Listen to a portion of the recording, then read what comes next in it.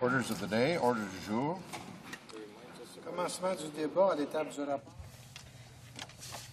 Debate on report stage of Bill C-10. There are 86 motions and amendments standing on the notice paper for the report stage of Bill C-10. The motions will be grouped for debate as follows. Group number 1, les motions numéro 1. Motions number 1 and 6 and 66 to 86. 7 to 31. Le groupe numéro 3. Group number 3, motions 32 to 65. La façon de mettre aux voix les motifs de chaque groupe est disponible au... The way the vote will be applied is available at the table. 1 to 6 and 66 to 86 in Group 1 to the House.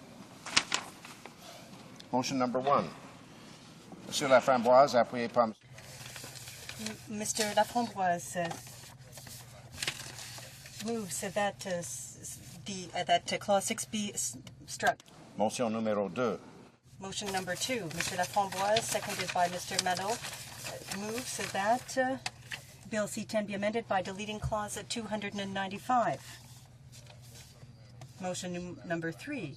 Mr. Laframboise, seconded by Mr. Mello, that Bill C-10 be amended by deleting clause 276. Motion number 4. Mr. Laframboise, seconded by Mr. Mello, that Bill C-10 be amended by deleting clause 297. Motion number 5. Mr. Laframboise, seconded by Mr. Mello, that Bill C-10 be amended by deleting clause 298. Seconded by Mr. Mallow, moves that Bill C-10 be amended by deleting clause 299. Motion numéro 66, Monsieur Mulcair. Motion number 66, Mr. Mulcair, moved seconded by Mr. Mulcair. That Bill C-10 be amended by deleting clause 445. Amended by deleting clause 446. Motion number 68, Mr. Mulcair, seconded by Mr. Dewar, moves that Bill C-10 be amended by deleting clause 447. Motion numéro 60. Motion 69, Mr. Mulcair, seconded by Mr. Dewar, that Bill C-10 be amended by deleting clause 448. Motion number 70, Mr. Mulcair, seconded by Mr. Dewar, that Bill C-10 be amended by deleting clause 449. Mr. Mulcair, seconded by Mr. Dewar, moves that Bill C-10 be amended by deleting clause 450. Motion 72, Mr. Mulcair, seconded by Mr. Dewar, moves that Bill C-10 be amended by deleting clause 451. Motion number 73, Mr. Mulcair, seconded by Mr. Dewar, moves that Bill C-10 be amended by deleting clause 452. May I dispense? Our members have heard enough of these motions? Agreed? Thank you. Splendid. Debate then on the Group 1. The Honourable Parliamentary Secretary. Well, no, I guess we should start the movers. Yes, we'll start with l'honorable député de... The Honourable Member for Argenteuil, Papineau, Mirabel. Well, thank you very much, Mr. Speaker. And I'm pleased to rise in this House today on behalf of the Bloc Québécois to discuss the motions of amendment that were tabled by our House with respect to Bill C-10. Motion 1, dealing with the deleting of Clause 6, covers the issue of tax havens. Now, while the Conservative budget doesn't offer anything to help people who are losing their jobs, there's nothing for people in areas that are experiencing incredible difficulties. The Minister of Finance is going to be allowing Canadian multinational companies to use these tax havens to create jobs abroad. And this is at the expense of our companies here. The Minister of Finance is using these advantages to favour his friends. And this seems to be a commonly used approach by the Conservatives because they saw how the Liberals used it before them. In Budget 2007, the Minister stated that we need to ensure that everyone pays his fair share. The Minister complained that certain foreign companies and Canadian companies use tax measures to avoid income tax. At the time, he said that workers and small companies small and medium-sized companies are forced to pay higher taxes, and this is unfair. So today, not only is the economic situation worse, but the Conservative government seems to have taken measures to do something about justice. Now, the minister bowed to pressure being brought down to bear by Toronto and with respect to not eliminating these tax havens. And the Minister of Finance struck a advisory committee that about which we must question the independence and autonomy. Now, the minister is blindly accepting the recommendations of this advisory committee with respect to international taxes, and the group was clearly set up with a view to justify the minister's flip-flop and to help these companies that will benefit from the strategy. So understand, the minister was consulted and advised by this group, and 4 of the 6 of them will be benefiting from these tax havens. So this is the new approach for Conservatives, and they've just borrowed it from the Liberals. So that's why we can see that they've joined together to support the budget. Now, the bank, Scotiabank, the Bank of Canada, are represented on this committee, and there is therefore a conflict of interest on this panel, and that's why we're calling for the striking of Clause 6. Now, motions 2 to 6 deal with the striking of clauses 295 to 299, and the purpose here is to eliminate clauses dealing with the creation of a Canada-wide securities regulator. The government has put in place an initiative to go ahead with this project. There's a $150 million amount for it. Now, the special advisory group mandated by the minister tabled its report in January 2009. This group called for the creating of a single securities regulator, which is under jurisdiction of the provinces. Now, here again, we see them encroaching on the province's area of jurisdiction. The report includes other measures that don't have the support of Quebec, and this report also puts forth the idea that the government may take legal action for provinces that don't participate. So this isn't the federal government's area of jurisdiction, but it's going to be imposing penalties on the provinces that aren't involved, and this is being supported and endorsed by Liberals on the Conservative benches and the Liberal benches. Now, there's a saying that says, politics make strange bedfellows. So we can see what the Liberals and the Conservatives are doing here together.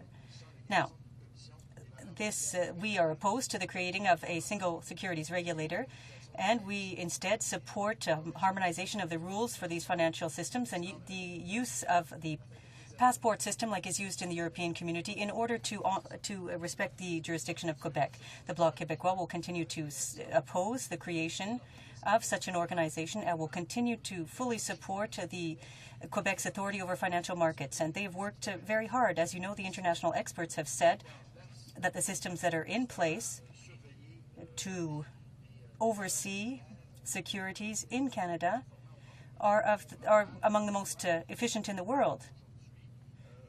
So that's why today, or in fact, why today are we trying to set this system aside? In 2000, when I was elected, one of the first issues that I dealt with was bank mergers.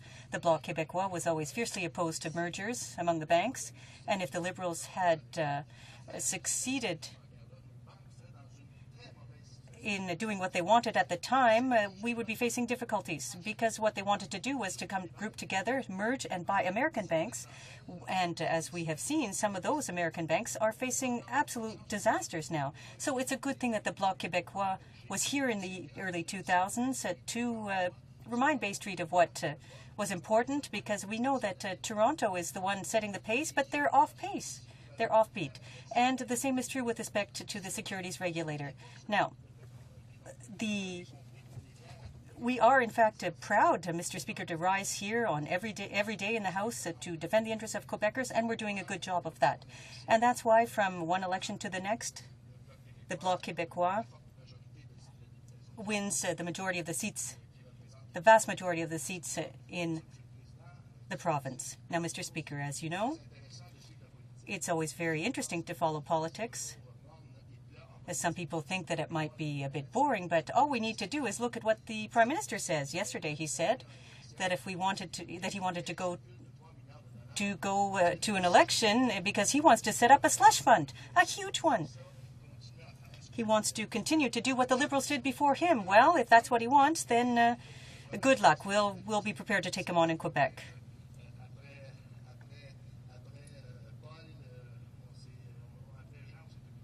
After Jean, we took care of Paul. Well, in fact, I can't use his name, but we'll deal with the next one, too. At any rate, with respect to the last series of motions that are under discussion today, 66 to 86, dealing with the Investment Canada,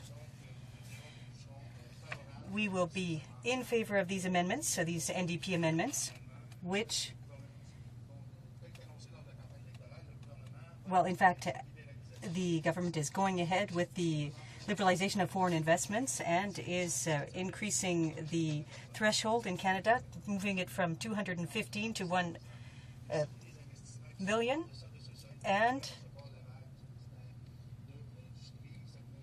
this measure will be such that all of these investments over 1 billion will not be assessed as to whether or not it's good for Canada or not. Now, there are some very recent examples of this, Mr. Speaker.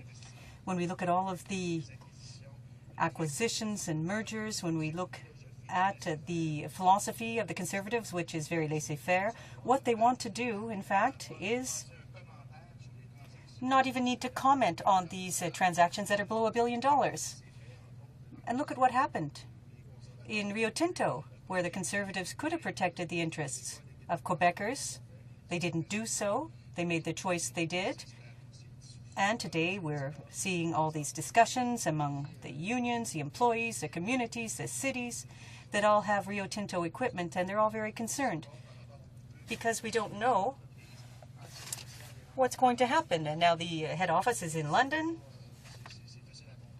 So it's easy to understand that they are very far removed from the interests of Quebec. And this is thanks to the laissez-faire attitude of the Conservative government. So, Mr. Speaker, you will understand that the Bloc Québécois will be supporting this series of motions, this group, because during difficult economic times,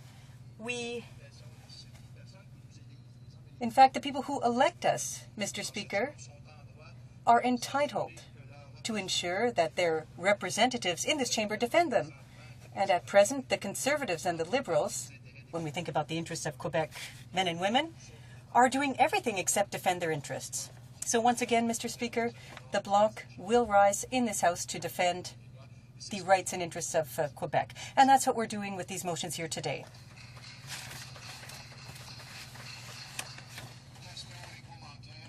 Questions and comments? Resuming debate. L'honorable député de... The Honourable Member for Outremont. Thank you, Mr. Speaker, and I'm very happy this morning to have an opportunity to rise and to discuss these amendments to Bill C-10, an act to implement certain provisions of the budget. Conservatives stole a page from the American political playbook in the past 2 years with their budget measures. The first inkling we had of this was when they embedded in a previous budget a provision that would have allowed them to start censoring artistic production in the movie field in Canada, something that we hadn't seen in 60 years. They were going to be allowed to decide themselves whether something was against public order and good morals, because that had nothing to do with the budget, and it had everything to do with the right-wing agenda of the Conservative Liberal Alliance Party. And what we discovered then was that they were going to use this trick because of the fact that the Liberals, of course, were supporting them in everything that they did. So we also saw last year in the budget bill another attempt to bring in a part of their right-wing agenda, and that time it had to do with immigration. The current rules on immigration is if you meet all of the criteria, you have a right to become an immigrant and to become a Canadian citizen.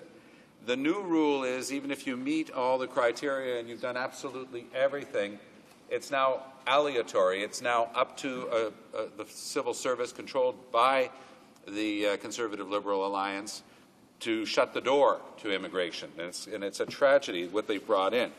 It would allow them to, for example, exclude on the basis of country of origin.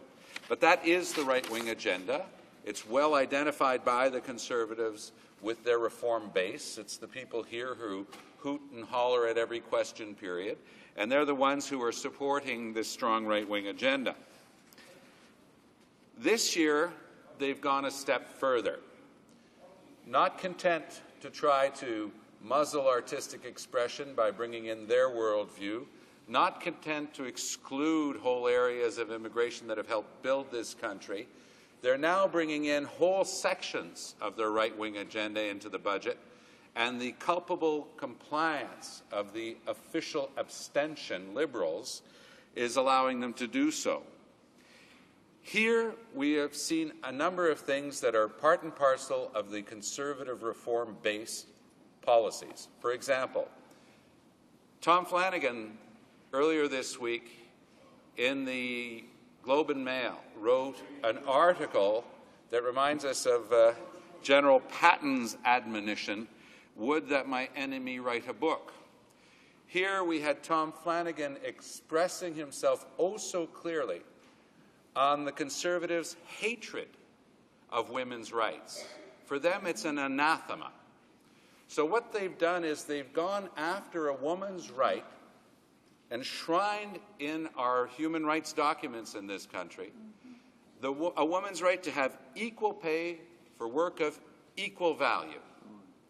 That's being brought in this budget, an attack on that right. And they're doing it in the most surreptitious fashion. What they do, and they have Mr. Family Values himself, the president of the Treasury Board, stand up day after day and tell us that it's for women's good.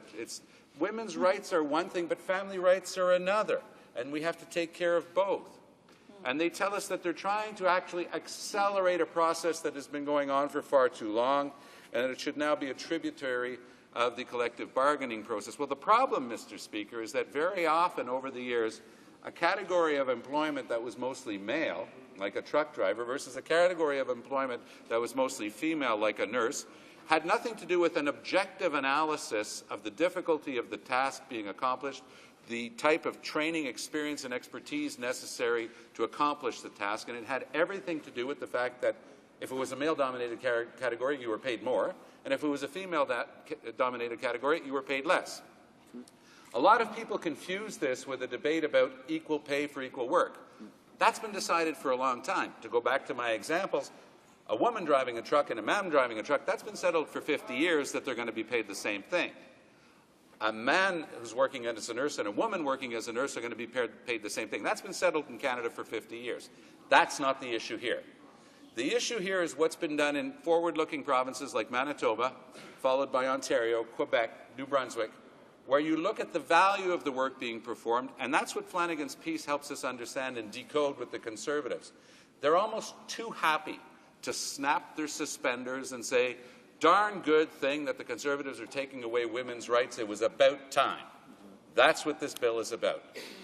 There's another attack in this bill, this time on the environment, and we'll see it in the sections that will be looked at a little bit later today, but I give these examples to give context to the current debate.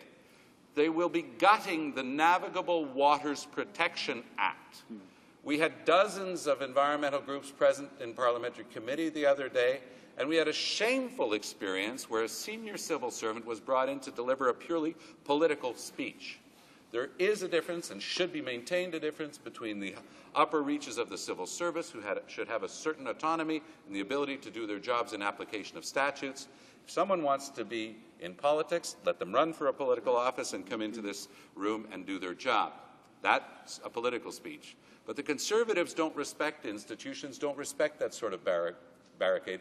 And the brigadoon senior civil servant to come in and explain what a great thing it was. It was more flexibility. It was a tiered approval system. There's nothing in the bill about a tiered approval system. There will be tiers, but it will be tiers of people who care about our navigable waterways. What they're actually doing is they're bringing in the ability for the government to exclude whole sections of that bill and all types of waterways. It goes in conjunction with something that was released and first reported by Louis-Gilles Francoeur in Le Devoir and carried up by the English papers later when my colleague from Edmonton brought it forward. There's a clear plan to remove environmental assessments. And yesterday, again in this House, they had the temerity to say that this had to do with streamlining more than one approval process. That kills jobs. When I was the Minister of the Environment in Quebec, I signed an agreement with the federal government so that the federal assessors and the provincial ones would sit together. The only people who weren't happy were the consulting engineers who could no longer charge twice for the same work because they wouldn't have two panels. But it works. That's streamlining. But it has nothing to do with removing the federal government's obligation to protect navigable waters. That's a canard. Here, we're getting the first inklings of the real conservative agenda. You know, the holier-than-thou conservatives who for years have railed against people who stick their money in tax havens. They used to love to talk about Paul Martin. Look at what they're doing now. They removed the ability to go to certain tax havens, and they're bringing it back. They constitute a panel of their buddies to tell them what they want to hear. It's going to be very interesting as the UBS, l'Union des Banques Suisses case, opens up in the United States. 12,000 names on a list. The Globe and Mail, Greg MacArthur did a very good job on this, mentioning that there was a Canadian desk at UBS. Surreptitiously, billions and billions of dollars were stuffed into those accounts by Canadians, and it's going to be very interesting to find out, because who was in charge of that at the time in Canada? Michael Wilson. Come on down. That was in the Globe and Mail, Mr. Speaker, and they've tried at the Globe and Mail to get an interview with Mr. Wilson. They can't get one. They've tried to find out what's in it on the Canadian Revenue Department. The Revenue Agency here in Canada can't get an answer. It's going to be interesting to find that as well. On the notion of foreign ownership, there can be no greater subject of concern to Canadians in this day and age, as we've seen a series of bubbles in the financial markets burst, that we maintain control as much as possible of key sectors and key industries, especially in the primary sector, in other words, mining and metallurgy and forestry. Did you know, Mr. Speaker, that Alcan, which is now Rio Tinto Alcan, owns the bed of the Saguenay River, one of the most beautiful rivers in Canada? And now that the Chinese government is buying into Rio Tinto, guess what? We're literally selling a riverbed to the Chinese government. We've got Labatt's that has just signed a deal. Its Belgian owners are selling off to a fund in New York, and they're going to no longer be allowed to sell their Canadian production into the States. Not only is that a breach of the NAFTA and the Canada-US FTA, which remains in force, it's a breach of common sense. Why should we be even allowing this? Xstrata, a company that had a written deal with the Canadian government in Sudbury, 700 jobs lost. I ask you this in ending, Mr. Speaker. If the owners of Air Canada, the 49% shareholders, are a banker in Switzerland or in Tokyo, do you think that there are going to be any more planes to Hamilton or to Rimouski? Asking the question is to answer it. That's why we want these amendments. That's why we're opposing this bill. Questions and comments? The honourable member for Sackville Eastern Shore. Well, thank you very much, Mr. Speaker, and I thank my honourable colleague for bringing up a very serious subject in terms of the Navigable Waters Act. Mr. Speaker, we all know in this House that the Fisheries Act is one of the oldest pieces of legislation in the country. It should be also one of the strongest to protect the habitat and the integrity of natural water systems in this country. Yet, time after time after time, Mr. Speaker, in my office, not only people who use those waterways in terms of fishermen, kayakers, and everybody else, they're very, very concerned about what this act will do to protect the integrity of those waterways. And I'd just like my colleague, if possible, to just take another moment to explain the dangers of what this government is going to do to our natural water systems in this country. The honourable member for Outremont. I very much appreciate the question because it goes right to the history of Canada. The waterways are, of course, what allowed us to open up this country, and their protection has been something that's been enshrined in legislation for over 100 years because we understood the importance. Canada also has a treaty with the United States on boundary waters protection, and we always forget the word protection when we talk about these instruments. The boundary waters treaty with the United States is 100 years old. The Navigable Waters Protection Act is over 100 years old. They were models for what became the standard in the world. The Boundary Waters Act, believe it or not, Mr. Speaker, actually uses the word, written 100 years ago, says that neither party shall allow pollution into the waterways to the detriment of. But I remember going with Gary Dewar to Washington and with my colleague, the Minister Ashton from Manitoba, might be related to one of my new colleagues from Manitoba. Actually, it's her father. And we were working to stop the Americans from sending the contents of something called Devil's Lake into the Cheyenne River and up the Rouge and into Lake Winnipeg, where there's a huge commercial fishery. And we know what happens when you don't take care of your waters. And that's why so many of the groups involved in environmental protection are so concerned about what the Conservatives are up to here. But again, what they're doing is they're profiting from the fact that the Liberals are at their lowest ebb. They've had a series of weak leaders, and they've got another weak one now, who allows himself to be bullied like we saw yesterday in Vancouver. Oh, if you guys don't smarten up, you're going to have an election. Usually the official opposition dreams of the day when they can get an election. These guys go cowering into the corner, and they're allowing all this stuff to go through. That's what the shame is here. It's a good thing that the NDP is here to stand up for Canadians' rights, but also to stand up for the environment, Mr. Speaker. Questions and comments? The Honourable Member for Trois-Rivières. Thank you, Mr. Speaker.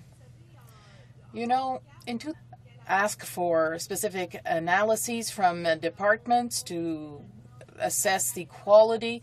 Now there's some people contesting equal pay equity. In university, I had the same courses as the men, the same exams, the same degree, and then when you are in the same profession, you should have an equivalent salary. So I'd like to ask my colleague why that right to pay equity is being denied again. Why is it so difficult to have an equal footing for men and women? The Honourable Member for Outremont. Thank you, Mr. Speaker.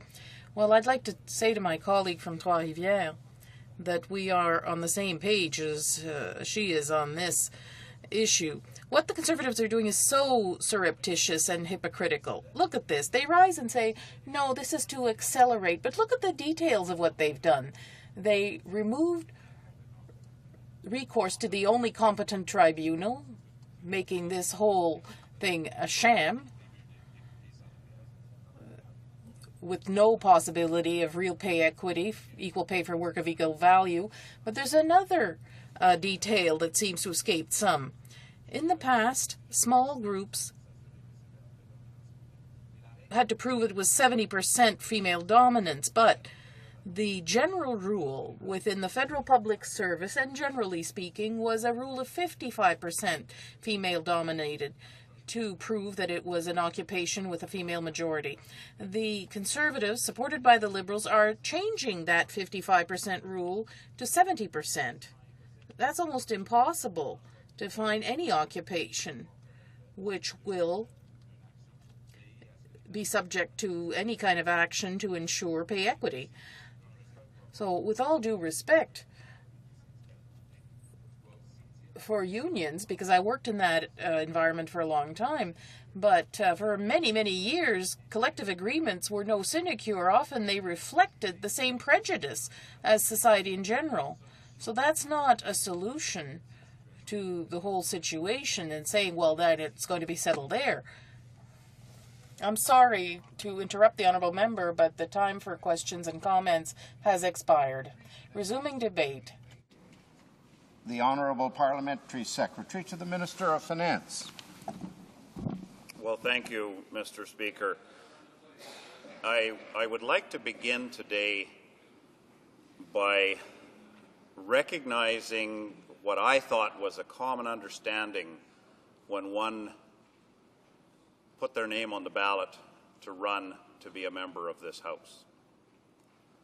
Mr. Speaker, I committed to my constituents, if they saw fit to elect me as their Member of Parliament, that every statement that I made in this House, that every decision that I made would be based on me availing myself of all available information before I made that decision.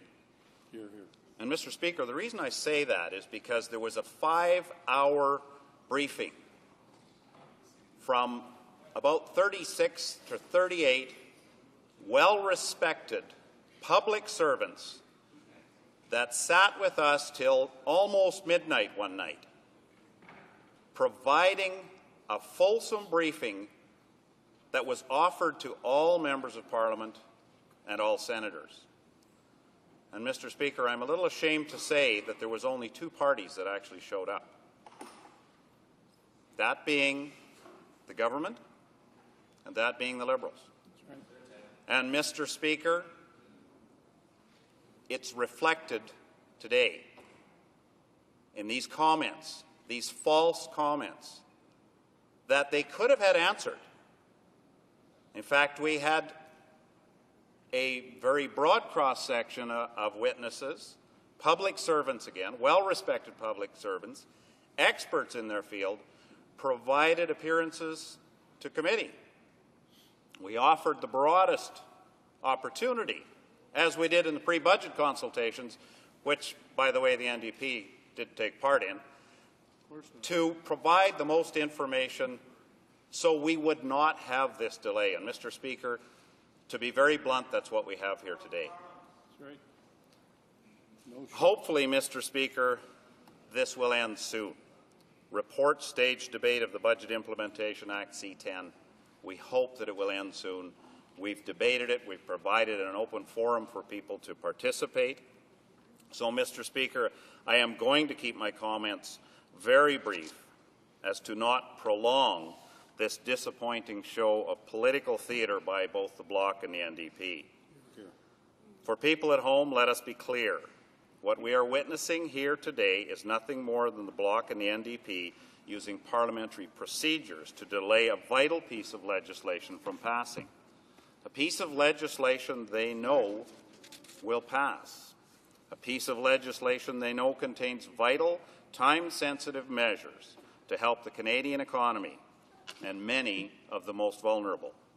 C-10 has vital provisions to extend EI by 5 weeks, to provide $6 billion for stimulative, job-creating investments in housing, infrastructure, regional economic development, and health care, to implement measures to ensure financial market stability, and to help flow credit to businesses.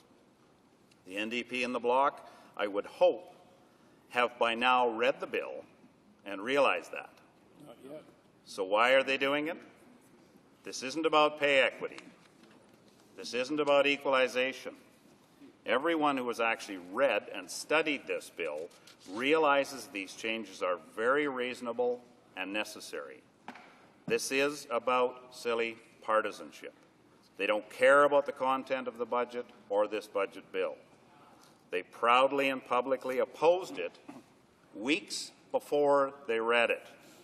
In fact, the NDP party did not submit one written word of suggestion during the pre-budget consultation. Don't care about Canadian work. Now they think by delaying this bill they will expose the fact that the government and the official opposition have worked together to ensure this bill's expedited passage. They think by doing this they will somehow gain votes in an election 1, 2, maybe 3 years down the road. What escapes them is that any thinking person would realize that this delay is nonsense. The reason this government and the official opposition have supported quick passage of this bill is because we collectively realize that we are in a period of economic volatility. The bill's measures are vital and the time to act is now. Now is not the time for endless partisan debates that over 99% of Canadians do not care anything about, considering the situations they're in. We are acting responsibly in the best interests of Canadians. That's what we were sent here to do, and we are doing it. I strongly encourage the NDP and the Bloc to follow that example. I implore the Senate to follow that example as well. They will have 2 weeks before we break for our constituency week in March. They have 2 weeks to get this bill passed for royal assent. Mr. Speaker, Canadians want this passed. Canadians want extension to their EI. They want to see the $6 billion that is tied up until we pass this. I caution them very strongly not to delay and instead to pass C-10 without delay. I know the NDP and Bloc tend not to listen to us, or any rational speaker for that matter. But I ask them, Mr. Speaker, to listen to the most vulnerable Canadians who are depending on this bill to pass. This is an example allowing their regular EI to be extended by 5 weeks. All MPs are getting the same calls and emails in their offices. We all have the same stacks of letters from struggling Canadians desperate for this provision to come into effect. I have some with me. I won't divulge any names, Mr. Speaker, but listen to their words. A woman laid off in Ontario, and I quote, "She's worried sick." A man in BC who will be forced to leave the country if this doesn't happen soon. And unfortunately, thousands more just like that. Let's stop the games and let's help these Canadians. Let's help the economy by passing this bill. I won't dignify this charade of a debate with further comment, so I will end here. Mr. Speaker, as report stage should end here. But I again plead with all members of the House to defeat these detrimental amendments to C-10. Let's get it done, move on to third reading, and continue to work toward speedy passage of this legislation. That is the responsible course of action, and that is what Canadians are depending on.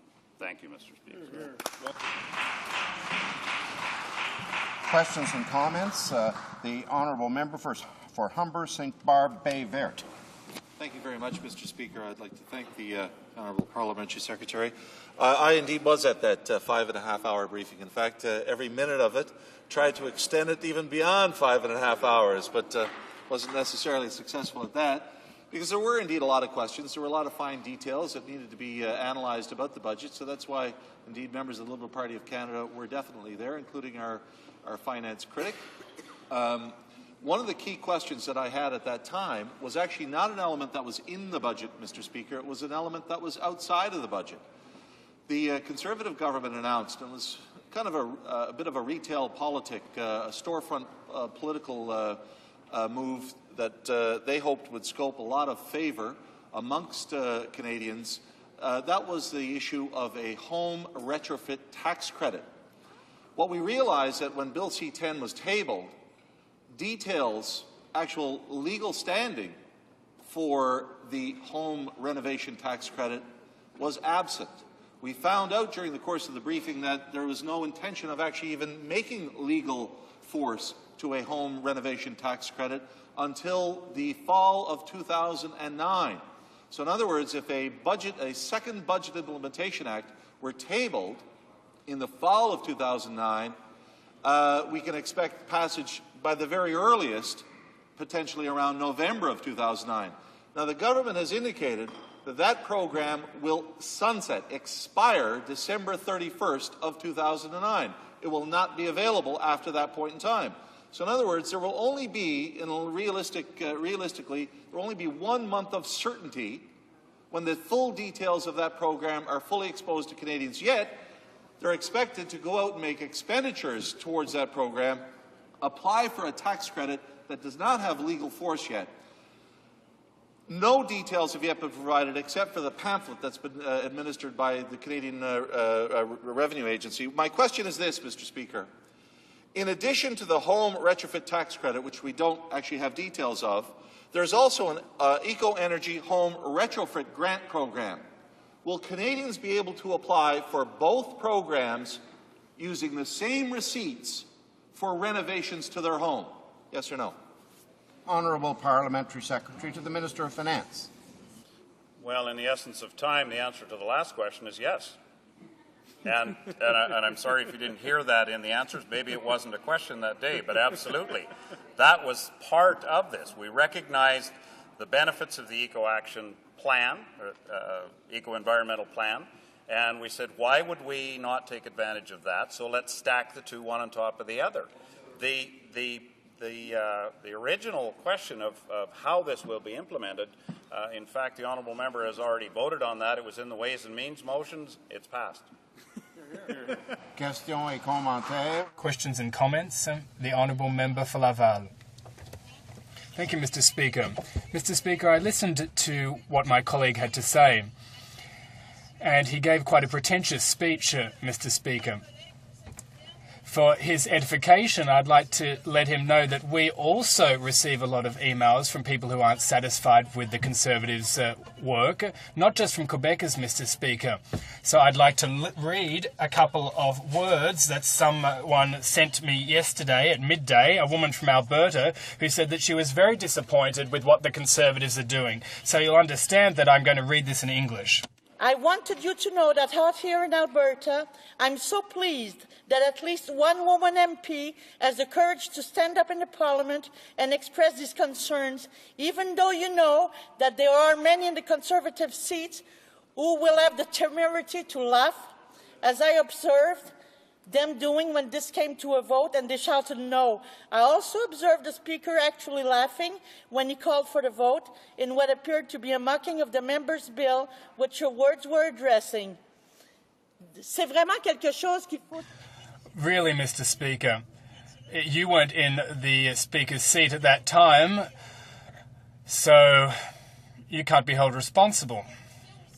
She also said, Mr. Speaker, that she was very disappointed by the way Conservative female members behave. Then your chastising of Conservative female MPs who did not take stand to defend the rights of women. Alors, Monsieur le Président... So, Mr. Speaker, I'd like the member opposite to know that not everyone believes the Conservatives are right, that there are people from coast to coast to coast, not just in Quebec, that aren't in agreement with their policies. Honourable Parliamentary Secretary to the Minister of Finance.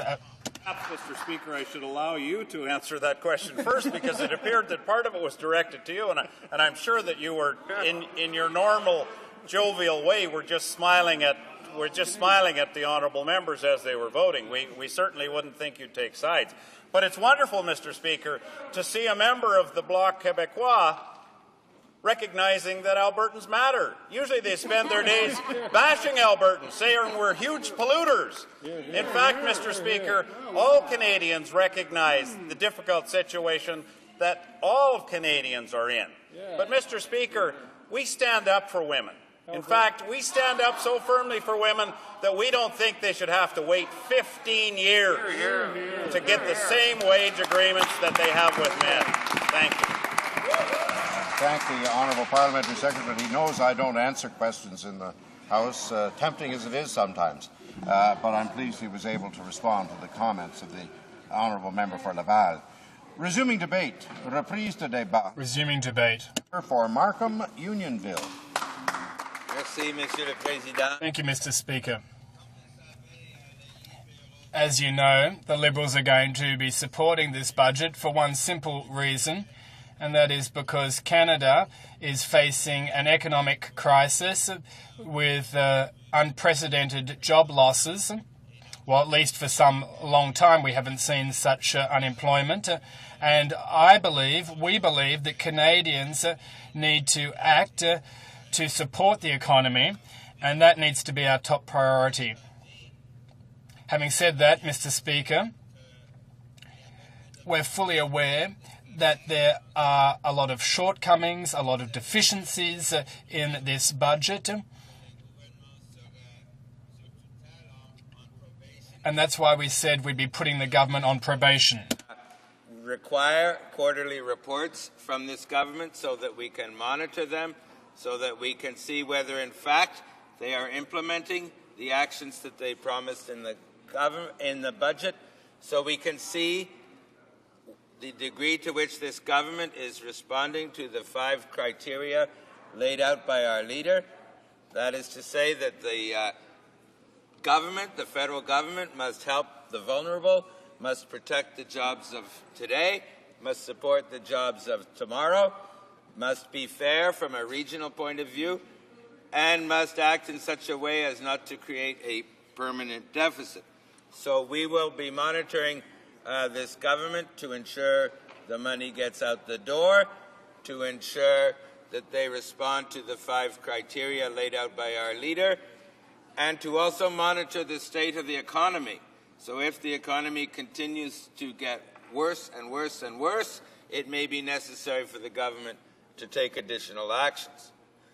So that's our overall position, Mr. Speaker. And let me just comment briefly on a certain number of problems we see in this budget, both in terms of what one might call sins of omission, things that we think ought to have been in the budget and are not there, and sins of commission, things that are in the budget that we do not like at all. Now, in both of these categories, the list is potentially endless, but in view of the time, I will just select 2 items in each area. First of all, in terms of helping the vulnerable, if there was one single thing that we believe this government ought to have done, it would have been to ease the conditions of eligibility for employment insurance. Our employment insurance has not been the current one has not been recession tested.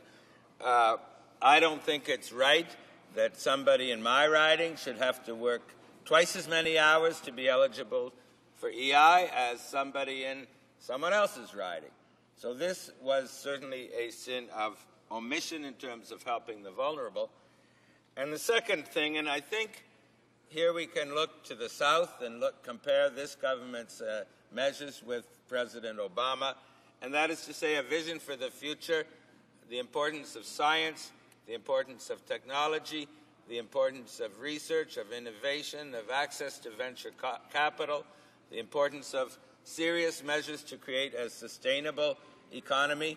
And I think if one compares the billions spent in the South to the lip service or worse in our country, then this is another area in which this visionless budget doesn't stand up to scrutiny. Turning now, Mr. Speaker, to crimes of commission. One of the most egregious, I would argue, is the treatment of pay equity. I believe that this is an attack on the rights of women. I believe that when the government claims that it is following the Ontario model or the Manitoba model, this is demonstrably and patently false. On the other hand, as I said at the very beginning, the overriding reason for our support for the government is that we must, at this time of economic crisis, provide support to save or protect jobs, and many, many, many of those jobs that need either saving or protecting are the jobs of women. So the fiscal measures of this budget, providing they do indeed get out the door, and we will be monitoring that, will provide assistance to women, which in a sense is a balance against the attack on women in the area of pay equity. And I'll mention a second example of things we do not like in the budget. Competition policy is framework legislation that is generally reviewed approximately once every 20 years, and to slip it into a budget implementation bill to ensure that there is virtually no debate in this very important area can certainly be seen as bad process, whatever the one's views on the content of the legislation may be. So some of the colleagues in the Bloc or the NDP might say to me, well, if you've just given this litany of things that you don't like about the budget, why are you supporting it? And the answer is, and as I said at the very beginning, that we are in this country at this time in an economic crisis. I don't think any of us in this chamber have seen a crisis of this magnitude in our lifetimes. Or at least it has the potential to develop into something far worse than what we have seen in our lifetimes. And that is why we have to have our focus on this single point, which is that there are billions of dollars in this budget, which if they get it out the door will provide support for jobs, and I think that has to be the number one priority for Canadians at this time. And in my last point, Mr. Speaker, a more recent development, this attempt by the government to proceed to spend an additional $3 billion through the estimates through what can only be described as very unusual means. Finally, it seems the government has found religion. It seems they finally acknowledge there is a recession, even though the Prime Minister said during the election campaign that if Canada was going to have a recession, it would have had one now. So finally they understand the importance of getting the money out of the door, which is something we have been saying for weeks and months.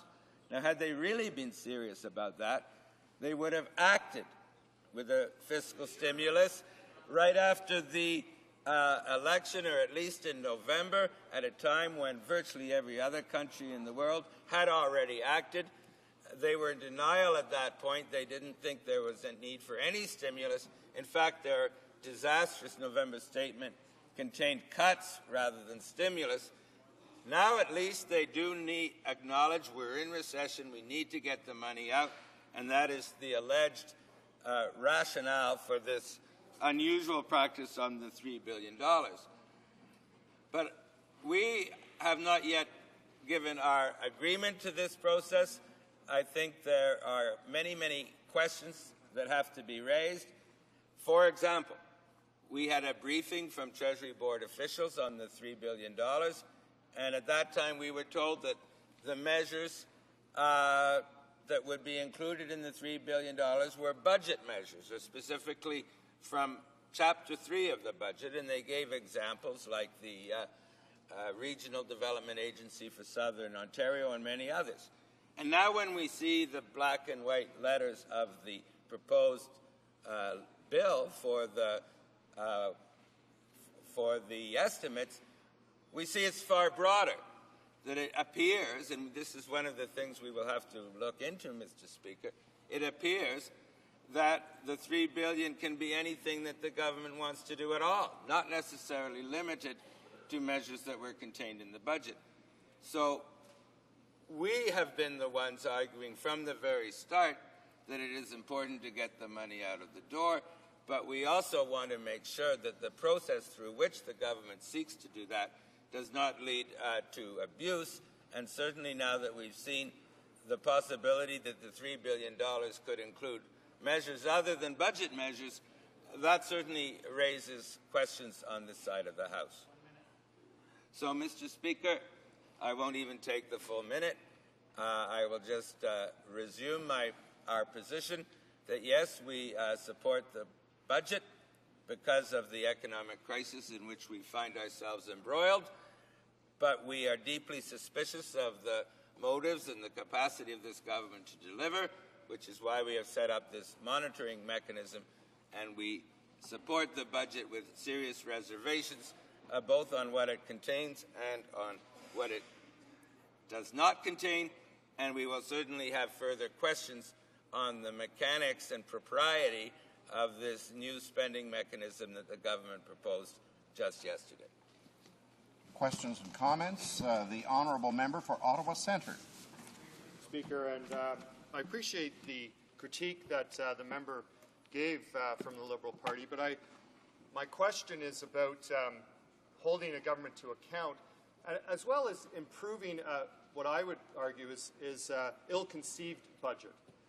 It's one thing to have, said that you're going to provide stimulus. On the other hand, we see a slush fund being created, no real oversight, just trust us. So I'm wondering why his party is not supporting our party in taking out the facets of this budget. And this isn't about confidence. This is about improving a really bad budget as much as we can. Why he won't join us in taking out those parts of the budget, and that's what we're debating here today. Why he won't join us to take those facets out and try and improve something that is really, really ill-conceived and not put together very well. The honourable member for Markham Unionville. Well, Mr. Speaker, contrary to what my colleague over there just said, confidence is whatever the government and the Prime Minister says is confidence. And the Finance Minister and the Prime Minister have made it quite clear that any change in the budget, from their point of view, is a matter of confidence. And it's all very well for the NDP to behave in an irresponsible way that would likely cause an election and a delay of several months of any support to the economy, any help to those who are unemployed or who are about to become unemployed. But we in the Liberal Party, we believe our first responsibility is to support the economy, to support the unemployed, to support the potentially unemployed at this moment of economic crisis. Order. There are 3 minutes remaining in the time allotted for questions and comments to the honourable member, but in light of the fact that it's now 11 o'clock, we will proceed as the rules require with déclaration des députés, statements by members. The honourable member for Westlock St. Paul. On March 1st, 1999, the Ottawa Treaty, formerly known as the Convention on the Prohibition of Use, Stockpiling, Production and Transfer of Anti-Personnel Mines and their destruction was ratified, making it binding international law. February 23rd to March 1st, 2009 marks the 10-year anniversary of the Ottawa Treaty with Landmine Canadian Awareness Week. Canadian advocacy groups and international organizations alike are taking action this week by once again drawing attention to the horrific effects posed by the indiscriminate use of landmines and cluster munitions. Canada continues to recognize the grave effects of these inhumane weapons. As one of the original signatory states of the Oslo Declaration and later the Convention on Cluster Munitions, I am pleased to say that Canada signed the treaty on December 3rd, 2008. I would like to take this opportunity to applaud our government for their continued leadership on this file, as well as congratulate Mines Action Canada for their help in making the world a safer place, one minefield at a time. May this year's Claw Week be a great success. Hear, hear. Honourable member for Bramalea Gore Moulton. Thank you, Mr. Speaker. I have received numerous calls to my office asking what the government planned for saving the shrinking pensions of Canadians. Nortel Networks has been based in Brampton for years, and employees are concerned that the financial trouble will affect their pension. Last week, the employees' union held a meeting to discuss the fate of their pensions. There are roughly 16,000 Norton pensioners in Canada, many of whom rely on the pension and the benefit that they have earned over the course of the working life, in some cases 25 years or more. Employees are concerned about losing their hard-earned pensions along with their jobs, since the company announced that employees being laid off will not receive any severance payment. I call on the Prime Minister and his government to take immediate action and give the Canadians the assurance that their pensions are safe. Thank you. The Honourable Member for Gatineau. Mr. Speaker, recently, Madame Eva Souligny-Deschamps, a resident in my riding, celebrated her 100th birthday. Born on February 1st, 1909 in the parish of Saint-Bernardin in eastern Ontario, she now lives in the Cité Jardin residence in Gatineau. Madame Deschamps says she's lived a life full of love and patience as part of a farming family. 10 children were born of her union to Henri Deschamps, now deceased, and 7 of those children are still with us today. Ms. Deschamps is very proud of her 25 grandchildren and 26 great-grandchildren. Madame Deschamps is always happy to point out that she is the same age as the Montreal Canadiens, and she's always been a die-hard Canadian fan. But now she openly admits to a weakness for the Ottawa Senators. Madame Deschamps, the Bloc Québécois, joins me in offering you our best wishes, good health, and don't lose your sense of humor. Thank you very much, Mr. Speaker. Member for Ottawa Centre. Mr. Speaker, last week, as part of Ottawa's celebration of Black History Month, the Ottawa International Writers' Festival hosted Emmanuel Jal, a bright young artist. Emmanuel is a survivor of war in Sudan. He was only 7 years old when his mother was killed by government soldiers. Emmanuel's story is all too familiar. In an attempt to escape the horrors of war, he joined thousands of other children in seeking refuge. But on his way, he was captured, recruited, and turned into a child soldier. After spending 7 years as a child soldier, he found refuge with an aid worker. What is important about his story is Emmanuel refuses to hate. In his work, he is full of hope and forgiveness. He is spreading the message of peace and reconciliation. he campaigns tirelessly against gun proliferation and the use of children in war. Mr. Speaker, let us heed Emmanuel's call for reconciliation and support for child soldiers. In Emmanuel's own words, I can't wait for that day when I'll see no more fears, no more tears, no cry. The honourable member for Fundy Royal. Mr. Speaker, I rise today to pay tribute to Captain Molly Cole-Carney. Born and raised in the village of Alma in my riding, in 1939, Molly became the first woman sea captain in North America and the second woman sea captain in the entire world. This achievement made it necessary to rewrite the Canada Shipping Act to reflect the possibility of a woman at the helm of a sea vessel. Captain Molly Cool paved the way for countless other women to proudly assume positions of leadership in our country. In June of 2007, I had the great privilege of presenting Molly a letter on behalf of the Prime Minister, recognizing her achievements and her remarkable life. On Wednesday of this week, Molly passed away just 2 days after her 93rd birthday. Mr. Speaker, I think I speak for all of those who knew her and were inspired by her when I say that Molly's life was a life well lived, and her memory will live on in the hearts of our nation. Honourable member for Humber St. Barb Bay Vert. Mr. Speaker, let this House acknowledge and honour 3 young heroes from Newfoundland and Labrador. 7-year-old Dimitri Strangemore and his younger brother Brendan last week saved the life of a classmate of theirs, 7-year-old Krista Sims, when Krista found herself trapped and in trouble after falling in a snow hole that had buried her alive. Mr. Speaker, the 2 brothers, after realizing what had happened, kept calm and cool-headed under pressure. One boy dug down and held up Krista's head and talked to her constantly to keep her calm, while his other younger brother ran to get help. Thanks to them, officers with the Royal Canadian Mounted Police and the St. Anthony Volunteer Fire Rescue were able to complete the rescue that Dimitri and Brendan had started. Krista was safe. These 2 boys are local heroes, as is young Krista herself, who managed to stay calm in the face of impending danger. Mr. Speaker, Education Week begins next week in Newfoundland and Labrador, and the theme for this year is Celebrating Our Heroes. We have to look no further than to Dimitri and to Brendan Strangemore and to young Krista Sims herself. As young heroes, we can all be proud. The honourable member for St. Catharines. Thank you, Mr. Speaker. This week, Brock University received a significant investment from the federal government for 3 Canada Research Chairs. This is good news not only for St. Catharines and the Niagara region, but also for the future of science and technology in our country. Dr. Vincenzo De Luca, Dr. Ping Liang, and Dr. Cheryl McCormick are all experts of in their fields of study, and will no doubt further our knowledge and understanding of the world around us. Brock University has also proposed an agri-health and bioscience research complex. This complex will use biotechnology to advance human health and diversify the economic base of the region. This funding announcement reiterates our government's recognition of the key role of science and technology in our society. This is why, upon forming government in 2006, we introduced our strategy entitled Mobilizing Science and Technology to Canada's Advantage. This strategy is promoting and harnessing scientific innovation in our country, and it's strengthening our competitive advantage.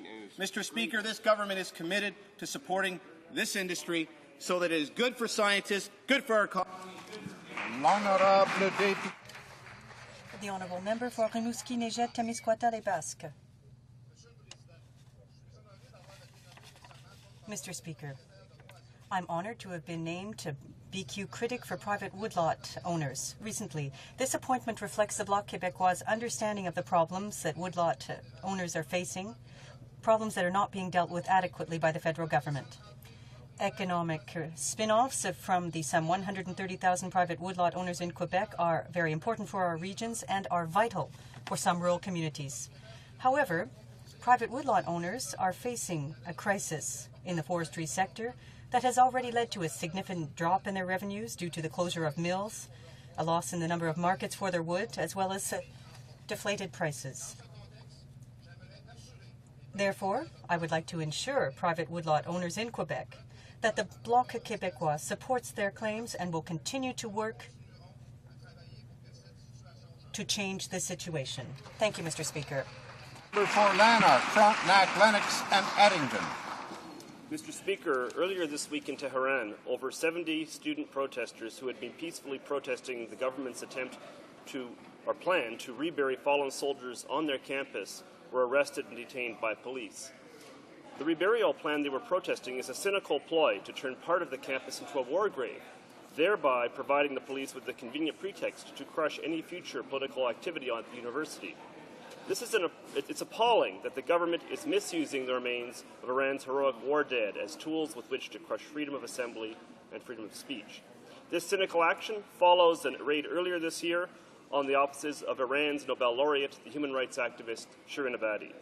All Canadians condemn these actions and call for the immediate release of the detained student protesters. The Canadian government continues to urge Iran's government to respect fundamental human rights and end the crude stifling of dissent. Mr. Speaker, we stand in solidarity with those in Iran who risk their personal safety to stand up for freedom. The Honourable Member for Vancouver Quadra. Mr. Speaker, I rise to speak about the recent explosion of gang crime in Metro Vancouver. Crime has always been part of human society, but that does not excuse government ineffectiveness in controlling and reducing it. On the contrary, we must continuously improve and strengthen the complex network of resources, policies, processes, and laws designed to protect citizens. That takes partnership, coordination, and progress by politicians at every level of government and all political parties. We collectively represent each individual citizen, and they have a right to expect their representatives to work constructively together on their behalf and to not engage in divisive partisanship and to not hide behind rhetoric about who is and who is not tough on crime. On this issue, we cannot afford to play games. On this issue, we must find common ground because it is literally a matter of life and death for the innocent victims of drive-by shootings and for the young gang members themselves. When BC's ministers came to Ottawa to tell us what new crime laws BC needs, I met with them not once but twice. And I stand here today to confirm that I will work with the province, my colleagues and government to make those laws a reality. L'Honorable Député de Charlebourg. The Honourable Member for Charlebourg-Haute-Saint-Charles. Mr. Speaker, yesterday in this House we were treated to an excellent show of false indignation on the part of the Bloc Québécois. Despite this ill-advised performance, the facts are overwhelmingly clear. For years, several members of the Bloc have funded Le Québécois, Patrick Bourgeois' newspaper. Remember him, that sad character who called for violence and public disorder? Today, Quebec City is suffering the consequences. Losses associated with cancelling the reenactment of the Battle on the Plains of Abraham are estimated at over $3 million by the Quebec City Tourism Office. Well, our government is working to help Quebecers keep their jobs. The Bloc, well, it's doing what it does the best, blocking Quebec. Mr. Speaker, on behalf of my constituents, I have a message for the Bloc. Enough is enough. Stop, that's enough. Quebec wants to move forward, Quebec wants to work, and that's what we want in Quebec. Thank you, Mr. Speaker. Honourable Member for Skeena Bulkley Valley. Mr. Speaker, Terrace, BC has caught Hockeyville fever, one of the 5 finalists in CBC's Hockeyville contest. Rarely have we seen such enthusiasm around the community of Terrace, and no BC community has yet, and I say yet, won Hockeyville, because that's about to change. 328,000 votes came in just 4 days, Mr. Speaker, and I'm so confident that Terrace is going to win that I've chosen to challenge the member from Saskatoon-Humboldt to wear the Terrace Hockeyville jersey when his community unfortunately loses coming up in March. Terrace and the whole of northwestern British Columbia has fallen on some hard times, but they've shown us what the best of our communities are by pulling together, celebrating one another. Good luck to Terrace, BC. Great. The Honourable Member for St. Boniface. Monsieur le Président, l'intolérance et la violence. Mr. Speaker, the violence that is being advocated by Pierre Falardeau, as well as the use of funds by the Bloc Québécois and the Parti Québécois to support these threats, have left many Quebecers puzzled. The cancelling of the reenactment of the Battle of the Plains of Abraham, the losses associated with that are estimated at over $3 million for the Quebec City region. They have also walked in a pro-Hezbollah march, and maybe we shouldn't be surprised. What a great coalition, what a nice ideology, what intolerance. Now, Mr. Speaker, our government has put forth a motion to condemn these extremists. And I hope that all colleagues in this honourable chamber will support the motion so that it is adopted unanimously. The Honourable Member for Verchères-les-Patriotes. Mr. Speaker, During these times of economic crisis, many workers in our society are facing anguish over unemployment and exclusion. They face, in many cases, inequality, discrimination, and prejudice. Fortunately, there are organizations like the Association Communautaire d'Emprunt de la Rive-Sud.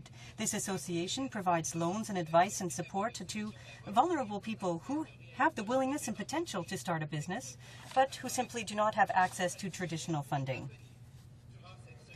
During Community Credit Week 2009, the association wanted to draw attention to the fundamental role that economic solidarity and community credit play in fighting poverty and exclusion. All of this will lead to build up to an evening with entrepreneurs, and I would like to congratulate these women and men and women, business leaders, and the association for being leaders in their community. Mount Royal. Mr. Speaker, last week 10 members of this House joined some 125 members of Parliament from more than 40 countries to participate in the inaugural conference of the Interparliamentary Coalition for Combating Anti-Semitism. Conference hosted by the UK government under the inspiring leadership of MP John Mann heard chilling testimony about the new escalating global, virulent and even lethal anti-Semitism. The parliamentarians adopted a landmark document, the London Declaration on Combating Anti-Semitism, which expressed alarm at the resurgence of this oldest and most enduring of hatreds, including that of state-backed anti-Semitism in general and genocidal anti-Semitism in particular, and resolved to act through an action plan to combat this old new hatred of Jews and a hatred of Israel as a Jewish collectivity. Mr. Speaker, as we've learned only too well, while it may begin with Jews, it doesn't end with Jews. This conference not only sounded the alarm, but issued a clarion call to act in the name of our common humanity and shared future. The honourable member for Vancouver Island North. Mr. Speaker, the Ottawa NDP claim they want to be tough on crime, then return to their hug-a-thug ways. The NDP is offside and out of touch with working families who work hard and want to be safe in their communities. The soft on crime NDP thinks that house arrest is reasonable punishment for serious repeat property crimes like car theft and arson. The NDP worked to oppose important legislation to protect the security of Canadian communities. That's why the NDP opposed anti-terrorism legislation and house arrest legislation for serious property crimes. As a gang war rages on the West Coast, the NDP want to have illegal drugs legalized. The NDP opposed registering sex offenders in case those who commit lower-end sex crimes suffer from such a registry. The NDP sees putting criminals in prison as a radical and extreme measure. Mr. Speaker, the NDP is on. The oral questions, questions orales. The honourable member for Toronto Centre. Thank you, Mr. Speaker.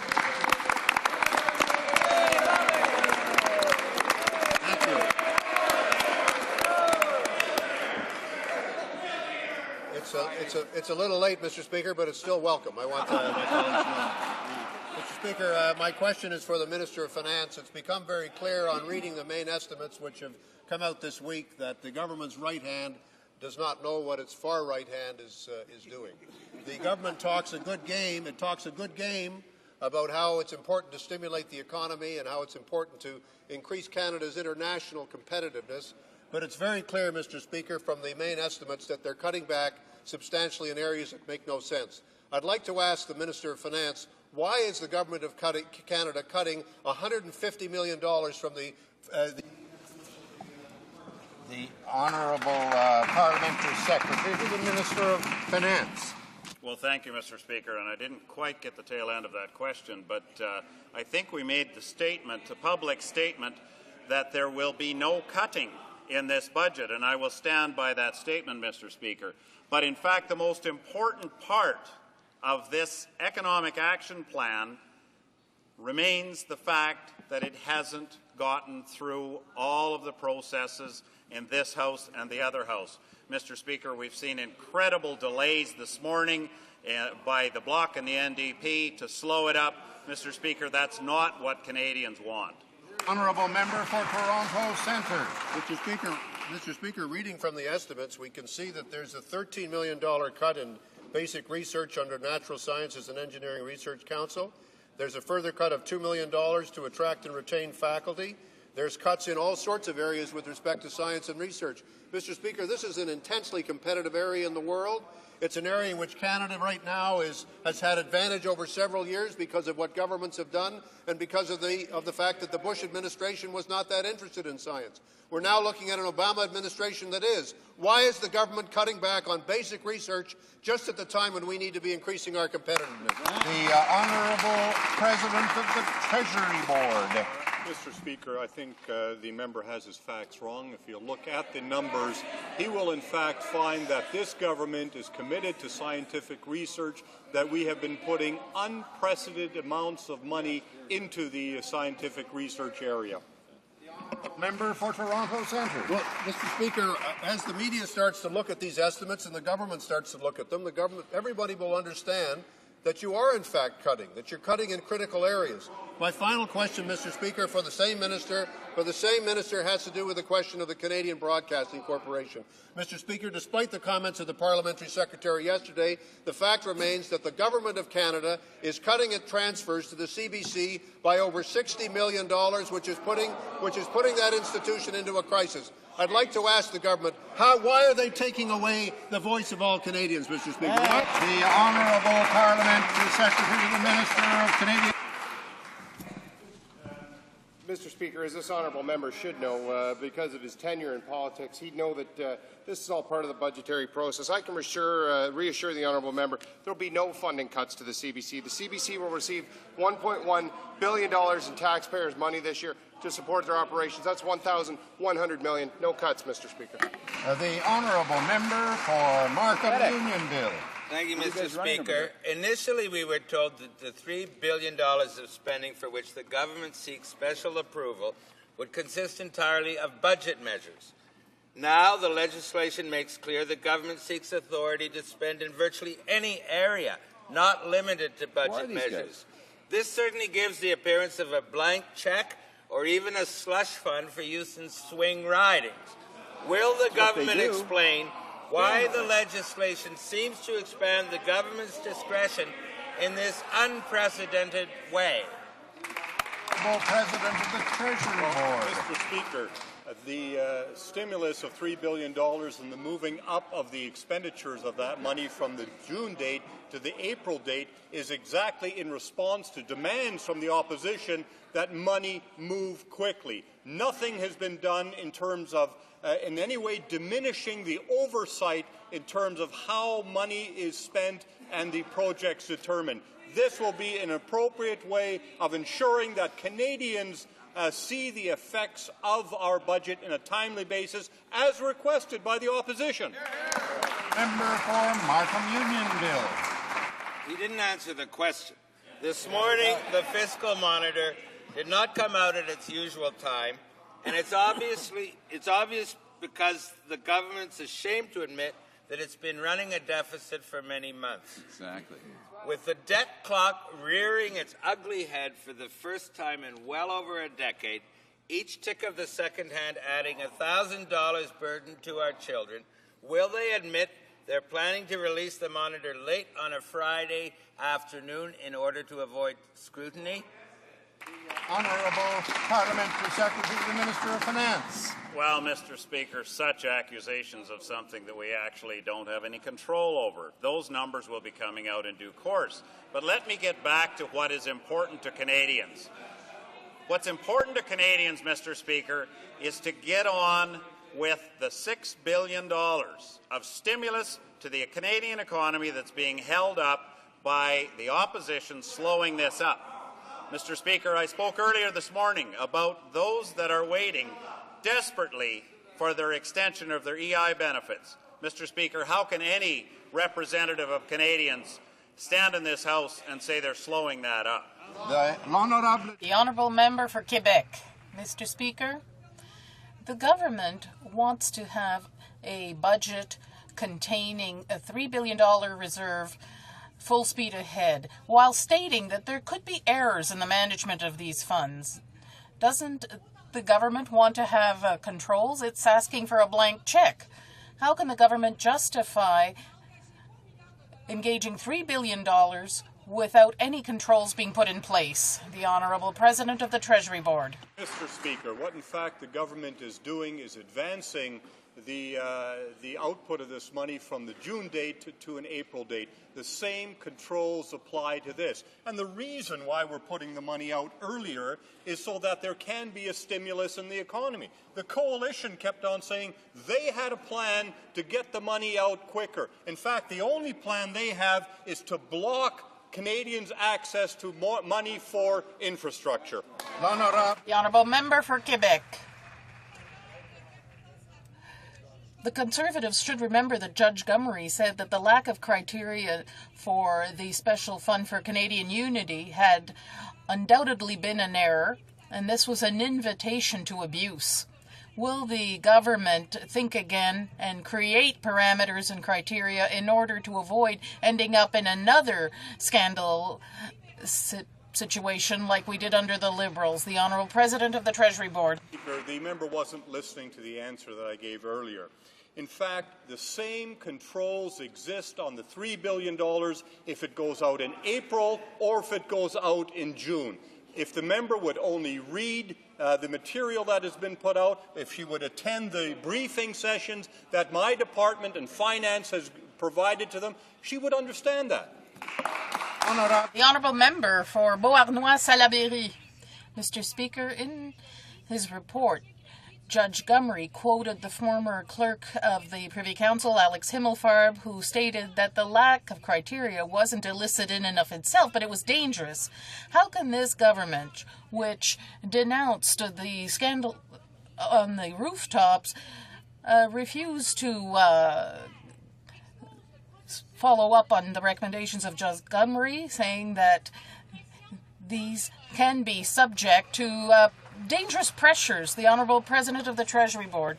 Minister or the member has written her question before I gave the last answer. But so I'll just repeat the last answer again. The same criteria are in place. We agree with Judge Gomery that you can't simply shovel money out without criteria. What we are doing here is ensuring that the money moves earlier. Instead of the June date, the April date. The same criteria are in place. We agree with Judge Gomery. The Honourable Member for Beauharnois-Salaberry. Well, that might be reassuring, but nobody believes it. This Conservative government is preparing to have a $3 billion slush fund to be spent between April 1st and the 30th of June without any report to Parliament.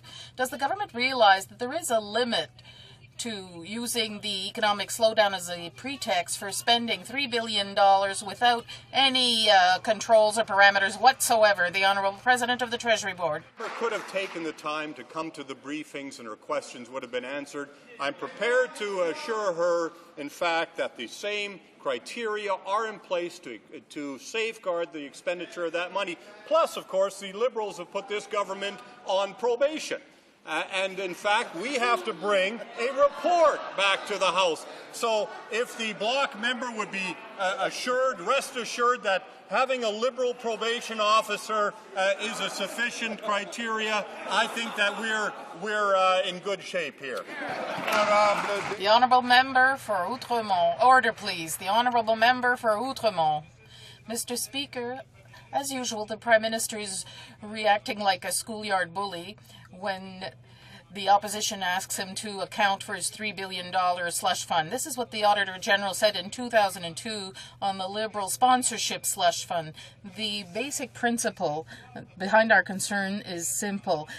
They must have parliamentary approval before having these expenditures. How can the Conservatives explain their use of the Liberal model of the sponsorship scandal and ignore the warnings of the Auditor General on these slush funds? The Honourable President of the Treasury Board. The member is entitled to come to the briefings as well. In fact, there is a criteria. There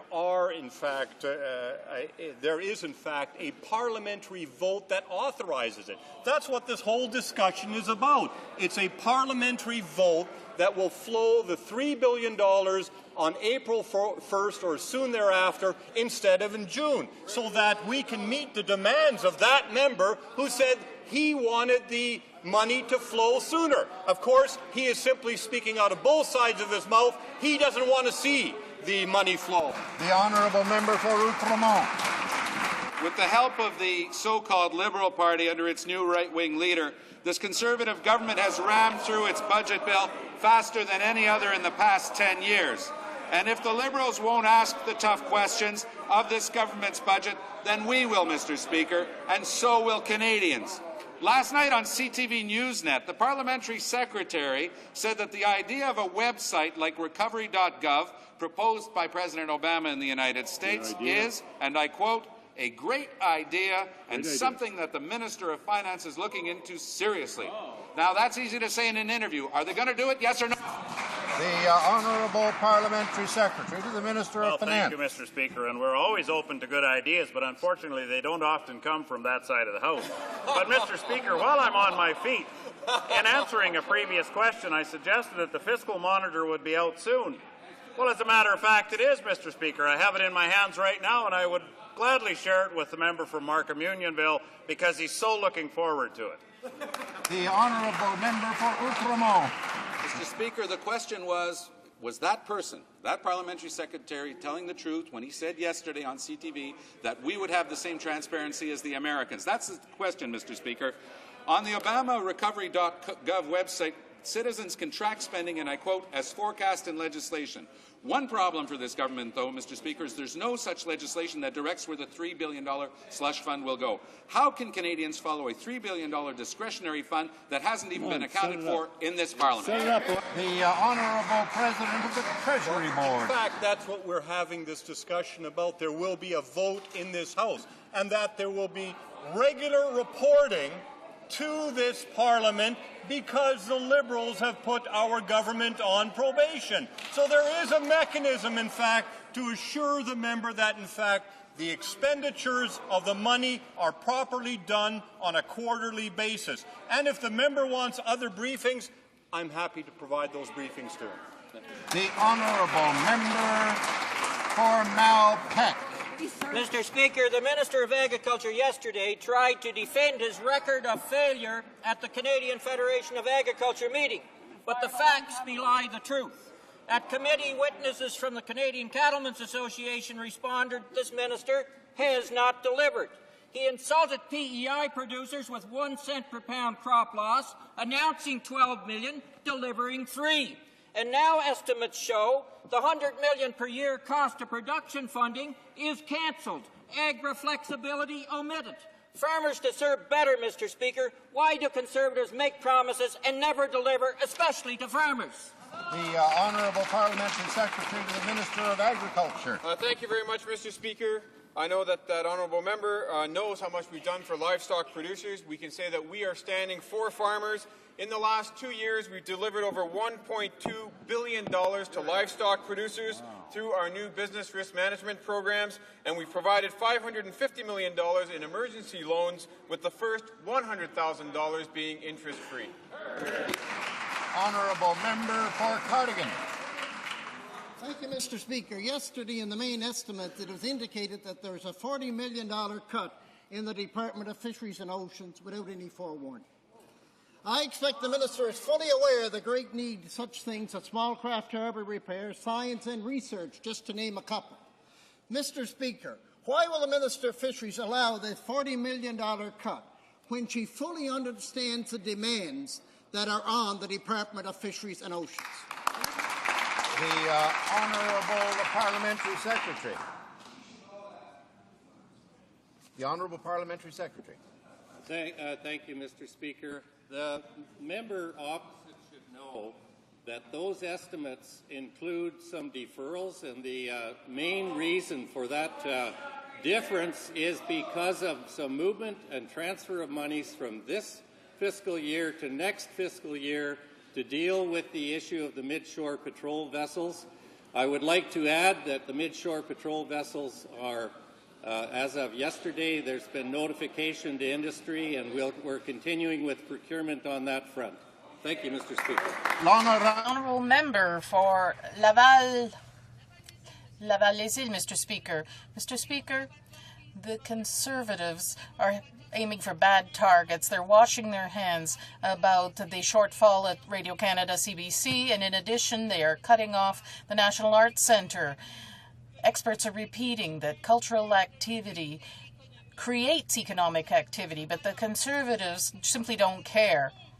What do the Conservatives have against arts and culture anyway? The Honourable Parliamentary Secretary to the Minister of Canadian Heritage. Well, I encourage the member to read Budget 2009, our economic action plan, a budget that puts more money behind arts and culture than any budget in the history of Canada, any government that certainly she would have been a part of in the past, Mr. Speaker. We're standing up for arts and culture in this country, putting more money behind it because we believe in it. We believe in it as an economic driver. We believe it's part of the heart and soul of this country, Mr. Speaker. The Honourable Member for Laval-les-Îles. This, but they don't do anything about it, Mr. Chair. That's the whole problem, Mr. Speaker. The CBC and Radio-Canada are taking a direct hit from the economic crisis. Management doesn't have the option of borrowing, and the Conservatives don't want to help in spite of those very nice words. So it is considering some desperate solutions to balance its books. Asset sales, less Canadian programming, can you imagine? More American programs. The list goes on, and it's not pretty. We on this side of the House care about the CBC and Radio-Canada and its future. Why don't the Honourable Parliamentary Secretary to the Minister of Canadian Heritage. Well, actually, Mr. Speaker, just to give this member some context, a direct hit would be like what the Liberals did in 1995 when they slashed CBC funding by 40% in the 95 budget. That's a direct hit, Mr. Speaker. But that's not what we're doing. We're maintaining funding to the CBC. We're providing them $1.1 billion in funding, $1.1 billion worth of taxpayers' money in this budget. No cuts to CBC, Mr. Speaker, and we expect they'll still be able to deliver the product the Canadians have come to expect of them. The Honourable Member for Marcorel-Fortin. Mr. Speaker, the conclusions of the Access to Information Commission confirmed this government's culture of secrecy. Delays are getting longer because most requests have to go through the Prime Minister's office before being made public. How can this Prime Minister, who had promised to be so transparent, can justify favouring his own interests and denying the access to information that citizens want? The Honourable President of the Treasury Board. Member, Mr. Speaker, decisions on which information to release or protect are not driven by the political people. It's in fact driven by the government department that has a staff of public servants who are trained in Access to Information Act. In fact, our government increased access to government information. In fact, we have seen in 2007-2008 an increase of 38% of requests over 5 years. The Honourable Member for Marcorel-Fortin.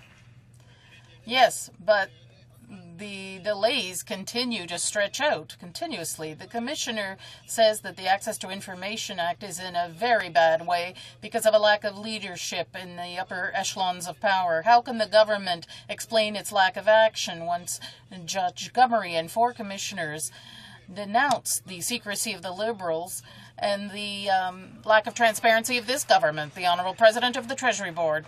Mr. Speaker, it was that member, his party, along with Liberals and New Democrats, who opposed the opening up of the Access to Information Act to include more Crown corporations. In fact, we opened it up to access to the Wheat Board, to the CBC, dozens of other institutions, and the members, in fact, should have, in fact, worked with us to ensure that there is, in fact, access. We got the job done. They refused to do it.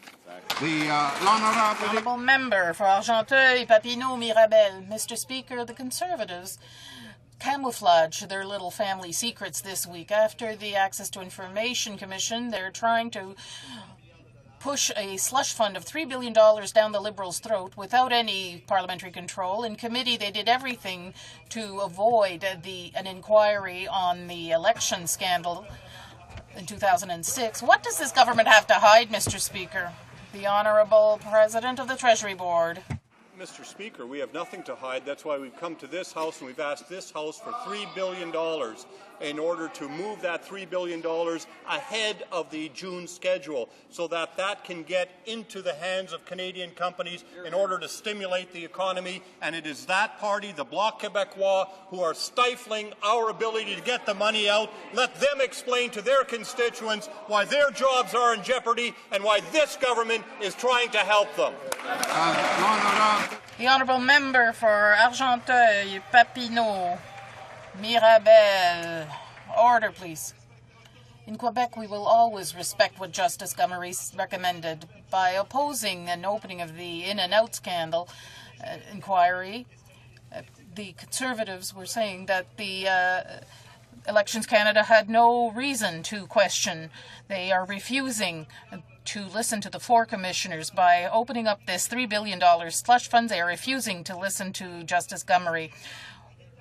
Why aren't they doing what people want, which is more transparency? The Honourable President of the Treasury Board. To invite that member to any briefing that he wants about what this $3 billion actually means. It doesn't remove any of the criteria. It removes none of the criteria, and the reporting that this government has to make to the Parliament of Canada, as requested by the Leader of the Opposition, will in fact be done. It will include the $3 billion. I'd invite that member to get on board so that we can help his constituents, even if he doesn't want to help them. The honourable member for Bramalea Gore Malton. Thank you, Mr. Speaker. The Minister of Transport made the decision to cut $33 million in security subsidy to Canada's airports and now additional $15 million in yesterday's main estimates. Pearson International Airport is, in my riding, receives $3.2 million to offset security costs that will now likely be passed on to air travellers in the form of new charges, only adding to the cost of flying and doing business. Why is the Minister of Transport purposely trying to limit commerce and increase the financial difficulty to the businesses? Thank you, Mr. President. Honourable Minister of State. Well, thank you, Mr. Speaker. It's true that we take security very seriously in this country, and we are reviewing all security measures, making sure that when passengers get on planes that they are secure and safe to be able to travel in this country. We're going to continue to do that. That's our commitment to the Canadian public, and we're going to make sure that they're funded appropriately, and we look forward to secure and safe travel in this country. The honourable member for Scarborough-Guildwood. Mr. Speaker, the RCMP and the Canadian Border Services Agency play critical roles in regard to the safety of Canadians. Violent crime is increasing in the streets of our major cities like Vancouver. Meanwhile, the government cuts $29 million to the RCMP budget. These crimes are being committed with illegal arms coming across the border. Meanwhile, this government cuts $12 million to the CBSA budget. Canadians feel less safe than they did 3 years ago. Mr. Speaker, is this the Conservative version of tough on crime? Honourable Minister of State. Thank you, Mr. Speaker. Parliamentary Secretary. Well, in actual fact, Mr. Speaker, the RCMP have added almost 1,600 officers to the street in the last year. We've also added funds to the provinces and municipalities to add police officers to the street, and we're starting to see the results of that in many places. And as the honourable colleague will know, we introduced legislation yesterday to put additional tools in the hands of police officers and the courts. Support the bill. The honourable member for Hull-Elmer. To be the cruelest month of all for the Transport Minister. That's when Ottawa's mayor goes on trial to defend himself against criminal allegations that he negotiated an offer of a parole board appointment with the minister. The appointment was allegedly for Terry Kilry, a former mayoral candidate. Other Conservative operatives are also alleged to have discussed the appointment. The minister has now been subpoenaed. Can he confirm that he will not use his parliamentary privilege to avoid testifying? The Honourable Government House Leader. Mr. Speaker, it's always been apparent that there would be a number of witnesses that would be called in this particular case, and I'm very pleased that my colleague, the Minister of Transport, has been always fully cooperative with the authorities about this issue, and he will continue to do so in the future. The honourable member for Hull Aylmer. Mr. Speaker, Mr. O'Brien and the Minister of Transport apparently met at the Eyes restaurant in 2006 and they discussed the appointment of Terry Kelly. Investigators said that the manager of the restaurant confirmed this information. Can the Minister of Transport tell us, yes or no, whether he had a conversation with Larry O'Brien at Hy's restaurant on the 26th of February 2006, the Honourable Leader of the Government in the House? I just said it's important to note for the House to realize that my colleague, the Minister of Transport, is not accused of anything. He's one of many witnesses. He's been fully cooperative with this case from the very beginning. He will continue to do so in the future. I would ask my honourable colleague across the way that if he has any specific allegations concerning my colleague, that he makes them outside. The honourable member for Surrey North. Mr. Speaker, every day we hear of a new drive-by shooting or drug bust related to criminal organizations. While we are hard at work during the last Parliament cracking down on crime, the opposition parties were busy opposing, obstructing, and playing partisan political games. Now these same parties have finally opened their eyes to the problem. And as usual, our government is ahead of the opposition by introducing important legislation to crack down on gangs and organized crime. Would the Parliamentary Secretary tell this House exactly what we have done to protect Canadians from organized crime? The Honourable Parliamentary Secretary. Thank you, Mr. Speaker, and I sincerely thank the member for her dedication to improving Canada's justice system. As my honourable colleague stated, the Minister of Justice yesterday introduced a bill that targets specifically gangs and organized crime activity in this country.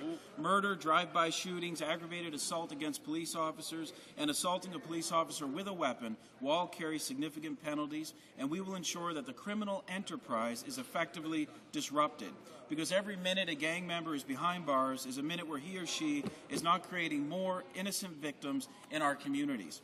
And let's not be fooled. When it comes to fighting crime, Canadians know that they can count on members on this side of the House. The honourable member for Western Arctic. Mr. Speaker, this week, while the Conservative government has been playing defence on the international stage over its handling of the tar sands, another report was issued outlining how their out-of-control development are damaging the Athabasca, Slave, Mackenzie watersheds. This latest report adds to the mounting evidence that toxic chemicals from tar sands development are the cause of increased cancer rates in Aboriginal communities situated downstream. But this government does nothing. When will this government take action to protect Canadians who are dying of cancer by tar sands pollution in our waterways? The Honourable Parliamentary Secretary.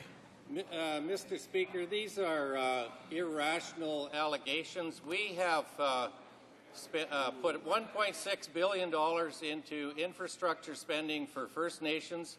We are putting that money into necessary things like water and wastewater. We're making sure that every community has safe drinking water. Health and safety is our first and only concern, our first and main concern. So I think the member should rest assured the government is looking after this circumstance. Honourable member for Algoma, Manitoulin, Kapuskasing. Mr. Speaker, this government just doesn't get it. Water problems are not only in Northwest Territories, but across Canada. This government promised proper and meaningful consultation and accommodation with First Nations on the issue of safe drinking water. This is not happening. This government is ignoring Supreme Court rulings and precondition recommendations by the expert panel on safe drinking water. Mr. Speaker, why is this government proceeding with the guise of consultation with First Nations when they apparently have already decided the remedy without any real consultation? Excellent. The Honourable Parliamentary Secretary, Mr. Minister Speaker, of Indian Affairs. we inherited in the transition from the last administration 180 high-risk water systems. That number is now less than 60, and we've got an action plan to reduce that number once again. We are getting the job done. The NDP and the opposition parties are erecting blockades. The Honourable Member for Pontigny. Thank you, Mr. Speaker. In the budget, the government has allocated several billions of dollars in additional funding for human sciences, and yet ideologically the government has set up national priorities and is focusing its bursaries on commercial interests. By choosing this approach, is the government aware that there will be disastrous consequences on the state of knowledge by focusing these excellency bursaries on business and commercial interests? They are hampering the freedom of thought of our academics and students. The Honourable Parliamentary Secretary. Increased funding, in fact, for scholarships at the Social Sciences and Humanities Research Council by 50%, $75 million. More scholarships are available to more graduate students from all areas of study. Of course, stakeholders asked us to make more scholarships available to business students, and we've done that. Canada Graduate Scholarships will continue to fund social sciences and humanities studies and also support business and finance research. Honourable Member for Repentigny. There's a translation problem. He didn't understand the question. I'll ask another question. By choosing the economic theme of research rather than focusing on academics, the Conservative government is being narrow-minded and ideological and partisan.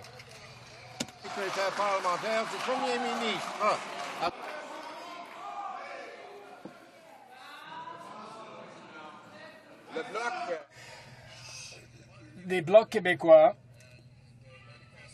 likes to talk about the allocation of financial resources, but they use taxpayers' money to buy advertisements in a newspaper which propagated racist messages and incited violence against Quebecers, and which made racist statements about President Obama of the United States. So they're the ones that should be explaining how they use taxpayers' money. The Honourable Member for Don Valley East. Mr. Speaker, the latest news from gang violence in Vancouver is very troubling.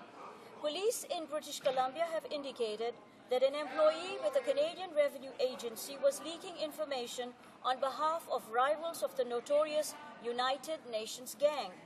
Canadians would like to know, Mr. Speaker, when did the government become aware of the leak, and what actions have they taken to protect the integrity of CRA?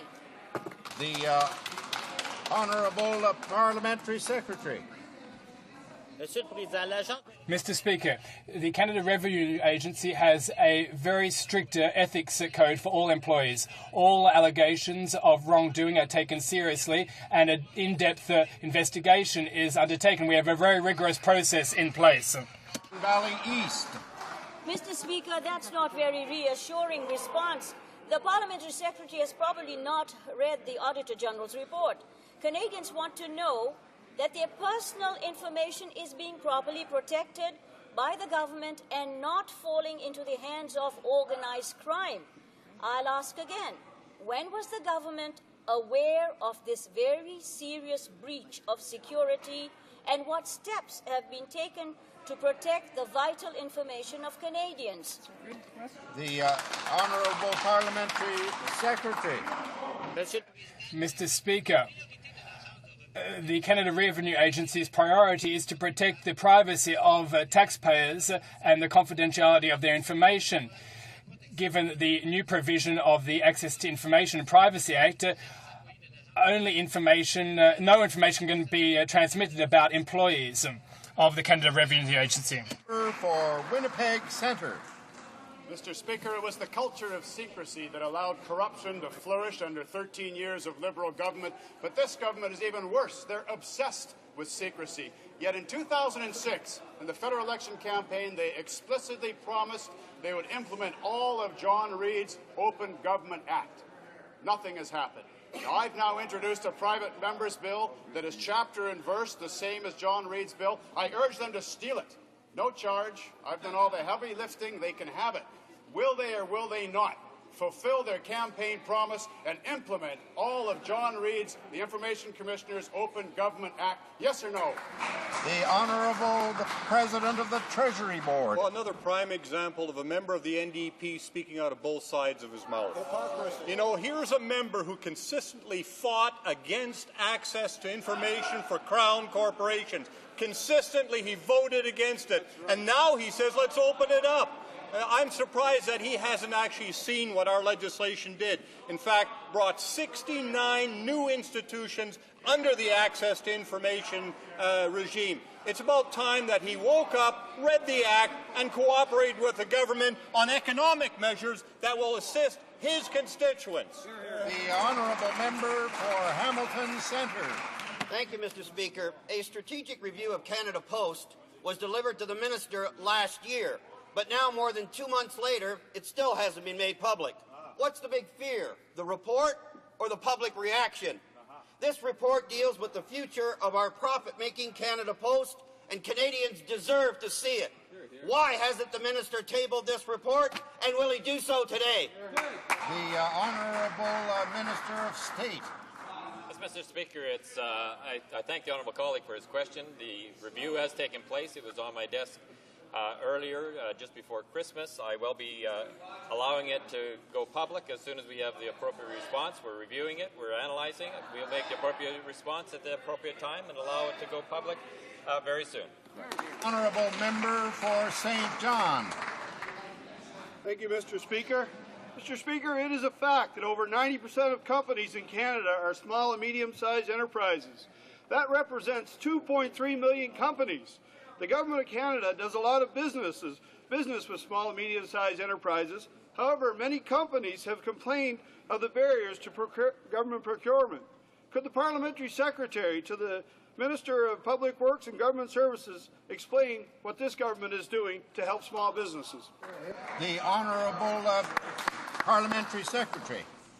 Mr. Speaker, I'd like to thank the member for his question and for the work that he's doing for small and medium-sized businesses. Over the past 3 years, our government has pushed hard to get better services and better access for small and medium-sized businesses to government contracts. Following our efforts, more than 40,000 small and medium-sized businesses have received government contracts, and the value of these contracts has increased by 43% in 2005-2006 and 46% in 2006-2007, 49% today. Since the rules have been simplified to lift obstacles. Town. Mr. Speaker, December 5th, 2006, every member of this House, including the Prime Minister, supported Motion 172. Mr. Speaker, Motion 172 directed the Minister of Health to convene a meeting of the provincial health ministers with the objective of developing a national strategy on the treatment and support of Canadians with autism. Unfortunately, Mr. Speaker, the previous Minister of Health and the present Minister of Health have totally ignored this motion. My question, Mr. Speaker, is to the present Minister of Health, and this is a very important question that Canadians are looking for an answer. How long does this government intend to ignore Canadian families dealing with autism? The Honourable Minister of Health. Mr. Speaker, I'd like to thank the honourable member for his question. I recognize that autism is an important health and social issue which represents challenges to many Canadian families. What I can assure this House is that the government is showing leadership by focusing attention on building the autism evidence base, that future actions by our partners will be well informed. Mr. Speaker, we are delivering results. In 2007. We announced the funding for a chair of the autism research and innovation at Simon Fraser University, and over the last 7 years, more than $27 million has been spent on related research by CIHR. Thank you, Mr. Speaker. The Honourable Member for Vaudreuil-Soulanges.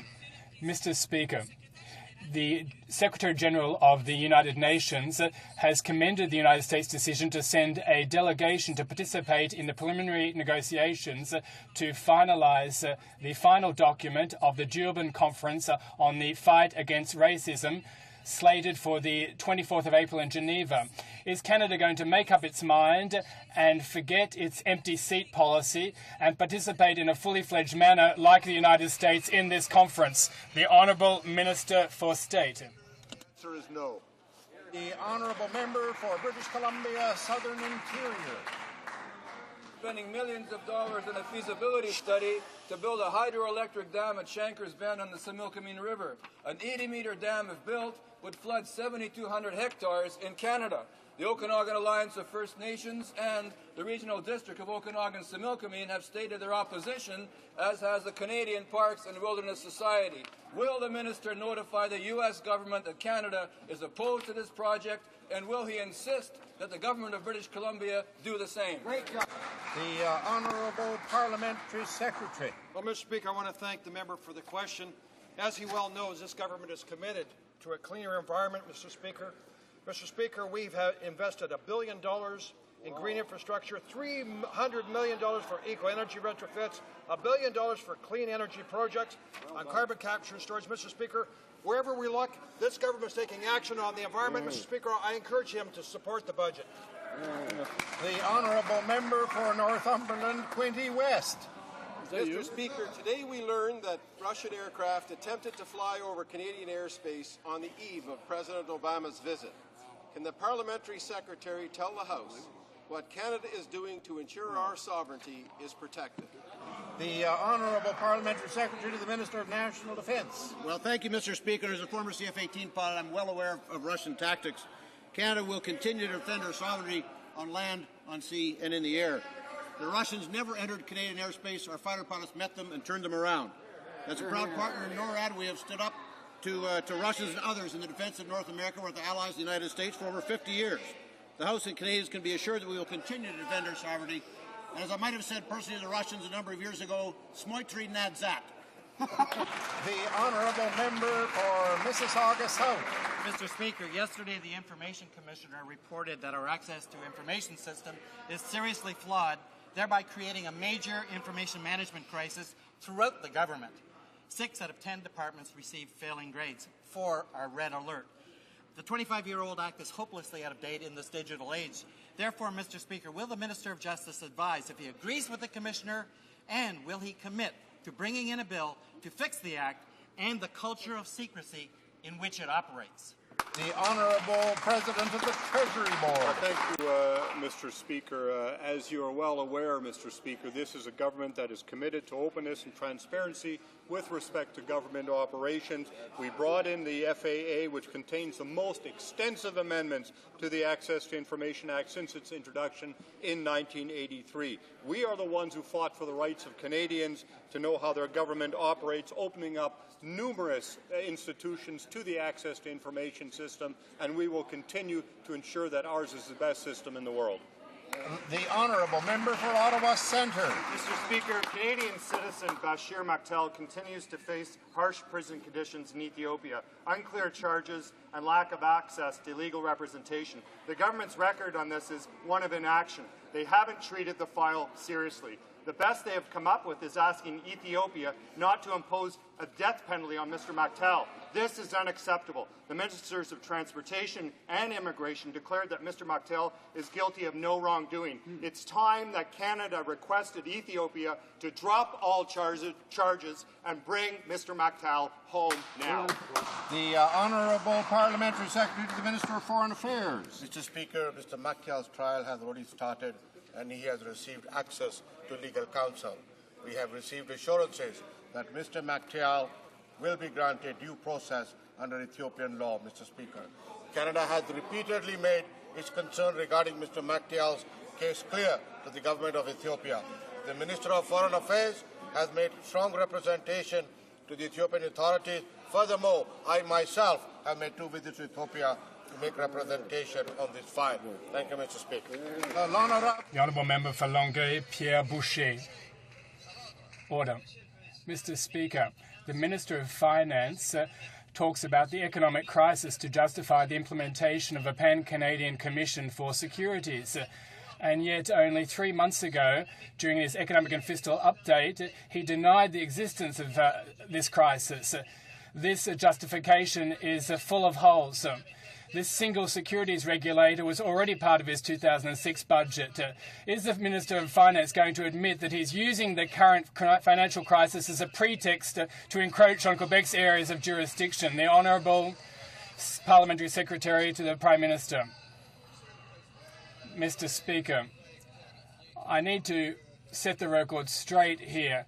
The Commission will be voluntary. If a province does not want to take part in it, it won't be obliged to. From its ideology. We saw earlier today a member of the Bloc demand that we attend the Durban Hate Fest, the anti-Israel conference. This is the same member who sent around emails with Hamas propaganda in it. Mr. Speaker, this is the kind of ideology that is totally out of touch with the values of Quebecers and all Canadians. That will conclude our question period for today. The Honourable Parliamentary Secretary to the Minister of Industry is rising on a point of order. Yeah, Mr. Speaker, yesterday the member from Barassa sunk to a new low with his question regarding the Minister of Industry's Chief of Staff. If we wanted to go down the same road, we could point to the fact that there's a staffer in the office of the Leader of the Opposition who is currently on secondment from Hill and Knowlton. The accusations from the member for Barassa are unfounded and not based in any form of fact, but we've come to expect that, of course, from this member who continues to throw mud against the wall, hoping that something eventually sticks. This has no place in the House. He must take responsibility for his actions, and we would like to see him retract his statements and immediately send an apology to the Minister's office addressed to his Chief of Staff.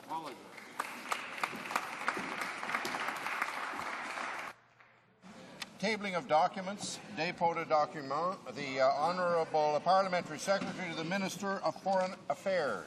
Thank you, Mr. Speaker. Mr. Speaker, under Section 32(2) of the Standing Order of the House of Commons, I have the pleasure to table in both official languages the treaty entitled An Agreement between the Government of Canada and the Government of the Republic of Poland concerning the promotion of mobility of young citizens. Mr. Speaker, an explanatory memorandum is included with this treaty. Thank you.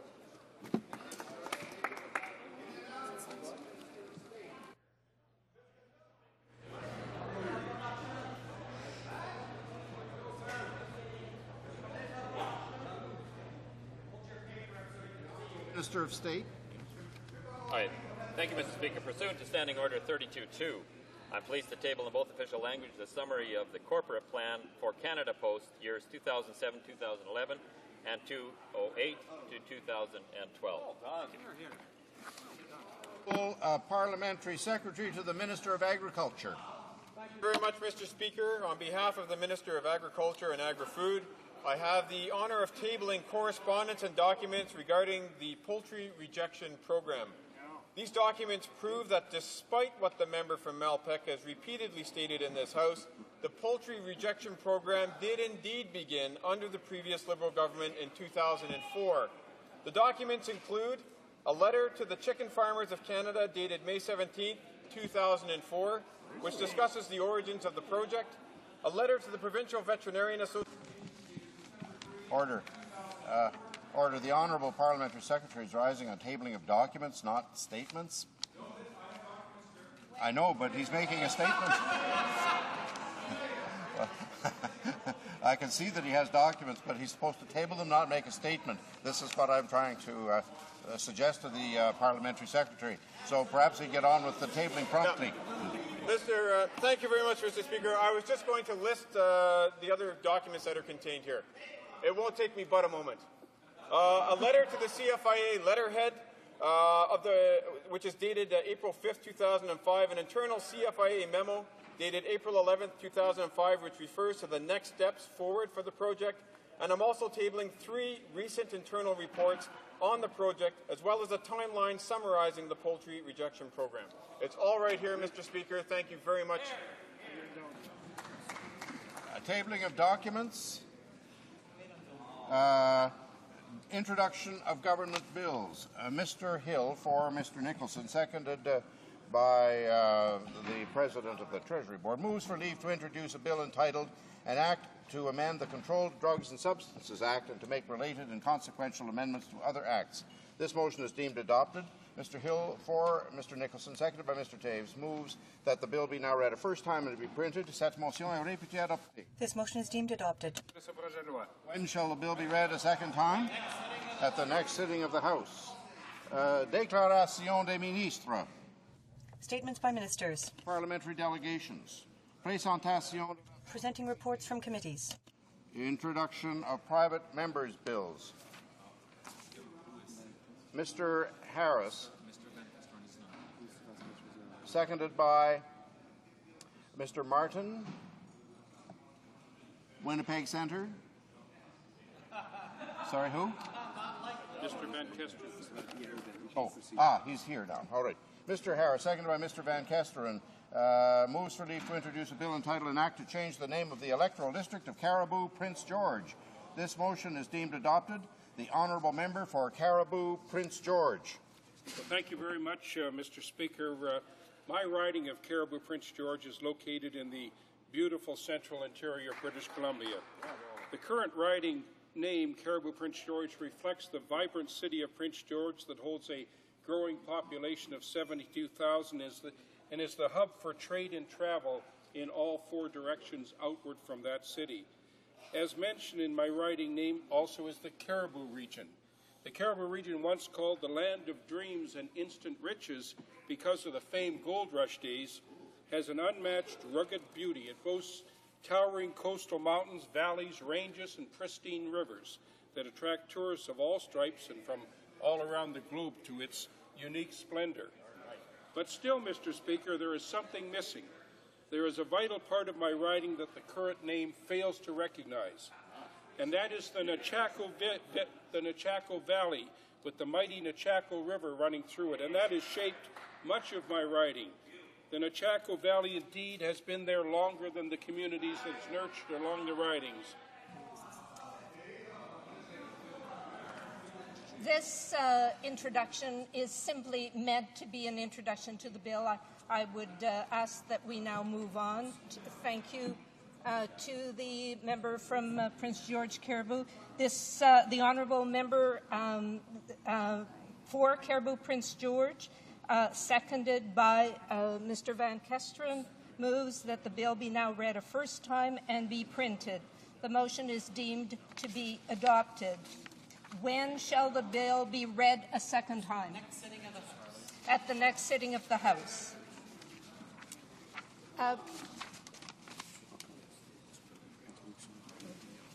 Introduction of private members' bill. Introduction of private members' bill. Statements by ministers.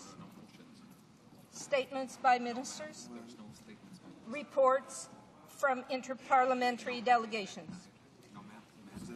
We're at motion. Motions. Presenting petitions.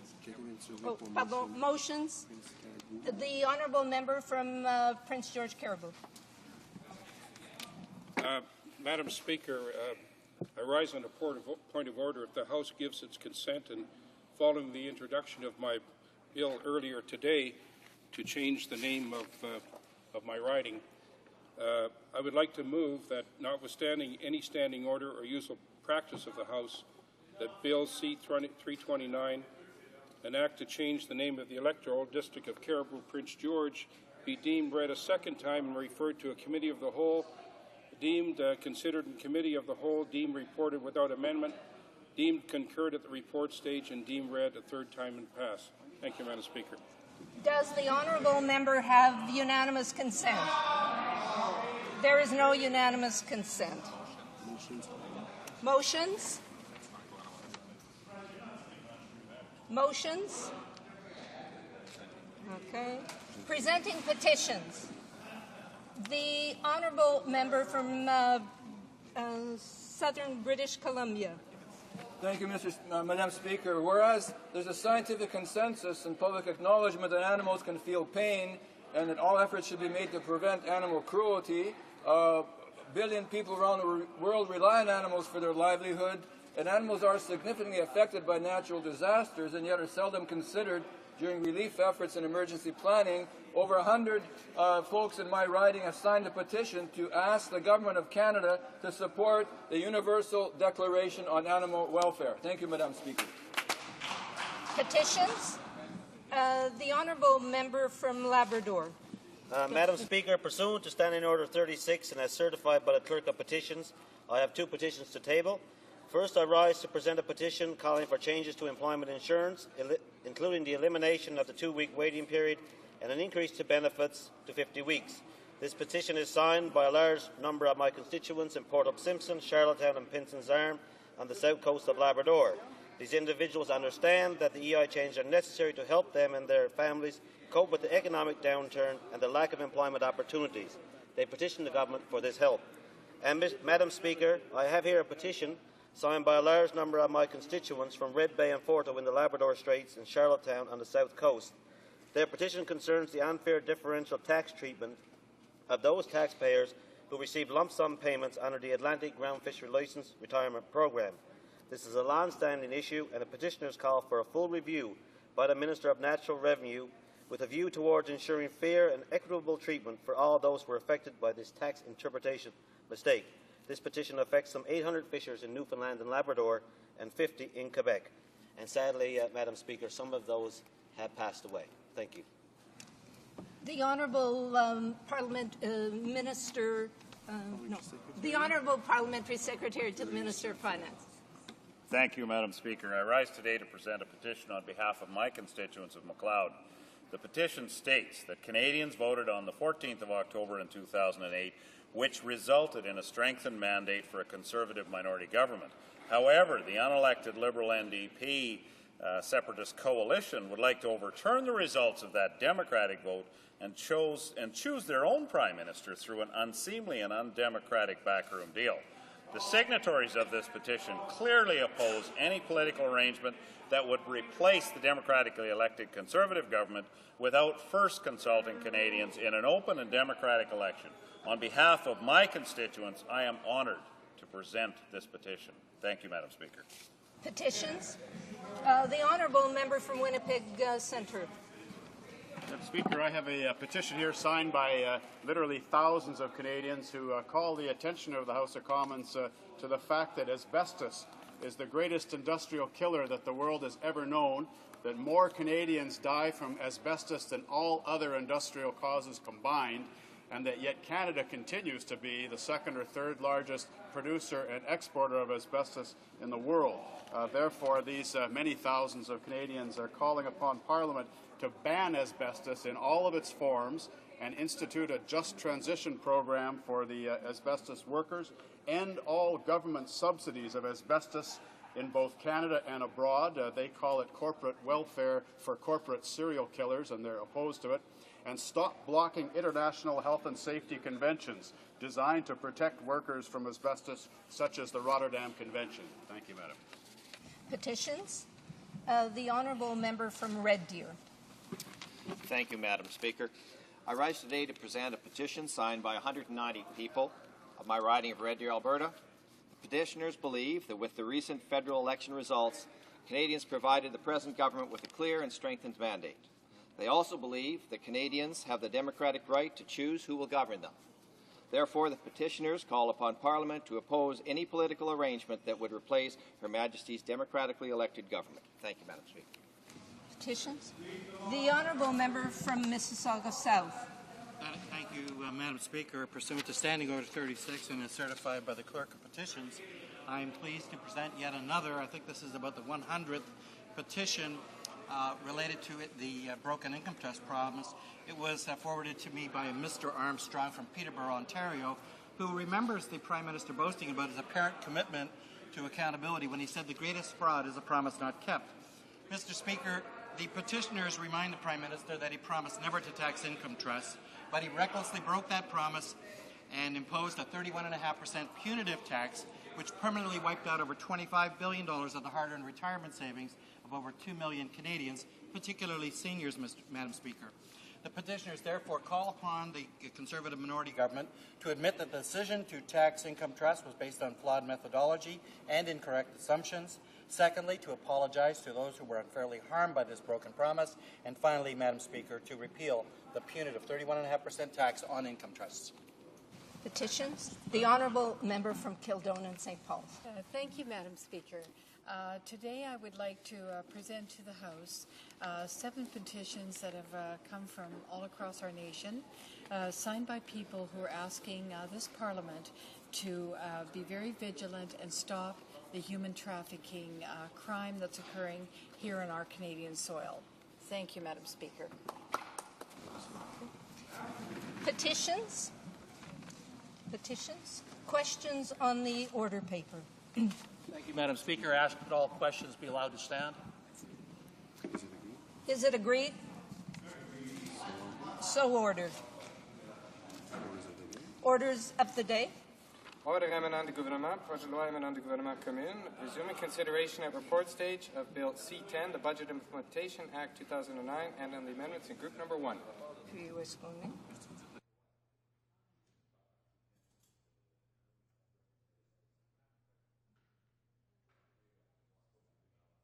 The member from Markham Unionville had, I believe, about 8 minutes left. 8 minutes left, or questions and comments? That sounds long. I think I finished, and we had a few minutes left for questions and comments. 3 minutes and questions. Okay. Sorry, there's a contradiction here. Okay, so questions and comments? The honourable member from Scarborough-Guildwood. Thank you, Madam Speaker. I would be interested in the honourable member's comments with respect to this curious spectacle of the Prime Minister yesterday responding to reporters by saying, "Give me, unless the opposition gives me $3 billion to play with as I see fit, without parliamentary scrutiny, we'll all go to an election." That was preceded in the previous day by an equally curious comment by the Minister of Finance to the effect that well, we're going to make some mistakes. It's likely that a few $1 million might go missing here or there, and don't expect too high a standard of us getting this stimulus package out. So I'd be interested in the honourable member's comments, given those two statements in sequence and the juxtaposition of those statements, and as to whether he thinks that this government has actually learned anything about minority government in the last few weeks and months. Honourable member from Markham Unionville. Well, thank you, Madam Speaker, and thank you to my colleague for his very good question. I think I'd like to answer it with a focus on the Prime Minister's alleged reputation as a strategic genius. I think all members of the House would agree that that reputation took a huge hit last November with his ill-fated November statement. And I think yesterday, too, with the super aggressive behavior, took another hit. And I guess I wouldn't ask colleagues to believe me necessarily. I'll just read a very brief comment by Strategic Council pollster Peter Donlow in the Globe and Mail today. And he says, and I quote, "I don't think you should be threatening an election when you're dropping in the polls. It's difficult for a combative politician to mind his P's and Q's, but sometimes they can't help themselves." So that's an independent pollster on our brilliant tactician, Prime Minister, and I think that is a good message for the government. There is time for one quick question, 1 minute. The honourable member from Outremont. Merci, Madame la Présidente. Thank you, Madam Speaker.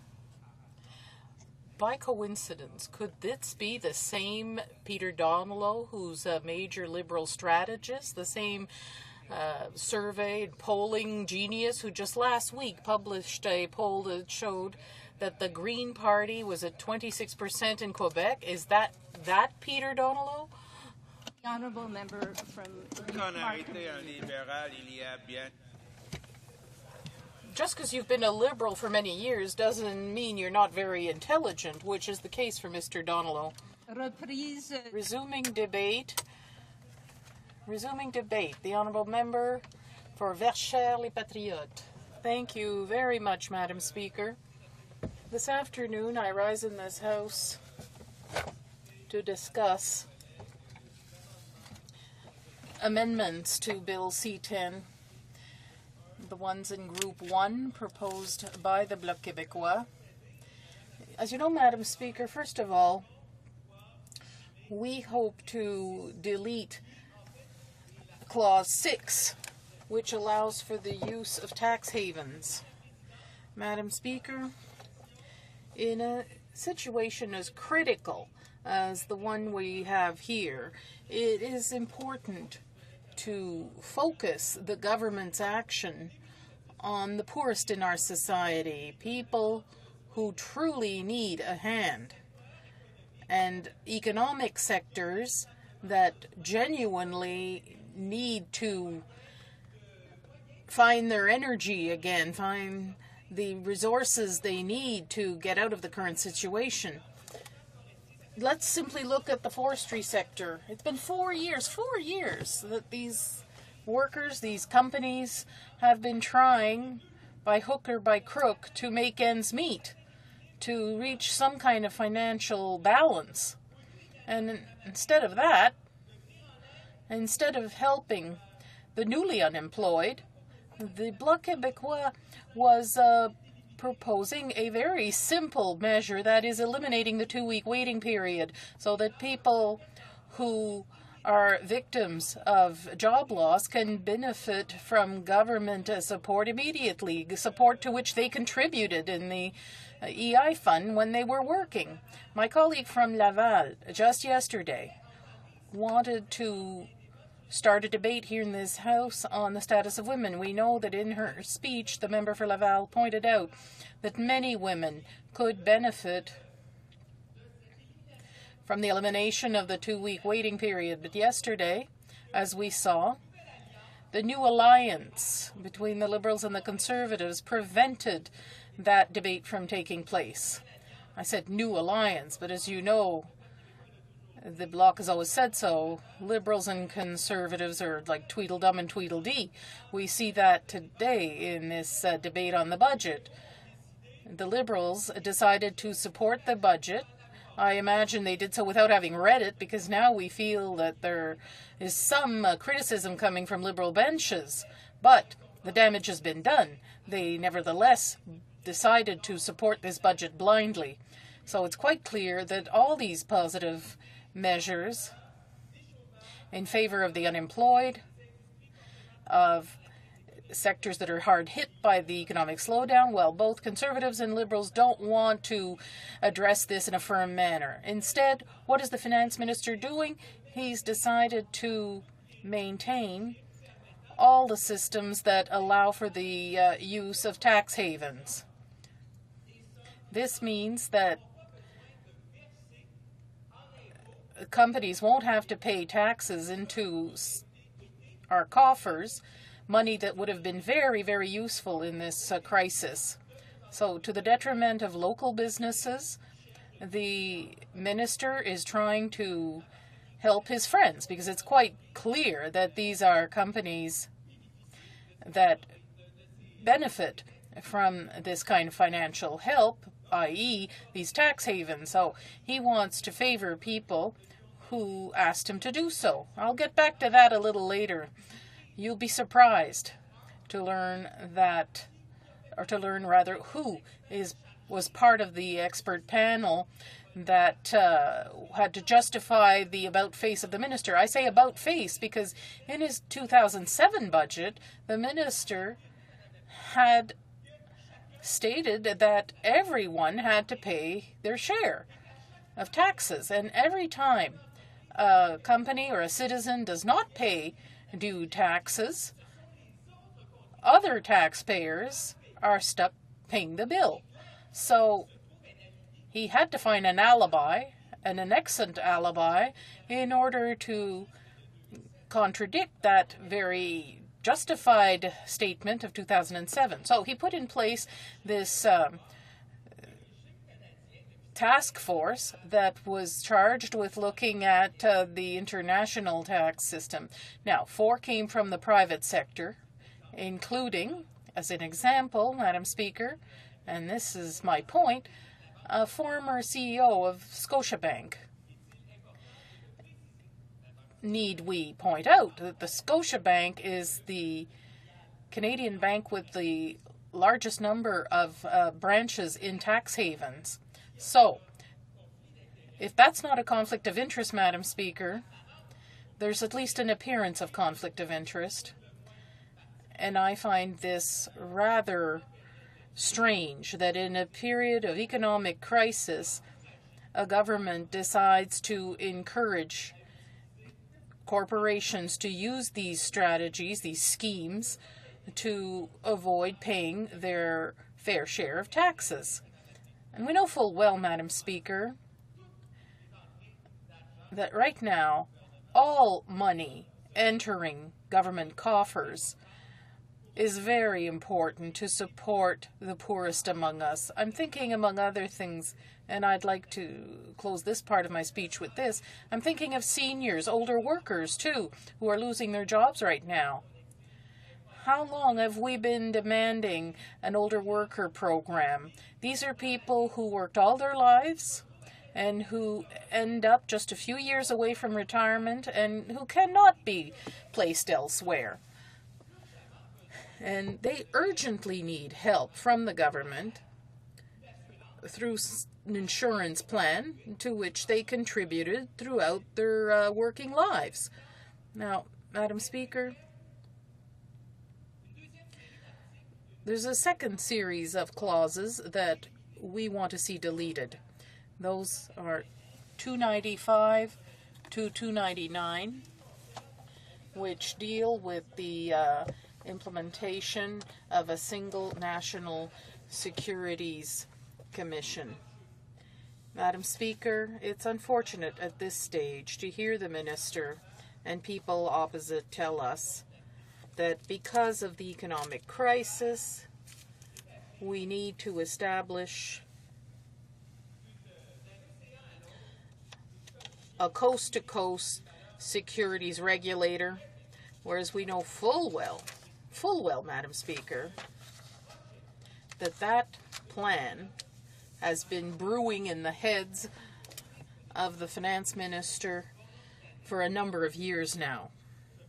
I presume since the days when his friends in Toronto asked him to concentrate all economic activity in Canada in Ontario's metropolis. So once again, a decision was made to implement a committee to assess that possibility. And it's quite clear, or it was clear, since it was the minister's wish, it was clear that what we see in the bill had to occur. That is, the implementation of a transition office. The National Assembly is unanimous about this. There is no way the federal government should interfere in an area of Quebec jurisdiction. Madam Speaker, worldwide, groups that have a mandate to assess the performance of financial market have told us how things work in Canada is completely above board, irreproachable. It is one of the best systems in the world. So if it ain't broke, why fix it? Why decide to create great upheaval in a system that works well? And this is in the spirit of the bill. Why have legal proceedings if ever some provinces are recalcitrant? It doesn't make sense to use the courts to interfere deliberately in areas that are clearly of Quebec and provincial jurisdiction. Madam Speaker, it's quite clear for us in the Bloc Québécois that Clause 6 and Clauses 295 to 299 must be deleted from Bill C-10. So with that, I thank you, Madam Speaker, and I hope that my colleagues will have the clairvoyance that the Bloc has had since it's existed in this House. Thank you. Questions and comments? Questions and comments? Questions et commentaires? Questions and comments. All right. Resuming debate. The Honourable Member for Scarborough Rouge River. Madam Speaker, we're here today debating amendments to Bill C-10, the Budget Implementation Bill, and I wanted to discuss these amendments both in a general and particular context, and I'll break my remarks into three parts, if I could. Firstly, in relation to the bill and these amendments, which, on the face of it, attempt to make the bill better, in the view of those proposing the amendments, but which, as a matter of fact, probably would slow down the passage of the bill. And while I too have seen problems in the bill, the fact is that the government very much wants to get the bill passed, and I, with the Liberal opposition, very much want to get the stimulus package passed as well.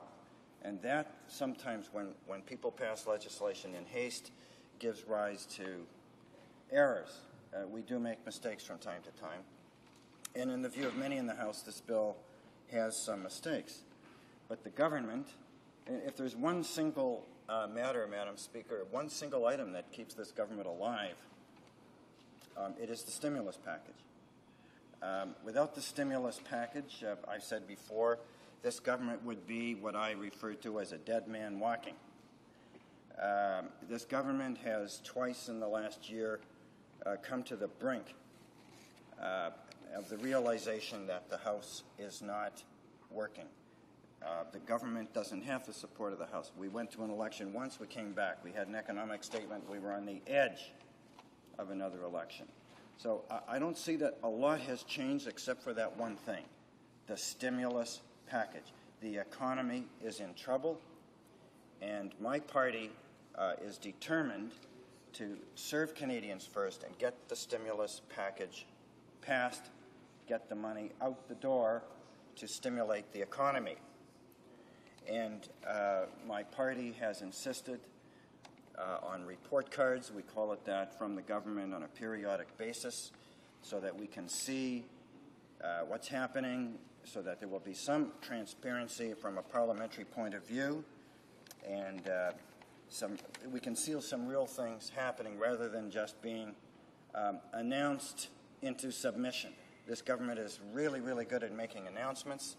In my view, they're less good at actually doing the deal, walking the walk. And I refuse to be announced into submission. I was surprised yesterday to see the government introduce a bill, an amendment to the criminal code that appeared on the face of it to provide protection to gang members who were being killed by other gang members. This government is so desperate to be seen to be doing something, they'll do anything. If the roof leaks, this government will want to pass a bill to fix the roof. They just want to be seen to be doing things, and they'll announce the bill that prohibits roof leaks 100 times before they stop the roof leak. Anyway, this is why I and my party are supporting this bill, to make sure the stimulus package gets through as soon as we can get it there.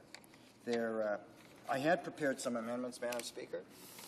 I drafted them, submitted them, and then I withdrew the amendments.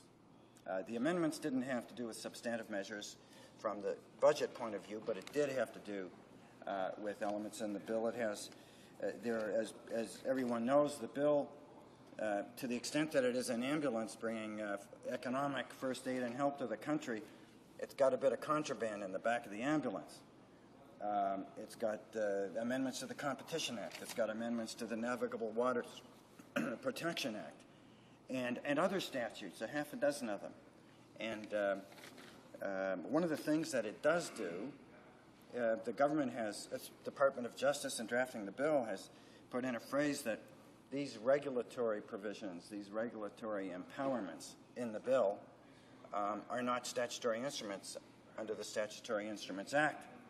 Well, while that does get rid of the problem of having to pre-publish and consult before the regulation and order and exemption is passed, what it does also is preclude Parliament from reviewing these things after they're put in place. And that's a big mistake. It's a huge mistake, and it runs contrary to everything I see Parliament doing around here for the last 30, 40 years. But my amendments were intended to correct that. But I've discussed it with members around the House, and I think there may be an opportunity to propose amendments that will reverse the impact of these provisions in this stimulus package bill. And you know, there's a risk that if we don't do it here, the members in the other place in the Senate may do it there. I don't know what they will do, but I hope they subscribe to the same ethic that we do want to get this bill passed quickly. Now, on the issue of stimulus itself and the amendments here, I do know that in the current fiscal year, the year that will end at the end of March 2009, the government had 12 months to get out the infrastructure spending that was contained in last year's budget. And there are hundreds and hundreds of millions of dollars in that budget. And I am informed, because I haven't read this with my own, I haven't actually followed the government accounts, but they've only managed to get out the door 5 or 10% of that money. Even as they admit the economy needs the stimulus investment, it appears as though the government has been unable to get this money out and invested in infrastructure projects across the country. Now, that is very strange, even as we look at the upcoming estimates, stimulus package, monies referred to in Bill C-10 to be authorized by the House soon in the main estimates and supply votes. I see there's a $3 billion chunk of money which has been placed at the disposal of Treasury Board. Now, that's a departure from how the government normally spends money, because when they do it that way, we don't actually in Parliament get a chance to see it project by project by project in the supplementary estimates. So we will, in this House, and I'm quite sure it'll happen, read my lips, if you will, that one or more of the committees here will have to construct a protocol, a mechanism, a procedure, which will meticulously review both the process and the decision-making for this stimulus spending, the investment in infrastructure. And that's going to happen. It may be uncomfortable for some ministers, but that's what the House is going to have to do because of the way this stimulus package money is put in the estimates and the way it has been proposed in Bill C-10. Now, I would hope that the government, I'll just close with two issues. I note that the Minister of Finance has said that in moving to get this money out quickly, there's always the possibility of a mistake.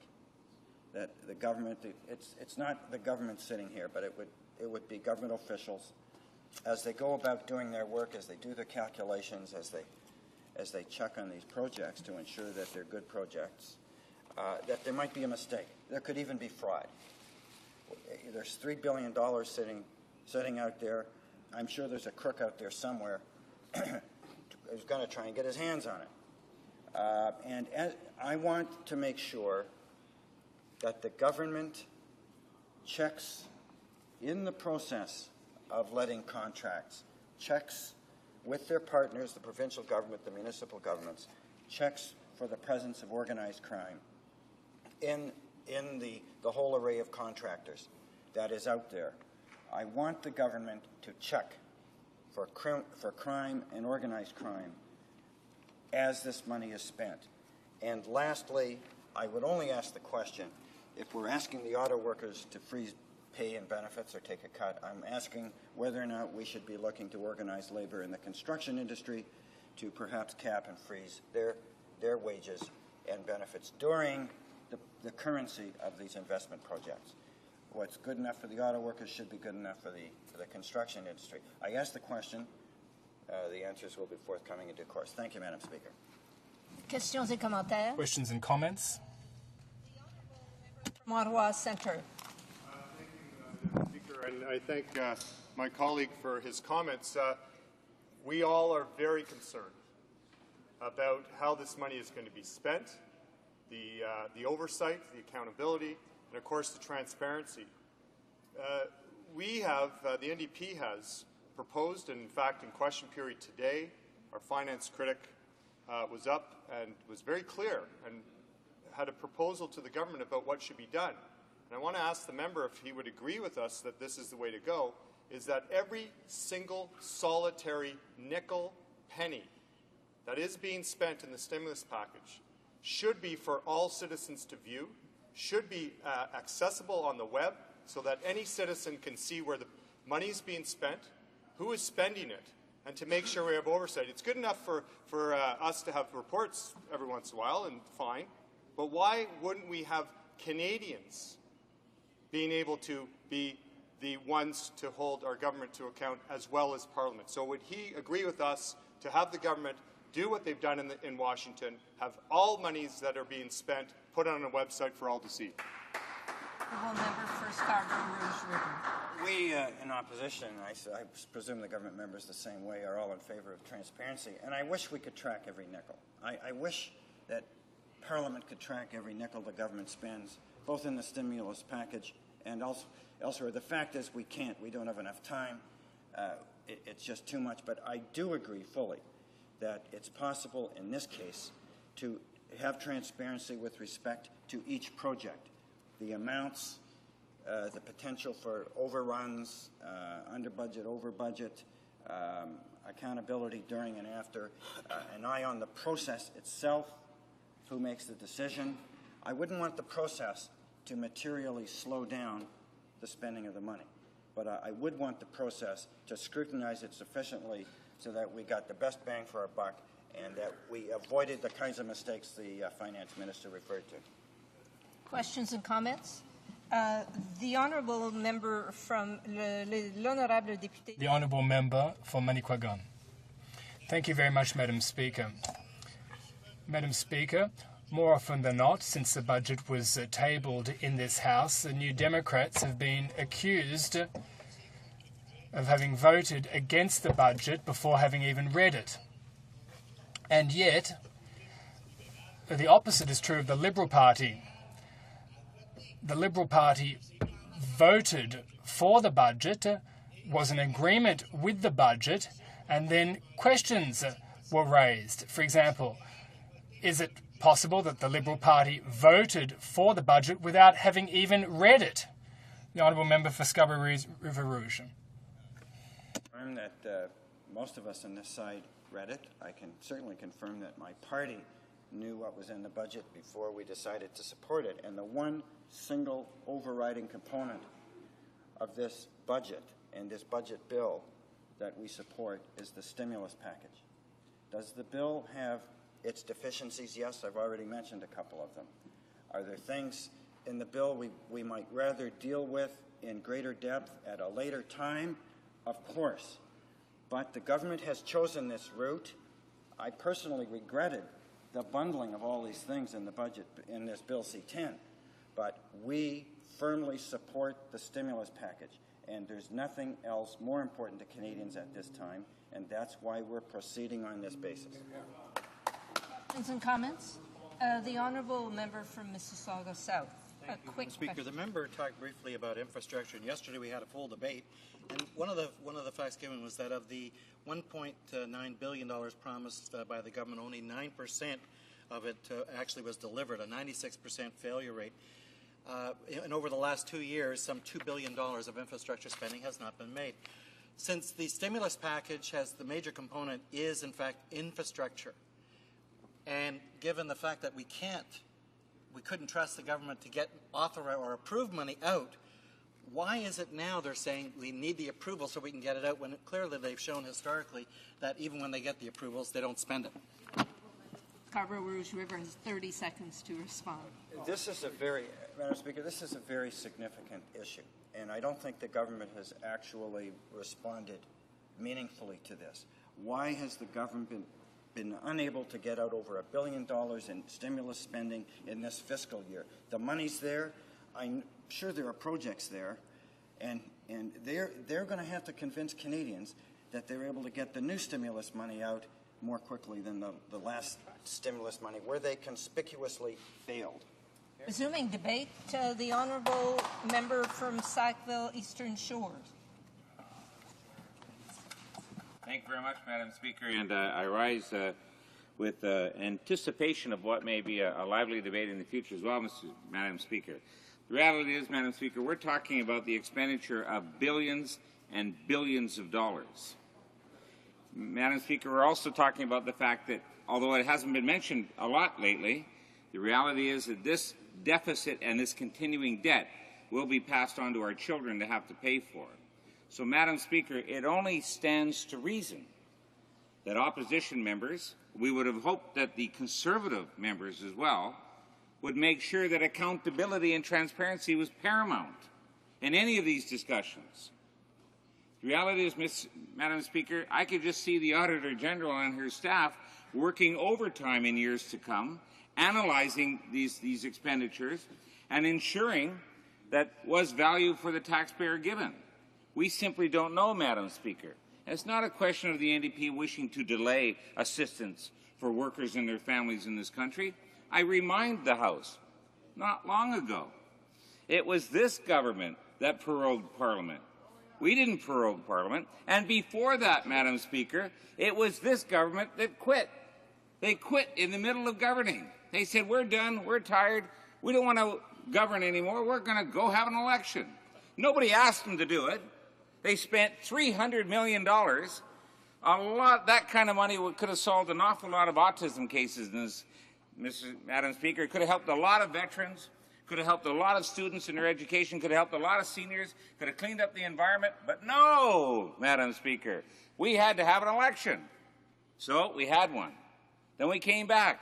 And guess what, Madam Speaker? They painted this picture of no worries, be happy. I can just hear that song in the background. We're not going to go into deficit. There will be no recession in Canada. Everybody else in the world is having financial troubles, but not Canada. In fact, Madam Speaker, they said that we've done a stimulus package with GST cuts and everything else. We're in great shape. No worries. Relax, everyone. In fact, Madam Speaker, the Prime Minister said it's a good buying opportunity. If we had bought, and thank goodness he's not a stockbroker, Madam Speaker, because an awful lot of people would have lost their shirt and their underwear if they had listened to this Prime Minister. But the fact is, this is what happened. Now, Madam Speaker, then, all of a sudden, the idea of a coalition scares the living no, so I can't say that. The daylights out of this government, and then boom, all of a sudden, there it is, $34 million deficit and billion-dollar deficit, and bang, we need to get this money out right now. Yesterday, even the day before.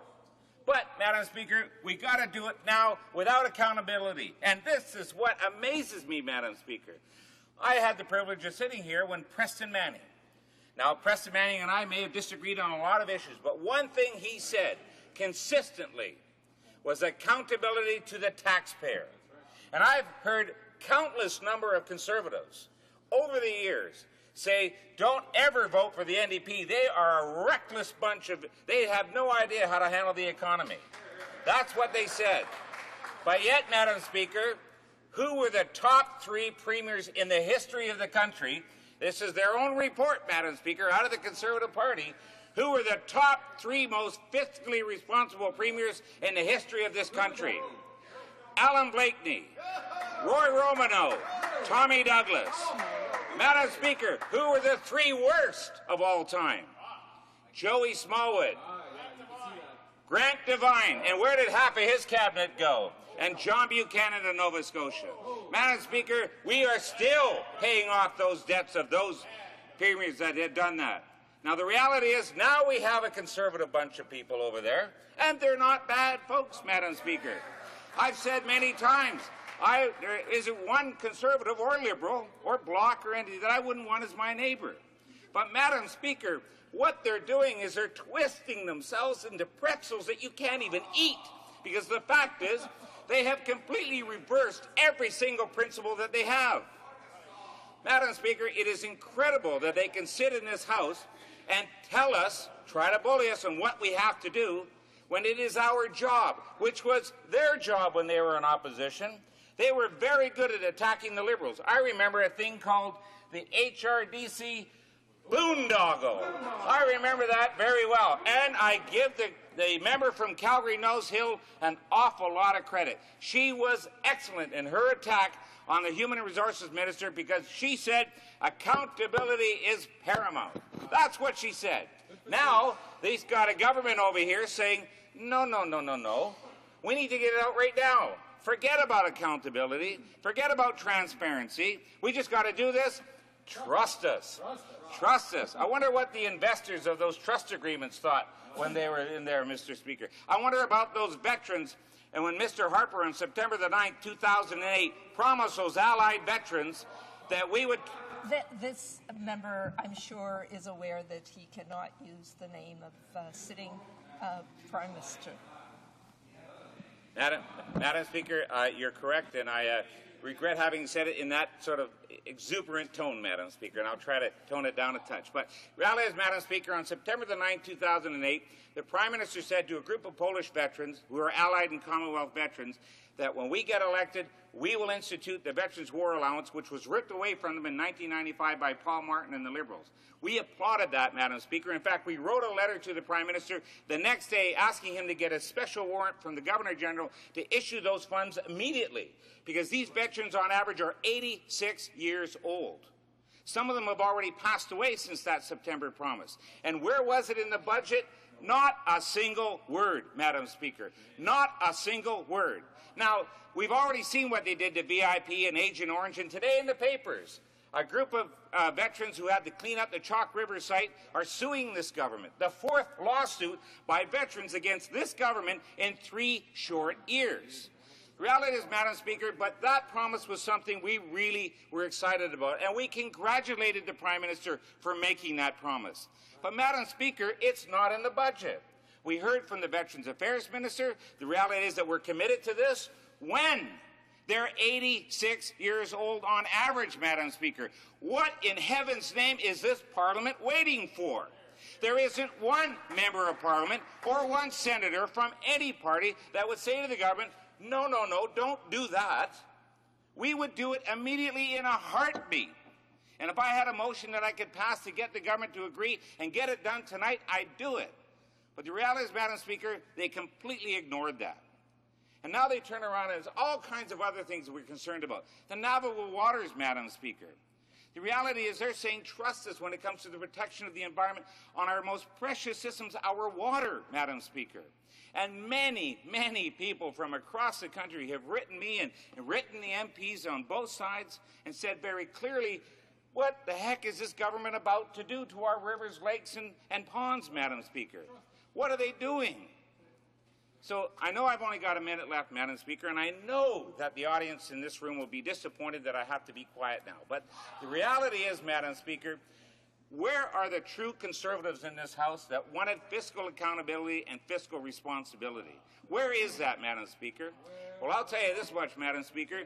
We know that a stimulus package has to be there to help those workers and families and those businesses. We know that credit has to get flowing out fairly quickly. But, Madam Speaker, you just can't open up the vault and say help yourself. There has to be accountability because somebody has to pay for this, Madam Speaker. My children are 21. By the way, my daughter's birthday tomorrow. Happy birthday, Jazz. And the reality is she's 21, my other one's 18. They're going to be handling this debt. They're going to pay for this. And these seniors, my mom, her pension and her concerns are going to be looked at as well. The reality is, Madam Speaker, we have to be accountable. We have to be honest about it. And we have to help the people who truly are in need. And unfortunately, Madam Speaker, and before they get up, I did read the budget. I read it very carefully, Madam Speaker, and I did send my submissions to the Finance Minister. So when the Parliamentary Secretary said they didn't get any submissions at all, and one of the ones that I had asked for, Madam Speaker, was for us to show leadership and hold back our salaries to freeze them for the duration of this Parliament. I asked the government to do that, and I didn't get any response back from them, Madam Speaker.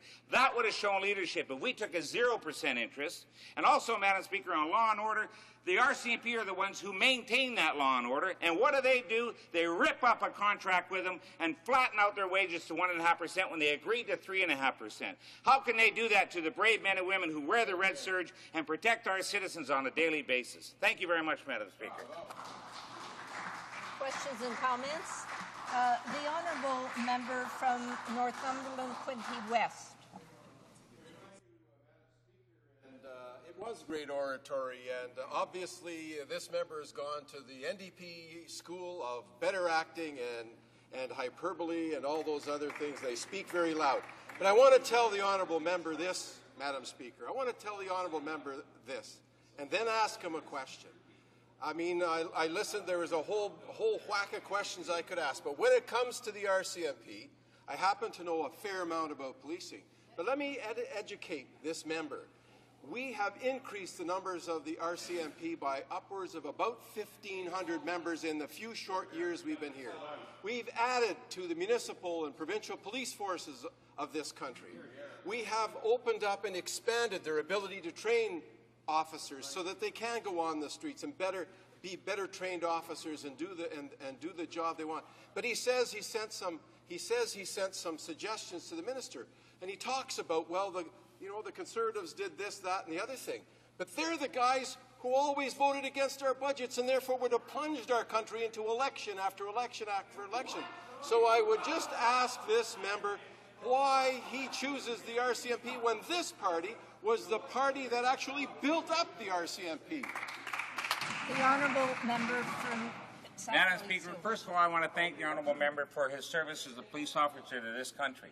So I assume, Madam Speaker, by his comments on that my bill C-201, which would end the clawback of the military and RCMP pensions, starts for second reading debate on March the 25th. And I look forward to that gentleman's support on that bill. But, Madam Speaker, it is not us who issued confidence votes. It is them, Madam Speaker. And what government tells our most honored citizens, the RCMP, that 6 months of negotiations, negotiate a collective contract with them at 3.5%, and then an email prior to Christmas without consultation and tell them you're only going to get 1.5%. What a slap in the face to the men and women who serve our country, Madam Speaker. questions and comments. The honourable member from Mississauga South. Thank you, Madam Speaker. As the member and all honourable members know, the infrastructure strategy in terms of stimulus is the most significant part of the package. But, Madam Speaker, it's only the end of February. We still have 1 month to go in the current fiscal period. And in fact, over the last 2 years, there's about $2 billion of approved infrastructure spending that has lapsed or will be reverted back into the coffers. So I guess my question for the member is, if in fact it takes a long time to get approval here, if the government really wants to be serious about this, what they should be doing is allocating and appropriating right now additional funds in the last fiscal month of this fiscal year so that we can not only create jobs but also save some of those jobs that are currently in jeopardy. From Sackville Eastern Shore. Speaker, the honourable member was here when the NDP rewrote the federal budget of 2005 and put in $4.8 billion of a stimulus immediately in terms of public transit and everything else. We rewrote the federal Liberal budget, which they accepted, Madam Speaker, and yet the Conservatives ripped that up and said we were irresponsible. The government was still in surplus at the time after that, Madam Speaker, and was able to pay down debt. But that honourable member knows, and he's a great member of Parliament. And by the way, Madam Speaker, I wish to tell the House, I learned my ordering skills from working in the airline industry for many, many years. But the reality is, he knows that 96% of packages promised in 2006 and 2007 were never delivered, and he knows that, Madam Speaker. Thank you. Questions and comments? The Honourable Member for Manicagua.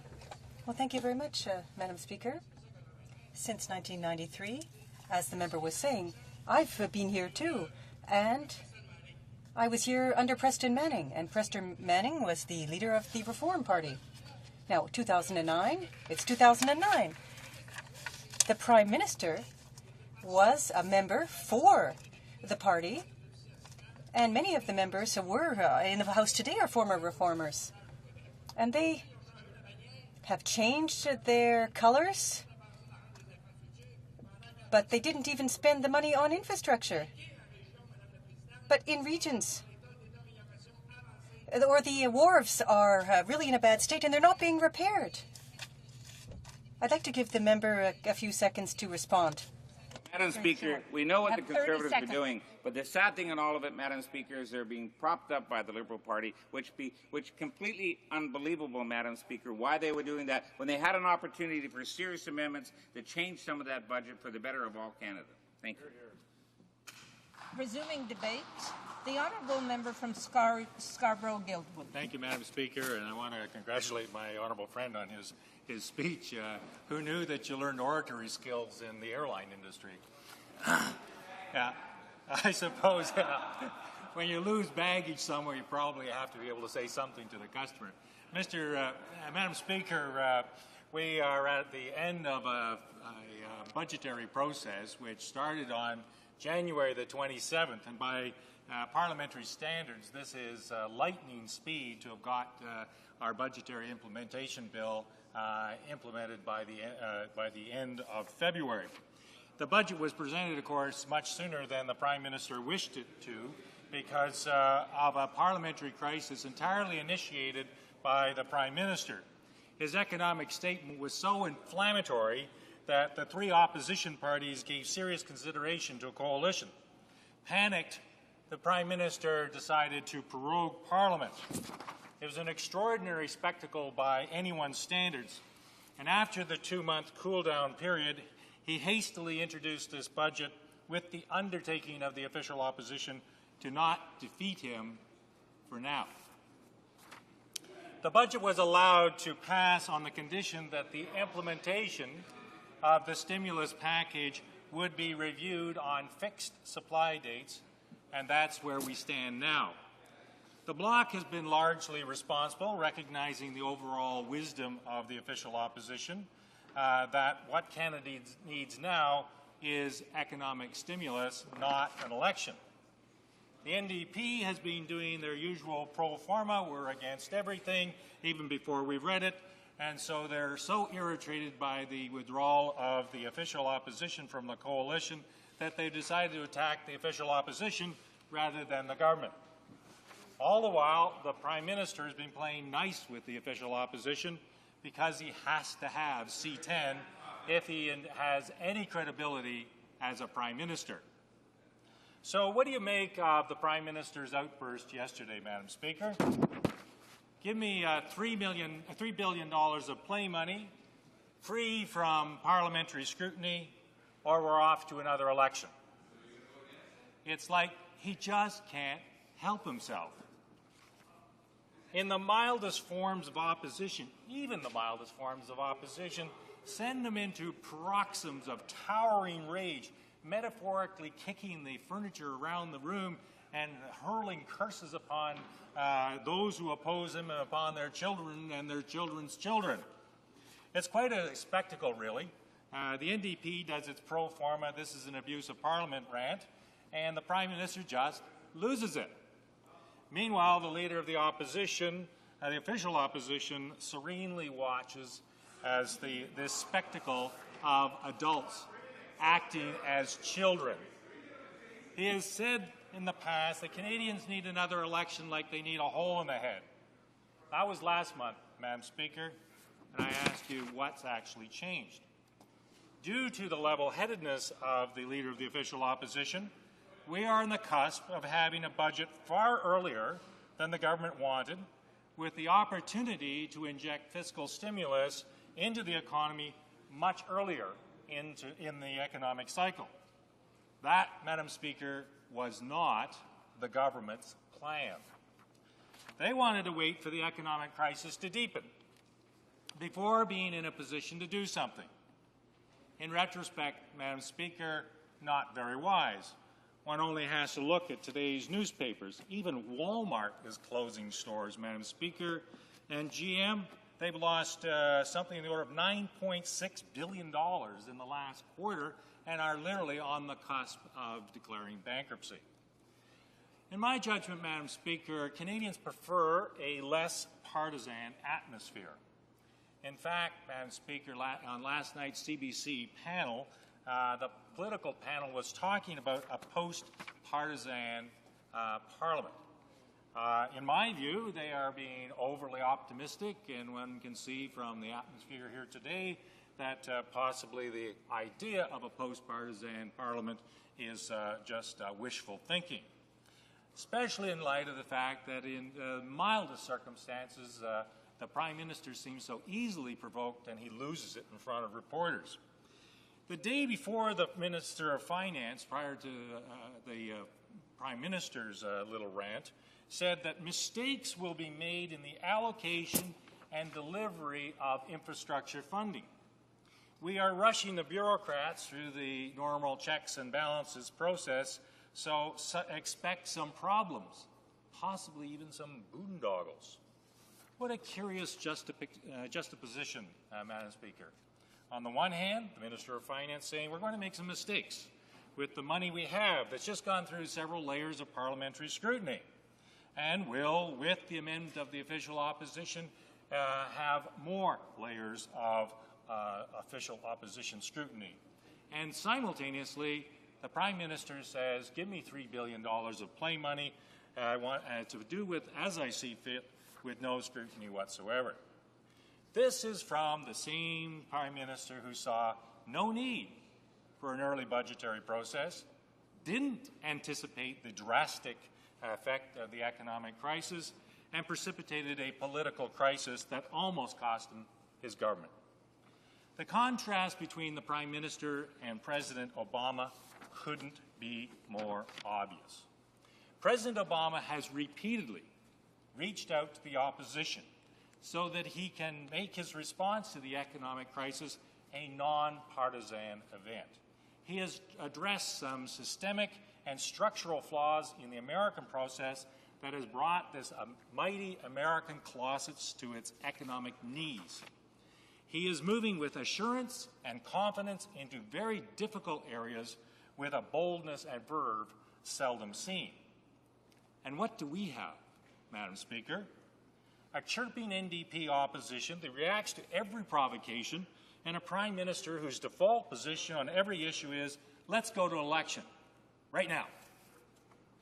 Canadians can thank the Liberal Party for C-10. It's an imperfect document. We're very aware of that. It's full of political provocations. It lacks coherence. It has within it many items of no relevance to a budgetary document.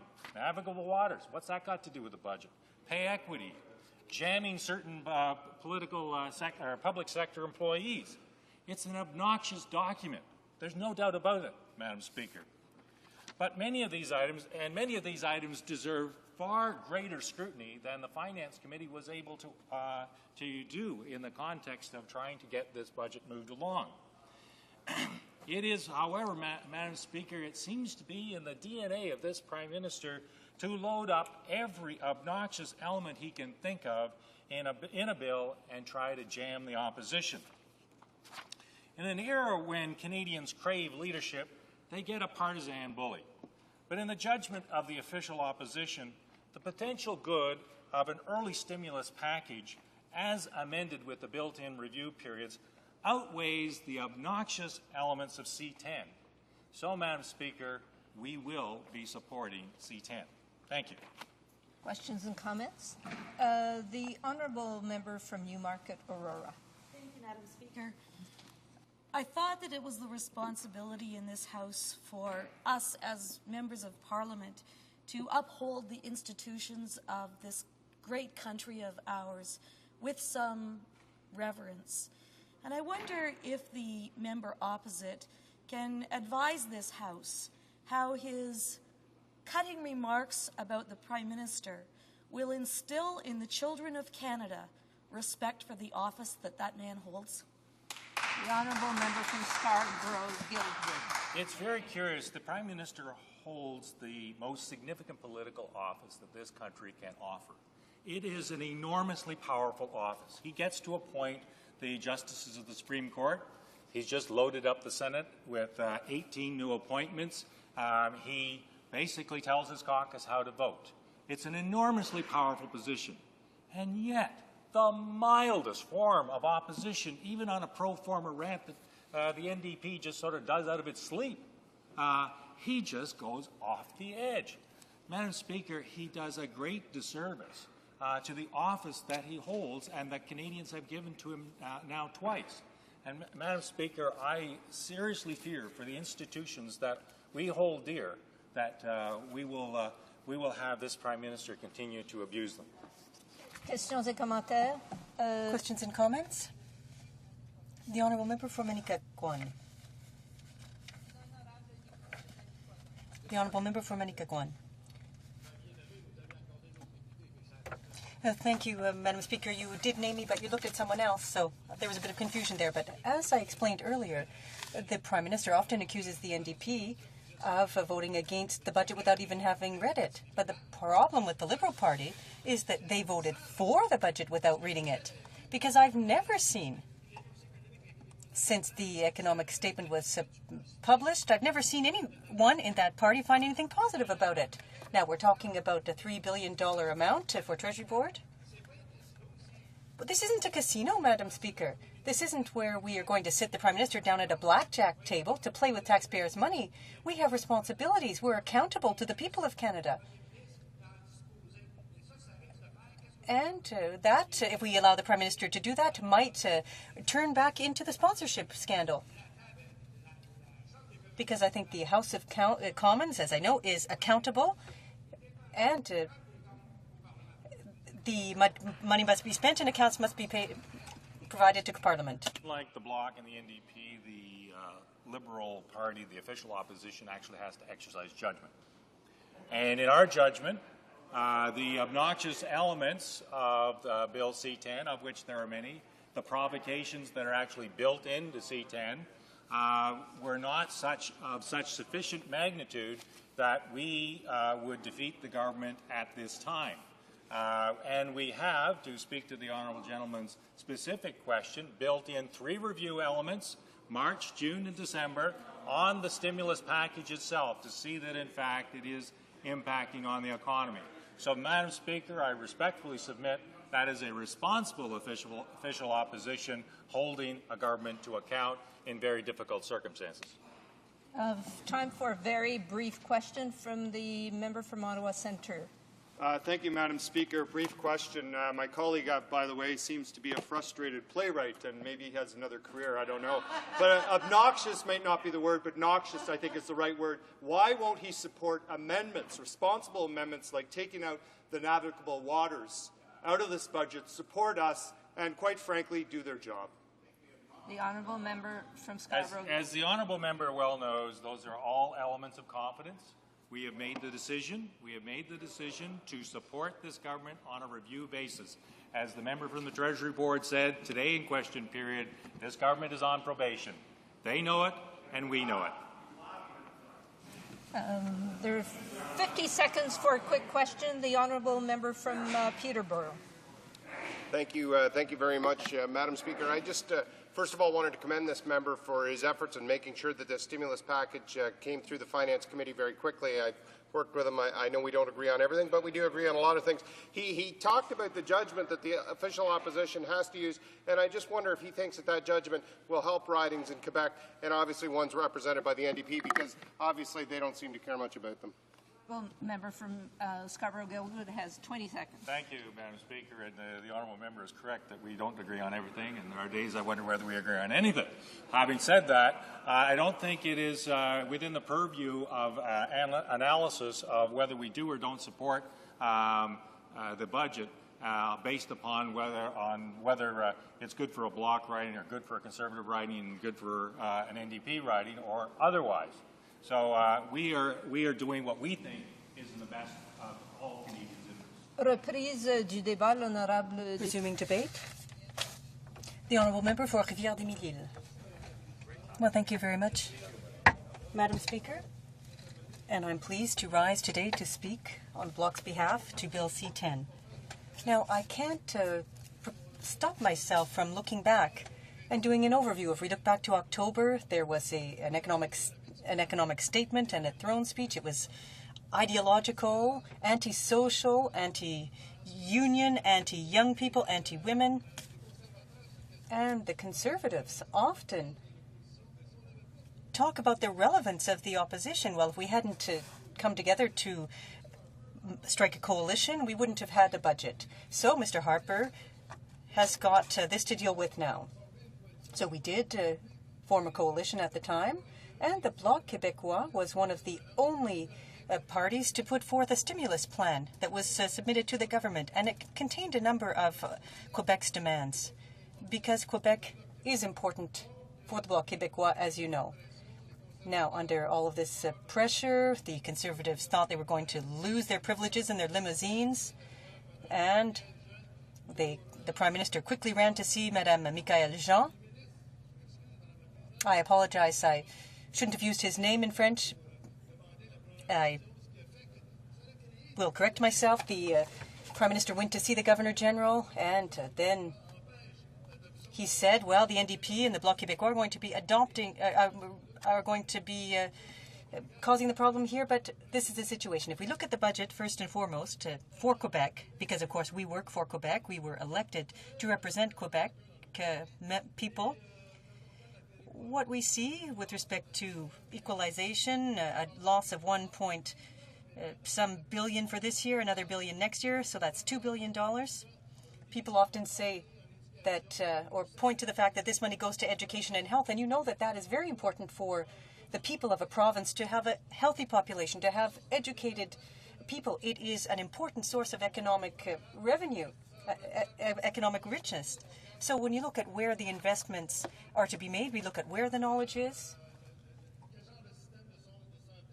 what kind of health system we have, and for them, that is an important sign of investments in Quebec. Now, GM Canada, Ford and Chrysler have always said that one of their most important criteria for investment was to look at the healthcare and education systems. Now, for us in the Bloc, we're going to continue to draw attention to the fiscal imbalance so that people will agree that we are right and give Quebec the money it deserves. Now, this year, unfortunately, in this budget, that isn't the case. If we look at manufacturing, the forestry, 170 million is going to Quebec, to Canada rather, and that's just peanuts. It's just peanuts for Quebec. It's worthless in terms of a major investment at the economic level. We know that those sectors are facing crisis, an unprecedented crisis. They need more assistance now than they ever have before. But the Conservative government is refusing to provide them with the support they need, is refusing to focus on development in these industries. Now, when you look at the layoffs in Quebec, Pratt & Whitney, major layoffs. Bombardier, major layoffs. Kenworth, major layoffs. Now, when we look at this government's attitude, this Conservative government's attitude, and the attitude of the Liberals who are supporting the budget, well, we just have to look at the last military trucks. It went to what? An American company. 600 to 800 jobs could have been generated in Canada. But no, a decision was made not to give those jobs to Canadian workers. Now, if we look at Novabus, Flyers, and the company in Winnipeg, and the military buses, those companies I mentioned could have filled the contract. Now, if we look at the military aircraft, Mr. Speaker, look at the search and rescue aircraft that are going to be built by American companies. There could have been important major economic spin-offs in Quebec. But once again, what we saw, peanuts. So people wonder why the Bloc is raising all of these questions. I think this is a clear illustration of why we are in Quebec. Instead of mocking members opposite, instead of talking about newspapers and whatnot, we work hard for our province, and that's why we're elected election after election. Now, there are a lot of layoffs in all regions of Quebec, in the Quebec City region as well, where members opposite are represented, and they aren't looking after those ridings. They're focusing on their own interests, but there are significant layoffs there. The Bloc Québécois has made a series of demands to deal with that. Now, it's clear that we're going to continue to do so. The aerospace industry is one of the most important industrial players in Quebec for economic development, and it's simply being snuffed out because no investments are going there. Now, investments in that area would help guarantee the future of the industry for the next 10 to 15 years in the province, but the current government is not doing anything in that sector. Now let's look at employment insurance. Tens of thousands of workers have been laid off. The 2-week waiting period, it would be very helpful if they could have that. Then there's the accessibility issue. Many people don't have access But the Conservative government and the Liberals are towing the same line. They're saying no to that, to improving that. In the Bloc Québécois, we tabled a piece of legislation, Bill 308, which would improve the employment insurance system. And in a crisis, the fund, the Employment Insurance Fund, becomes an important tool, and it needs to be used to help workers, be it through older workers programs, work sharing programs that should be extended to a year so that expertise can be maintained in the factories where these workers are found, so that when the recovery comes, that expertise will be there. But no, it hasn't been extended for a very long period of time. And there are several factories and plants in Quebec that are facing serious problems. They don't have access to work-sharing arrangements. And the last changes made in this area haven't been beneficial for these people. So this new Liberal-Conservative coalition continues to have an impact, a negative impact on workers. Now, when we look at that, and if we look at the government's position with respect to its own employees, they decided to legislate with the Liberals eventually to remove the right to strike. Now, there's over 100,000 workers in the public service. They've accepted an agreement. They accepted agreement to sign an agreement to a 2.5% increase, and the government's going and taking this money out of their pockets. But what this government is creating is a climate of insecurity in the machinery of government where the workers aren't happy. They're dissatisfied. Never would a private sector employee, a multinational company, would it dare to do something like that, because they know full well that they would lose important expertise. Now, I could talk about pay equity, of course, but my colleague has gone into the issue in great depth. But the government is attacking women this way. We've seen it, and in Quebec and elsewhere in Canada, the women are feeling this. Now, let's also look at another situation. Cuts have been made. Income taxes have been reduced, but many current economists are saying today that that is the worst thing to do. It is the worst approach, that to give tax cuts that won't serve any purpose, because at present people are focusing on saving and not spending at this point in time, and what they need and what everybody needs, what the employers and employees need, is money. When we're talking about billions of dollars of cuts, well, that's money that should be invested to save jobs. In conclusion, the Bloc Québécois will continue to work hard on behalf of Quebec, as we have always done. We're the only ones to do it here in this chamber. The members opposite from Quebec are not doing anything. They're supporting a budget that does this, and that a budget that goes against Quebec. So we're going to continue to build Quebec for ourselves at home. Questions and comments? The Honourable Member for Souris Moose Mountain.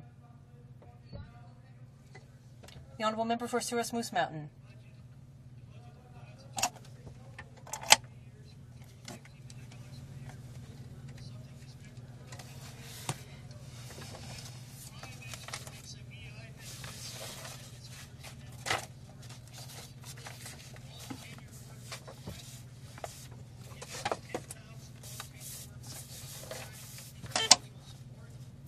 Those who needed $500 million that are not on EI, extended training and skills upgrading for $1 billion. How can this member say that he won't support this budget? How can this member face these people from his own region, from his own province, and say, I voted against these billions of dollars in assistance that are in this budget implementation bill that should be passed? Honorable député. The Honourable Member for Rivière-des-Mille-Îles. Well, I'd like to thank the member for his question and comments. As you know, in Quebec, we're different. So what we're asking for is different. Now, perhaps you haven't come to Quebec often. You haven't spoken to the people of Quebec, and unfortunately, your party... I would ask the member... Order, please. I'd like to ask the member to address his comments through the chair and not directly to the member. Well, thank you, Madam Speaker. Madam Speaker, through you, as I was saying, the PATA program, it was one that was abandoned by the Liberals and the Conservatives, have not invested in that program for older workers. Now, many older workers during this economic crisis are facing major problems, layoffs. They don't have access to retirement. So that kind of program for older workers enables workers to eventually retire with dignity. Now, unfortunately, the Older Workers Program, as it stands now, doesn't do anything for older workers, nothing, when we look at employment insurance. Now, workers in Quebec and Canada have not simply been calling for 360 hours and better accessibility measures. Questions and comments? Order. I'd like to give another member an opportunity to ask a question. Member from Skinner-Bulkley Valley. Merci, Madame la Présidente. Thank you, Madam Speaker. I have a quick question for my colleague. With respect to employment insurance, the government is talking about improvements that it's made for the program, but in reality is that the majority of people don't have initial access to the program. In northwestern British Columbia, 60% of workers aren't eligible for EI.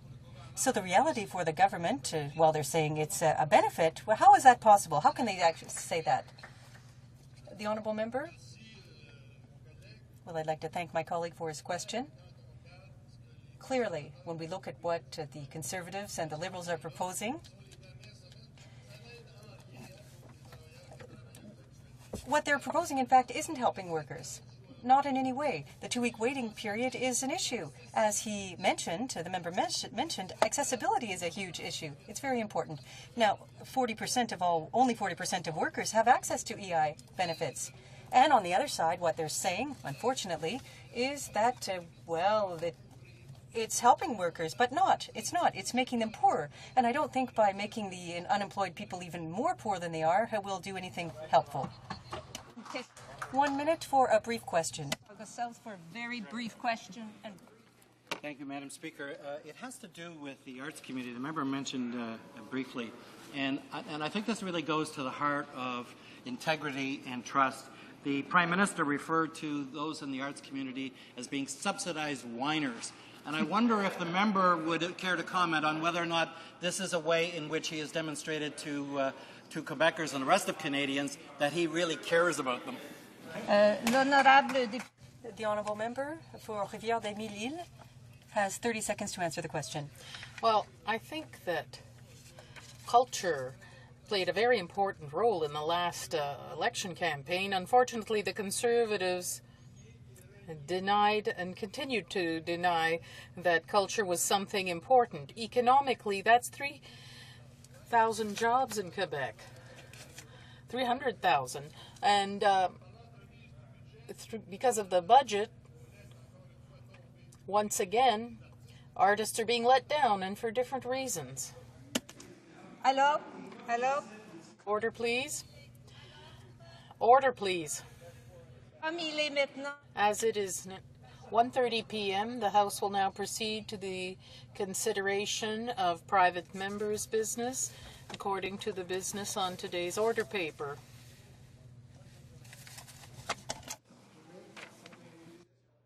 C-268, an act to amend the criminal code, minimum sentence for offences involving trafficking of persons under the age of 18 years, standing in the name of Mrs. Smith, Kildonan, St. Paul. Mrs. Smith, seconded by Mr. Fletcher, moves that Bill C-268, an act to amend the criminal code, minimum sentence for offences involving trafficking of persons under the age of 18 years, be now read a second time and referred to the Standing Committee on Justice and Human Rights. Debate. The Honourable Kildonan, St. Paul's. Today I am pleased to speak to my private member's bill C-268, an act to amend the Criminal Code minimum sentencing for offenders of trafficking persons under the age of 18 years.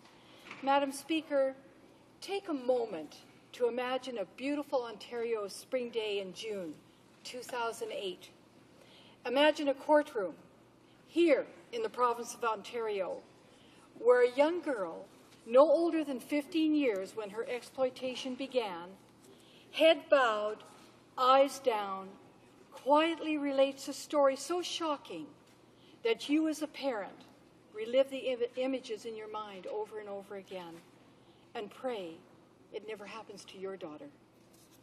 I am speaking of a young Canadian girl who lives not far from the nation's capital, telling of the horrors she endured from the man who trafficked and sold her for sex for 2.5 years.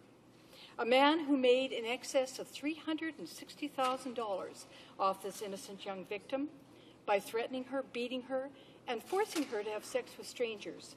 As a result, this man was able to buy himself a BMW and an expensive house in Niagara Falls. Even though he was eventually caught and convicted, he spent less time in jail than he did exploiting this young girl and destroying her life. Often he would tell her if she got out of line, he would beat her. He would threaten to kidnap her brother or do harm to her parents. This man, Imani Ekpani, was caught and convicted as the first child trafficker in Canada.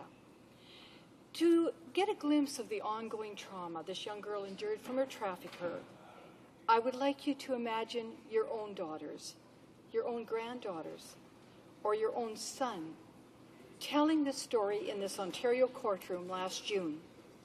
I will quote from this young girl's impact statement so we as parliamentarians can catch a glimpse of what this little girl went through.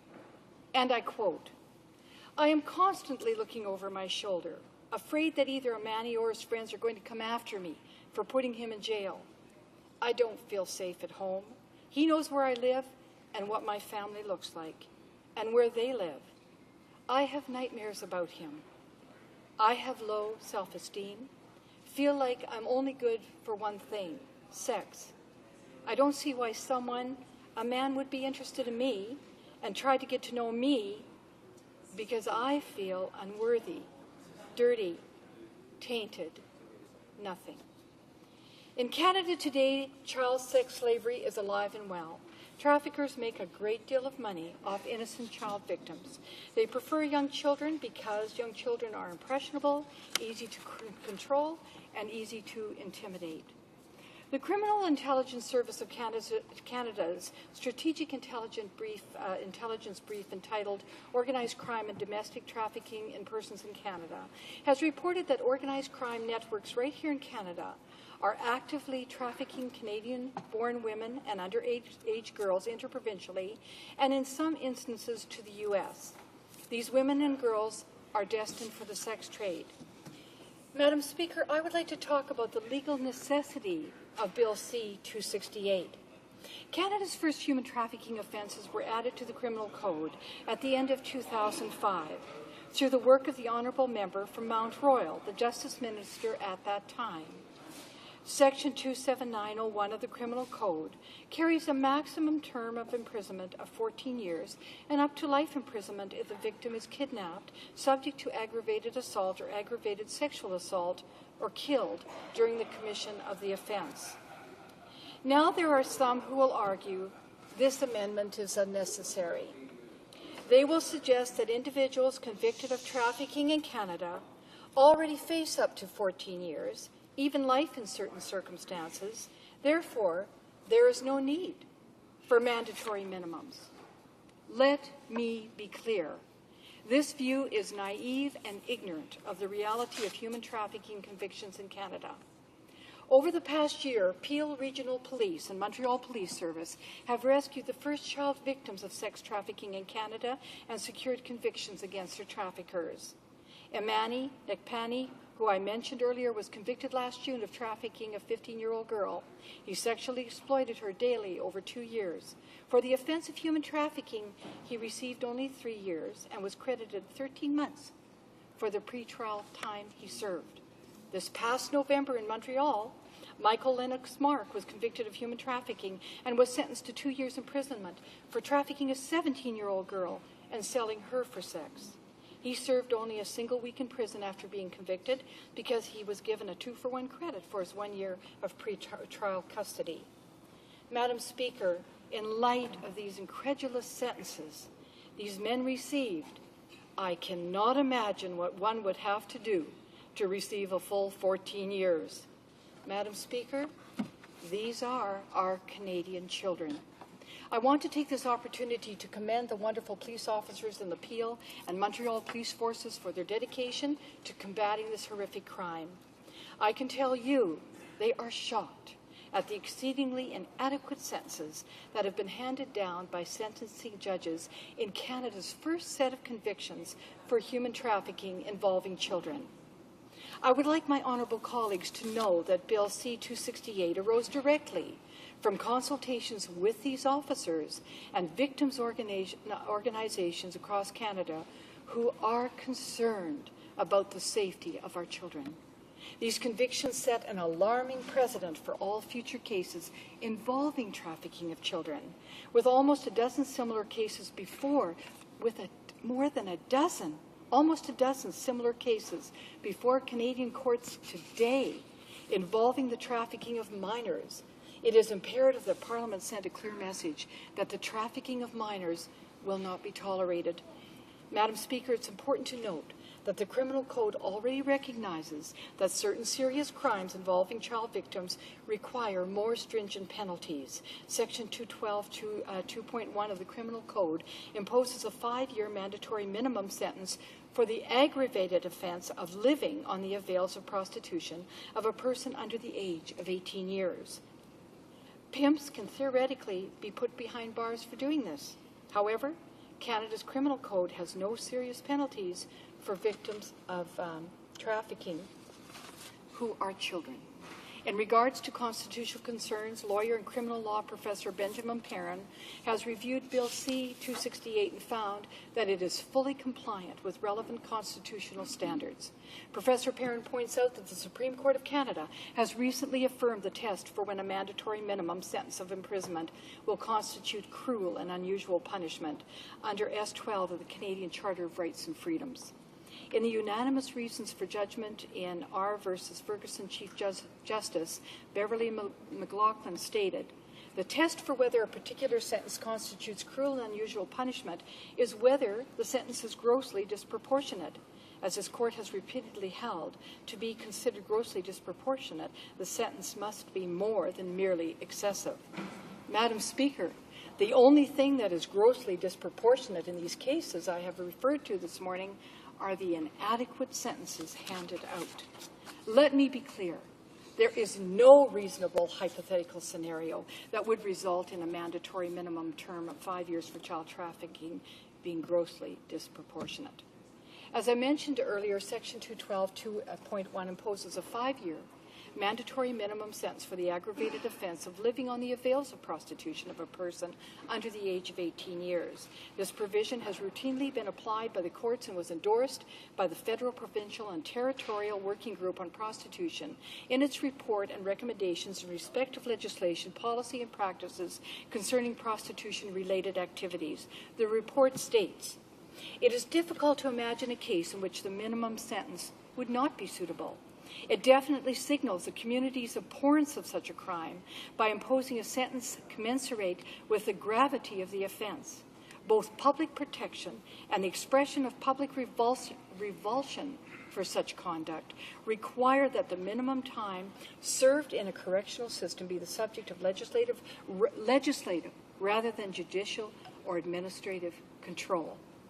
These arguments apply with equally or even greater force to Bill C-268 in respect of a mandatory minimum sentence for a child trafficker.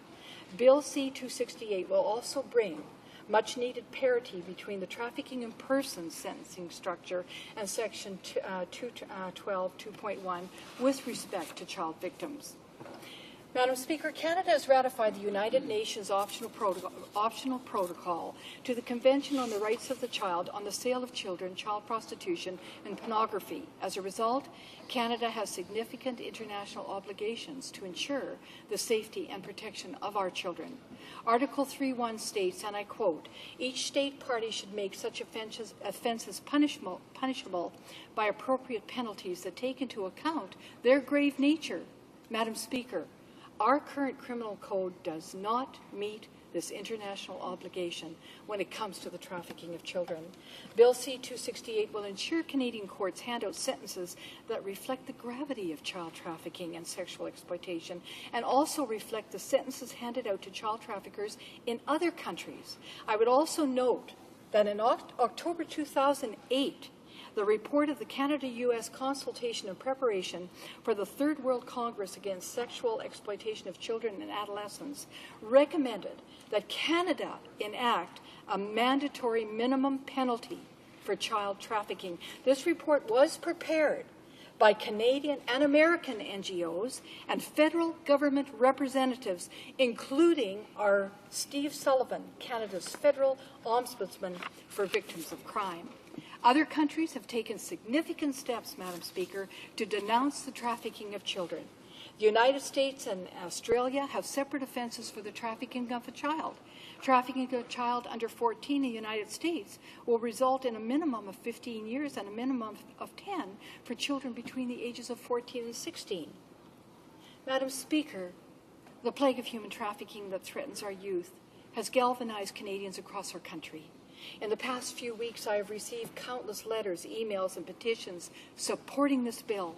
I trust many honourable members in this House have experienced a similar outcry. Most notably, support for this bill has come from major stakeholders in the fight against child trafficking. Law enforcement, victim services, First Nations, and non-governmental organizations have all expressed the need for mandatory minimums for child trafficking.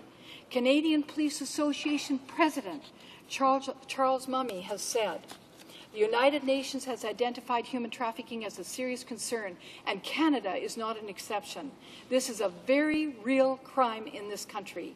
We applaud the member for St. Paul for raising this issue in the House of Commons, and I'm sure he applauds everyone for it, and welcome this bill as a means for Parliament to address this problem in Canada. Grand Chief Ron Evans of the Manitoba Assembly of Chiefs has said, "On behalf of the First Nations people, I am pleased to support Bill C-268. Both U.S. and Canadian government reports have shown that Aboriginal women and children are at greater risk of becoming victims of human trafficking than any other group in Canada. Bill C-268 is one step forward for the First Nations women and children of Canada." Ross Prober, Executive Director of Beyond Borders, has said, "In terms of sentencing in Canada for crimes against children in general, they are very, very, very lenient. Traffickers of human beings, especially children, are not individuals that should get a slap on the wrist. A message should be sent from the courtroom," and that's what the Member of Parliament from St. Paul, and I know all others in this House, are trying to do. Madam Speaker, there are many, many more. And so I would conclude, as what is clear is that Canadians are calling for Parliament to act. After all, we have been elected to ensure the safety of our communities. The trafficking of children is not a Conservative, Liberal, Bloc, or NDP issue. It is not a partisan issue, and I have worked diligently to gain support from all parties for this bill. In the past, our parties worked together to pass legislation put forward from the honourable member from Mount Royal to bring in Canada's first human trafficking offences. Our current government has taken important steps to provide much-needed assistance and residence to international victims of human trafficking. Our government has also introduced an annual $6 million in funding to combat the trafficking of persons in child exploitation. Then in 2007, members from all parties on the Standing Committee on the Status of Women, including the Honourable Member from Laval and the Honourable Member from Beaches East York, who are here in the House today, worked hard to produce a comprehensive report on human trafficking. I know they both remember the heart-wrenching stories of victims whose lives have been destroyed by this vicious crime. I am grateful for this overwhelming support I have received from all parties for Bill 268. I believe it is vital that all Canadians and the international community witness all members of Canada's Parliament standing unified against this horrific abuse of human rights. We must act to end the trafficking of children here in Canada and abroad. We can and we will. Any comments?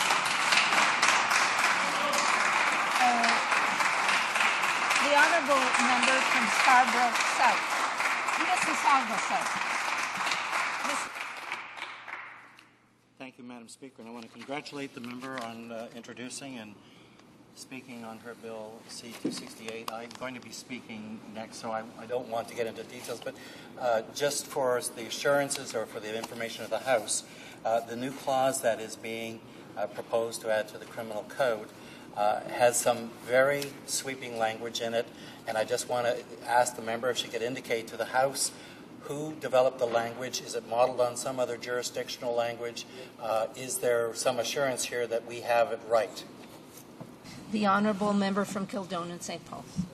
You know, I so want to thank my honourable colleague for that question.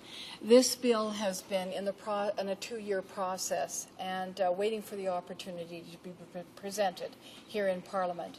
And I have to tell you that there have been precedences with the same wording in the U.S., in Australia, and in those two countries that are very, very tight. They too have these mandatory minimum sentences for child trafficking. So they have been used as a model. And in addition, Professor Perrin, as you know, who is very well versed in human trafficking, has also been one of the lawyers who have been a part in this. Questions et commentaires? Questions and comments. The honourable member for Beauharnois-Salaberry. Thank you, Madam Speaker. Microphone, please. I am also concerned about this issue, but I have a question for the member. In May 2006, the Ministers of Justice and of Public Safety had to admit that no Canadian study demonstrated the effectiveness of new legislation that's based on minimum sentences. So I'm wondering if the member can explain why she doesn't have confidence that judges can determine the most appropriate sentence in light of all the facts put before them. From Kildonan St. Paul. Thank you so much for your question. The reason why I don't have confidence is just how I outlined in my speech. When the 15-year-old girl was exploited for 2.5 years, and the person who did this had a very light sentence. Also, the precedent that's been set in Australia and the U.S. was setting forth the mandatory minimum sentencing as a prototype in front of us. Also, with the report of October 28th that recommended that Canada should set in the mandatory minimum sentencing is very important. So that's the criteria.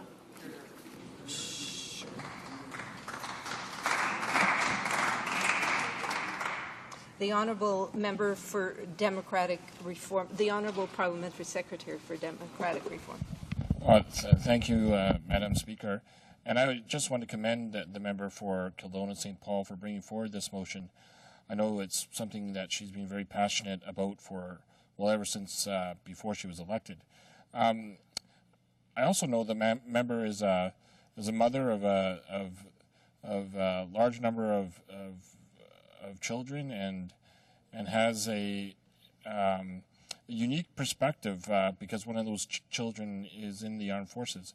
So I wonder if, or not the armed forces, in the police service, I wonder if the member could explain the impact that this bill will have, just not on the victims, but also on their families and the punishment factor as well, because that's very important when it comes to justice. Before I recognize the honourable member from Kildonan and St. Paul's, I'd just like to correct my Minister of State for Democratic Reform, the honourable member. Thank you, Madam Speaker. And yes, I am the mother of 6 wonderful children. And yes, my oldest son is RCMP. And he is my role model because he was in the ICE unit and I saw his hair turn gray in less than 2 years because he was rescuing child victims. And I have to say that This impact of mandatory minimums will give hope to the families who have had children who were taken. Families like the daughter of the mother of a police officer in Edmonton who was taken. Families like the daughter of a teacher who was taken. They have in their hearts the fact that we need to, as parliamentarians, say very strongly, we will not stand for child trafficking on Canadian soil. Resuming debate, the honourable member from Mississauga South. Thank you, Madam Speaker, and I'm pleased to participate in this debate on what I consider to be a very important bill brought forward by the honourable member, Bill C-268, which is an enactment which amends the criminal code to include a minimum punishment of imprisonment for a term of 5 years for offences involving trafficking of persons under age of 18 years. Madam Speaker, one of the reasons why this bill, I believe it's very important, is because it mirrors something that I was involved in early in my career as a parliamentarian. I had been, prior to becoming a politician, on the board of directors of Interim Place, the shelter for battered women and children. I was a director for 5 years and treasurer, and got to know the issue in a way in which most men don't, because very few men actually get into shelters to see and to meet some of the women and children involved. Abuse, Madam Speaker, is tears at the heartstrings of those who wish that they could help. And so one of the things that I was able to do is one of the first things I had some success in as a parliamentarian. It's almost 15 years ago, but it amended the criminal code to provide stiffer sentences to those convicted of spousal or child abuse. And it is in the criminal code today. And if nothing else happened in my career, Madam Speaker, that sends shivers in my body when I think of I was able to draw on my experience from my family, from my personal life before becoming an MP, to be able to actually leave a fingerprint somewhere in the system, in the laws of Canada, to show that there is a common bond of association with the people, from the legislators, that these things are important. And so I feel very close to the member in terms of how she feels about championing this issue. She knows that there is going to be some detractors from it, but I sense from her speaking, Madam Speaker, that she's ready to defend the bill that she's presented to us through all stages of its legislative process. Now, Madam Speaker, the member, I don't think people, maybe some people, are not specifically aware of what would be involved. So I want to take the time actually to read the clause that she wants to put into the criminal code. It's a brand new clause, and it says, every person who recruits, transports, transfers, receives, holds, conceals, or harbors a person under the age of 18 years, or exercises control, direction, or influence over the movements of a person under 18 years for the purpose of exploiting them or facilitating their exploitation is guilty of an indictable offense and liable to, and then there's 3 cases, or A, imprisonment for life if they kidnap, commit an aggravated assault or aggravated sexual assault against or cause death to the victim during the commission of the offense, or B, to imprison for not more than 14 years and not less than 5 years in any other case. And part 2 was that no consent to the activity that forms the subject matter of the charge under Section 1 is valid. That is the language that ultimately, we hope, will appear in the criminal code, Madam Speaker. And private members' bills sometimes are successful when they are targeted and focused. And I think that this one is. I've seen some bills that try to do a little bit too much, provide a little too many tentacles out there that somebody can find one reason that they might not support it. I think this one is clean. And I think that the member did herself a great service by including the letter from Professor Benjamin Perrin from the University of British Columbia, who laid out some of the elements that really helped to communicate. And I hope that members who received this, I think all honourable members did, take a chance to read it. I think that when you get that third-party validation, when they look at things like the need for the bill he covers here, And, Madam Speaker, also the consistency with international obligations he comments on. I think that's extremely important. And also the constitutionality of making. These are very, very important things for members to do. I think this is a great model.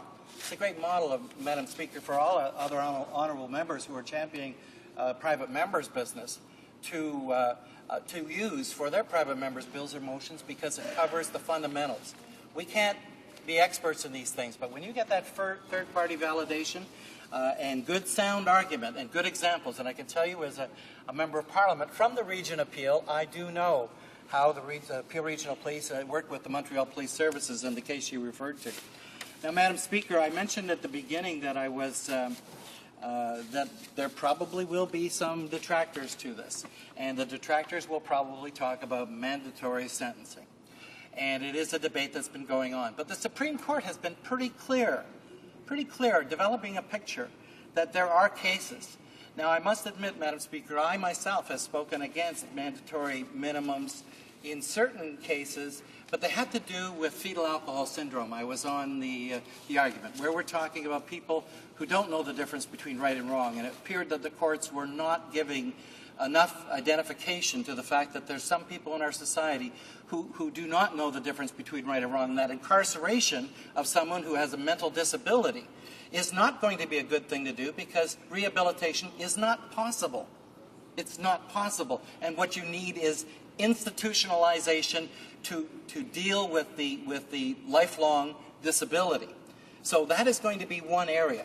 The other area I recall, Madam Speaker, with regard to challenging matters such as this has to do with alleviating the judge with the discretion and the latitude, because cases are complex. Sometimes there's exacerbating or mitigating circumstances. And when you get a situation where, when you look at the clause that's being proposed here, there are so many different elements that might be reflective of this offense, but they're subject to interpretation. They're subject to a lot of interpretation. So it's one of the reasons why I asked the member initially, where did the language come from? Has it been tested? We don't need a false start here, but we will get a chance, I'm sure, Madam Speaker, we will get a chance at committee to be able to vet these kind of questions, and I know that the member will be well prepared to deal with them. So, Madam Speaker, I know that there are a lot of other members who would like to speak to this. I simply want to indicate that I thank the member for the bill, and I will be supporting it, and I will be recommending to my colleagues to support Bill C-268.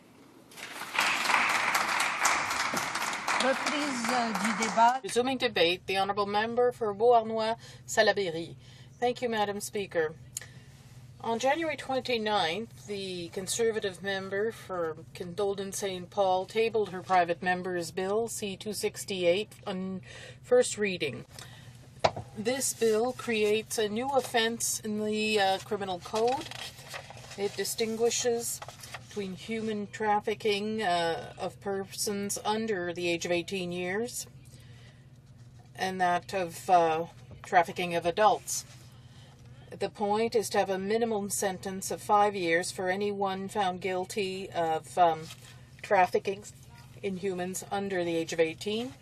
It's quite a simple bill. It has 8 clauses, but the core of it is in the second clause. It creates a new clause under the Criminal Code, 279.011.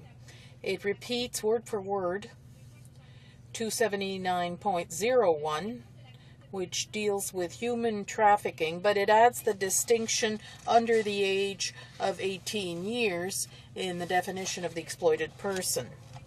So this would be a separate offense when the trafficking involves a minor.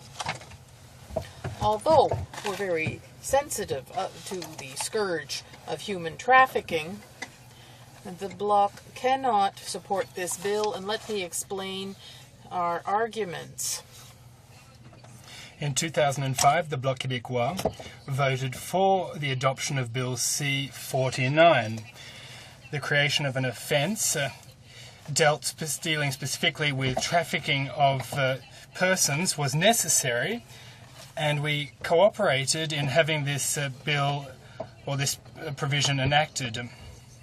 And this provided for provided the law enforcement officers the tools they needed in order to convict guilty parties, those who are guilty of offences that fly in the face of human dignity. Bill C-268, unfortunately, is a step in the wrong direction by inflicting a 5-year minimum sentence. And the government isn't fixing anything by doing this. Let me explain why. Numerous specialists have stated that mandatory minimums are not very effective at fighting crime. For example, the criminalist Julian Roberts from the University of Ottawa conducted a study in 1997 on behalf of the Department of Justice of Canada in which he concluded, and I quote, that mandatory sentences were introduced in many Western countries. The studies that focused on the impact of this legislation showed varied effects with respect to the imprisoned prison population and did not necessarily lessen crime rates and recidivism. In May 2006, at a press conference relating to the controversial adoption of Bill C-6, the Minister for Justice and Security at the time acknowledged that there was no Canadian study that demonstrated the benefit of these new measures based on mandatory minimums when fighting crime. Mandatory minimums may have unintended effects. According to a criminologist at the University of Montreal, these mandatory minimums mean that lawyers plead cases that do not lead to mandatory minimums. Mandatory minimums can also force judges to find individuals innocent rather than sentencing them to what would be appropriate given their crime. The principle of sentencing is based on the individual case, and the justification of this individual approach is based on proportionality. The sentence must be proportional to and commensurate with the severity and gravity of the offence and the age of the offender. No crime is identical, and therefore no offender is identical, and no circumstances are the same. That is why the Bloc Québécois believes that it's important to maintain judicial discretion. When judges impose prison sentences, they take into account the character of the offender, the seriousness of the offence, and the best way of meeting justice. Often people forget about other important factors when it comes to sentencing. Studies of Canadians have showed that when they have an opportunity, that in fact most Canadians believe that they would have handed down a similar sentence to what the judges are handing down in most cases. That was the result of a survey. So it's important to maintain judiciary discretion, as I said, and I think we need to leave it up to judges to make free choices, given that they are the ones that are most fit to evaluate the facts in a court of law. Bill C-268 isn't based on any reasonable argument. There is no minimum mandatory in the case of human trafficking, aggravated assault, and so on. Bill C-268 doesn't amend the paragraph that deals with that specific provision. We're having trouble understanding the logic behind Bill C-268. On the one hand, they're claiming that trafficking of minors should require mandatory minimums, and yet on the other hand, it's considered that offenders are not actually getting punished sufficiently. I think that we need to take stock of the recommendation on human trafficking from the Status of Women Committee the House of Commons. We need to educate judges and prosecutors about the provisions of the criminal code on human trafficking and the disastrous ramifications of the crime may have on its victims. The Bloc Québécois believes that the most effective approach remains prevention. We need to deal with the root causes of crime first and foremost. The Bloc is aware that there should be a number of enhancements brought to the current judicial system. The government has a duty to use the tools at its disposal to enable Canadians and Quebecers to live in peace and security. The Bloc Québécois is opposed to the Conservatives' ideological approach. The Bloc has presented a number of amendments concerning the Canadian justice system. But those provisions favoured by the Bloc, as I pointed out earlier, focus on Quebecers' wishes. They want a balanced system which is geared to the reality of life and which avoids the trap of the American system, which is based on repression. And the negative effects of this system are more than evident. The Bloc Québécois has presented measures which correspond to Quebecers' values. They're in sync with Quebecers' values about rehabilitation, social integration, economic integration, and a fairer distribution of wealth. We also need to streamline the parole system. We need to fight harder against organised crime. We need to stop the provision of time prior to sentencing counting as double. But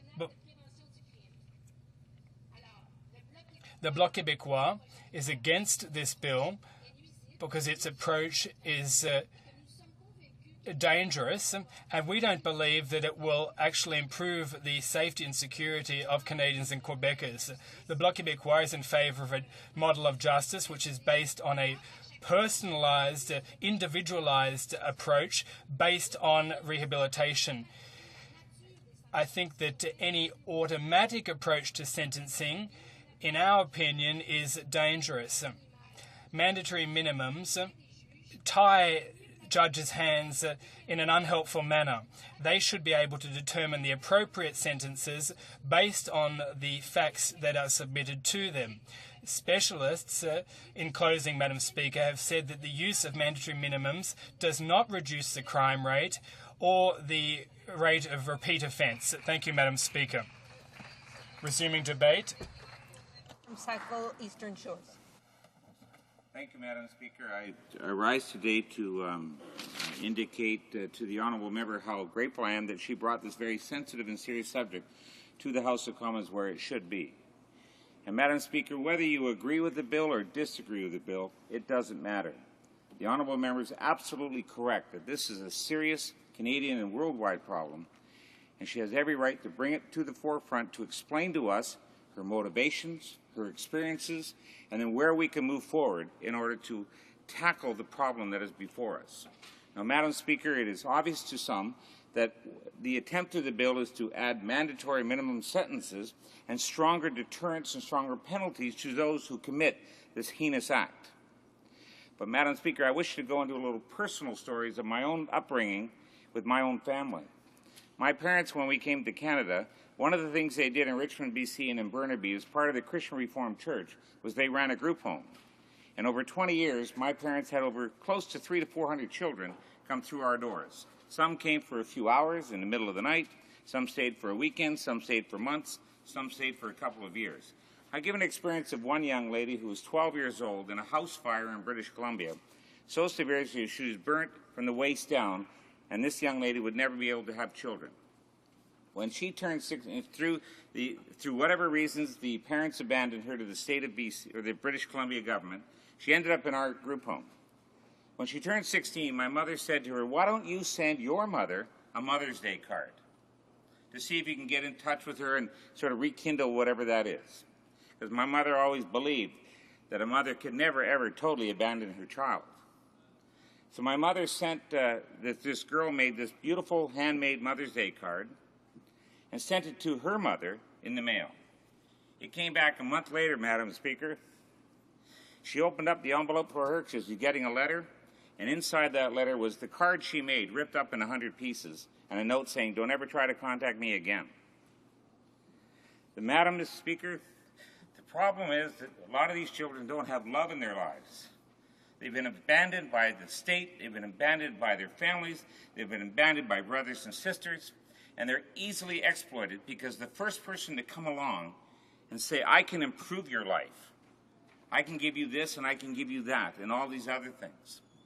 If you look at the movie Slumdog Millionaire, it was a fabulous movie, Madam Speaker, and how these children were easily exploited when the first kind person to give them a bottle of Coke on a hot day and then give them a nice meal and a place to stay, and then how quickly they were exploited and what happened to them. And Madam Speaker, that happened in India, but the reality is this kind of activity happens around the world. And Madam Speaker, I have a private member's bill that I've had for years that my former colleague Chris Axworthy, a longtime member of Parliament and former Attorney General of Saskatchewan, had on child internet pornography. And I've asked this government, I've asked the previous government to take the bill, to take this bill and run with it in order to stop the effect that the internet has on vulnerable children when they go through the net. And they're easily exploited, and they can meet at a ballpark or meet at a school or somewhere else. And next thing you know, boom, they're in the clutches of these pedophiles and exploiters of children. And I appreciate the fact that the member from Kildonan St. Paul came to my office and we had a very heart-to-heart meeting on this particular issue, Madam Speaker, and I pledged her my personal support for the bill. Now, there are concerns with the bill, Madam Speaker, that she's aware of, that I know. Is it absolutely fundamental that judges have that power taken away when you put in mandatory minimums? Is that the most effective way? Well, Madam Speaker, that's why I think a bill like this should go to the committee, to have that frank and thorough discussion, to get it out in the open, bring in the experts from the legal side, from child service sides, and the whole bit, bring them in and have that concrete debate.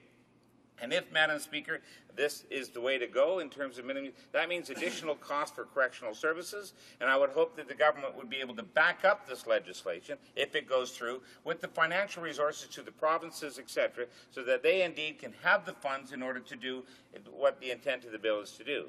But, Madam Speaker, there's a deeper-rooted problem, and I believe my honourable member from Quebec had mentioned this. It's a societal problem. There's more to this than just the end. We've got to get at the roots and at the beginning of what happens here, Madam Speaker. Now, are we ever going to root out pedophilia in this country or exploitation of children completely? No. But can we reduce it greatly? Absolutely. And this is what members of Parliament and senators are here for. The first thing of government and opposition is to ensure the safety and security of its citizens, not just in terms of military and policing, but to ensure, Madam Speaker, most importantly, that they have shelter, that they have a good job, that they have the ability to be able to drink the water in their community, that they have good food to eat, that they have entertainment in their lives, that they have freedom and security in their lives for they and their families, regardless if you live in an Aboriginal reserve or if you live in a small community, French or English, doesn't matter your language, or a larger urban center. From coast to coast to coast in this country, Madam Speaker, citizens should be allowed to be free to express their opinions and to be able to live their lives in a normal democratic way, or we call a social democratic way. But, Madam Speaker, in many families, that just isn't the case. And these children it's usually what happens when parents have difficulties or the communities have difficulties. It is the children that end up suffering. And children will very easily turn to the first kind face or the first warm person that pays them any kind of attention. And as we all know how it works, Madam Speaker, you work with them in kindness, and then you end up exploiting them at the end. And it's society that has to deal with it at the end. But I would encourage the honourable member, and I'm sure she'd be more than welcome to this, to also open up the discussion at getting at the root of the problem, of why are children so acceptable to this, and what expertise do these mostly men, I would assume, but there are women that do it as well, that will have the ability to go and exploit these vulnerable children. And what is the role of the family, Madam Speaker, and the provinces and everyone else in this, Madam Speaker? I honestly believe that we have the capability in this country to be able to understand this issue. We have the capability in this country to be able to move this issue forward. And the end goal is not necessarily incarceration of the criminal. That'll happen one way or the other. The main goal is to make sure that we get at the roots of this problem, to understand this issue and see what we can do in education in our schools, education in our churches, in our mosques, and our synagogues, working with our provinces, working with Aboriginal groups, working with all sectors of society, Madam Speaker, so that they have a clear understanding of the dangers that are out there. I'm one of Canada's biggest supporters by saying this is one hell of a country. It's a great country, Madam Speaker, but the reality is there are many, many faults within our society where the most vulnerable are either left alone, abandoned, or exploited for a variety of reasons. And this is why, Madam Speaker, I rose today, because my parents' group home, this is one way that they can thank the Canadian people for the liberation, but they wanted to, in turn, serve their community of the Lower Mainland by running that group home. And I know my colleague over there, my fellow Dutch colleague, he knows of other Dutch families in the Lower Mainland that did the exact same thing, and many other families across the country. The reality is, Madam Speaker, they did that because they loved those children. They had 9 of their own, and they had hundreds more come through the door. But the common thread through all of them was the lack of love in their lives. And anyone listens to George Savello, the great heavyweight champion of Canada, who lost 3 children and his wife to various circumstances, he goes around to schools and around the country, and he says one thing, Madam Speaker, one thing, and that is love. Love. If you love one another, if you care for one another, regardless of your differences, then you won't be so easily tempted by the experts out there in terms of exploitation or whatever it is. And Madam Speaker, the end of this is, Sri Chinmoy once wrote a poem and said that world peace can be achieved when the love of power is replaced by the power of love. And I kind of like that saying. I have it at home, but it's just a great saying. And I understand that this is the root of what the honourable member is trying to do. And I welcome this bill to get to a committee to have that thorough analysis that my honourable colleague from the Bloc had questioned. I'm sure others will as well. Some concerns that may be there. But the reality is this is the type of debate that we should have in this country in order, at the end of the day, Madam Speaker, whenever it happens, if we can protect one child, then it would be a good thing to do, Madam Speaker. And I thank you very much for your time. Resuming debate, the honourable member from Newmarket, Aurora. Thank you, Madam Speaker. I am very pleased to rise today and speak in support of Private Members Bill C-268, an act to amend the Criminal Code dealing with minimum sentences for offences involving trafficking of persons under the age of 18 years. I, too, am the mother of 2 wonderful daughters, and I am appalled that any mother in Canada might have to deal with the horror of having her child taken and used in human trafficking. Trafficking in persons is sometimes described as the new global slave trade. No country has been left untouched by this terrible scourge. It is a serious issue which warrants attention from all levels of government.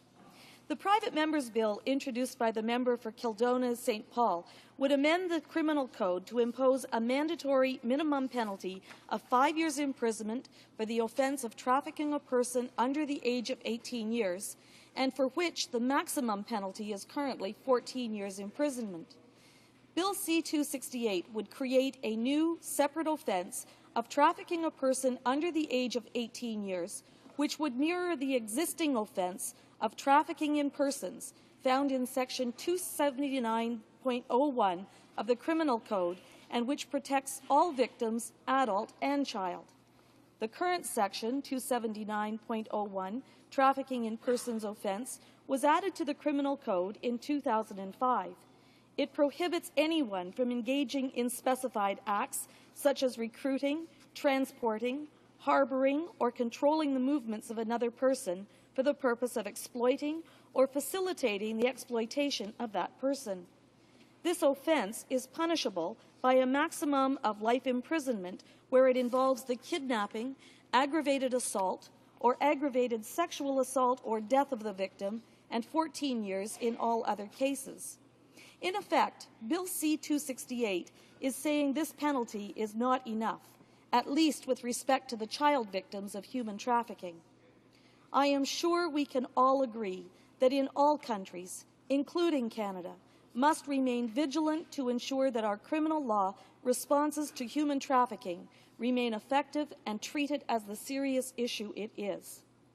A recently released report, actually on February the 12th, 2009, by the United Nations Global Initiative to Fight Human Trafficking, reported that over 24,000 victims of trafficking were identified by 111 countries in the year 2006. According to the report, the most common form of human trafficking is trafficking for the purpose of sexual exploitation. The second most common form of human trafficking is for the purpose of forced labor, although the real number may actually be higher, as forced labor is less frequently detected and reported than trafficking for sexual exploitation. Although anyone can be a victim of trafficking, victims are predominantly women and children.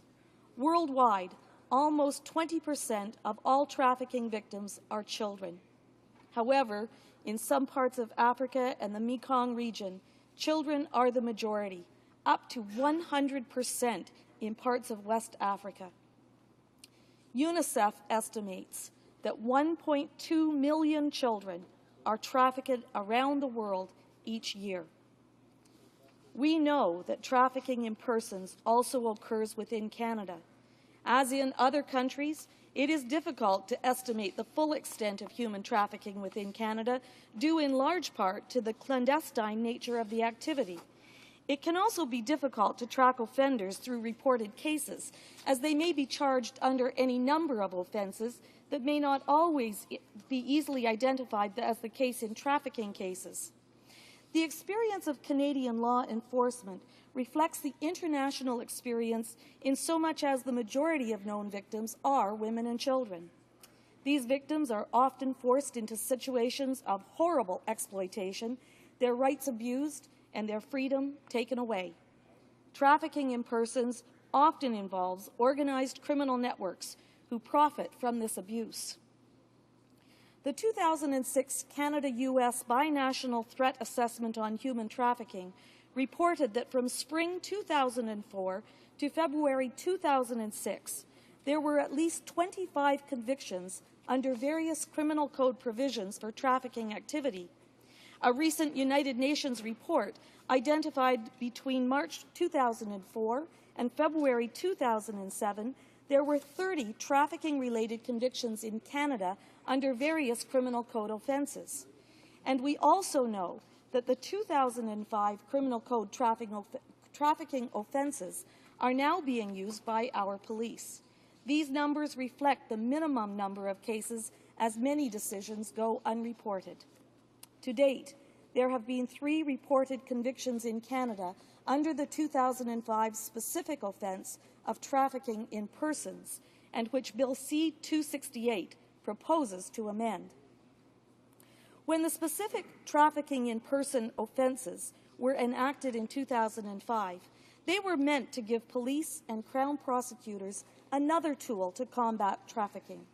These offences supplemented existing offences such as kidnapping, forcible confinement, assault, and the prostitution-related provisions.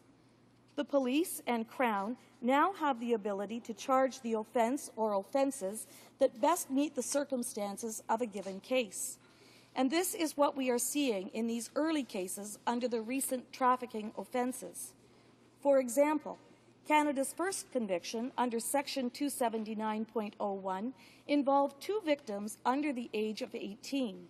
In that case, the defendant pleaded guilty to trafficking in persons, living on the avails of prostitution of a minor, and received a sentence of 5 years imprisonment, 3 years for trafficking, and the mandatory minimum of 2 years for living on the avails of child prostitution, to be served consecutively. The remaining 2 convictions under the trafficking specific offences involved both adult and child victims, and in both cases, the accused pleaded guilty to trafficking in persons and prostitution-related offences. The sentences imposed ranged from 2 to 3 years imprisonment.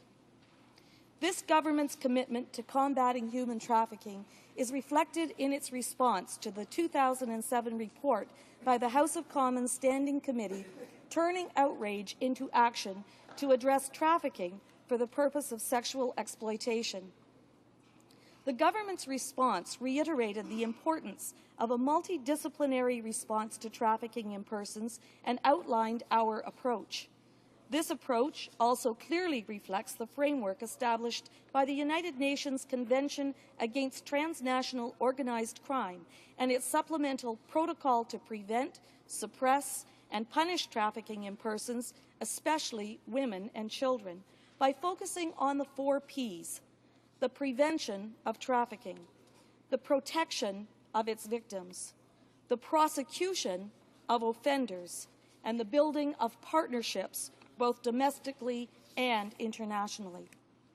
Madam Speaker, Canadians are rightfully concerned about this horrible crime, and the issue of human trafficking has received significant attention in this House and in the other House. I think we all understand and appreciate the seriousness of the issue being addressed by Bill C-268. Its proposed reform really raises a key question. Are our existing penalties for the trafficking of children adequate? And if not, would Bill C-268 provide the needed enhancement? Madam Speaker, if this bill is referred to committee for study, I hope that the committee will consider the bill by looking as well at how the existing criminal code penalties addressing children victims are working. Thank you, Madam Speaker. Resuming debate. The Parliamentary Secretary for Official Languages. And to interrupt her after 2 or 3 minutes, but she will be able to continue next opportunity. Very good. Thank you, Madam Speaker. I rise today as a recently elected Member of Parliament and as a veteran police officer with almost 19 years with experience in Winnipeg, Manitoba. I join in the second reading debate on Private Member's Bill C-268, an act to amend the Criminal Code, minimum sentences for offences involving trafficking of persons under the age of 18 years. I am very pleased to speak to this bill, and I thank the member of Kildonan and St. Paul for her dedicated efforts to combat human trafficking in Canada. Bill C-268 proposes to build upon our existing criminal code protections by specifically recognizing that the trafficking of children is a crime which must be treated seriously by the justice system. Human traffickers, of course, prey upon the vulnerable, and our trafficking victims suffer physical, sexual, and emotional abuse, including threats of violence or actual harm to their loved ones. This abuse is compounded by their living and working conditions. I spent 4 years investigating sexual and physical abuse of children as a detective in the Winnipeg Police Service Child Abuse Unit. With this in mind, I know firsthand that strong responses are required to address this horrific crime of exploitation and abuse. Madam Speaker, I am sure that we can all agree that human trafficking is a horrible crime which inflicts serious damage on its victims.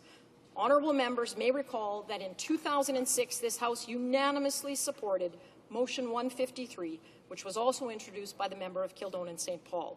It condemned the crime of trafficking in persons and called for a national strategy to combat the trafficking in persons worldwide. The unanimous support that motion received reflects the shared support by all members to ensure we continue to strongly condemn and act to combat trafficking in persons. I implore all members of this House to do the right thing here and vote to support this long. I apologize for interrupting. The time provided for private members' business is now expired, and the order is dropped to the bottom of the order of precedence on the order paper. It being 2:30, the House stands adjourned until next Monday at 11 a.m. pursuant to Standing Order 24-1.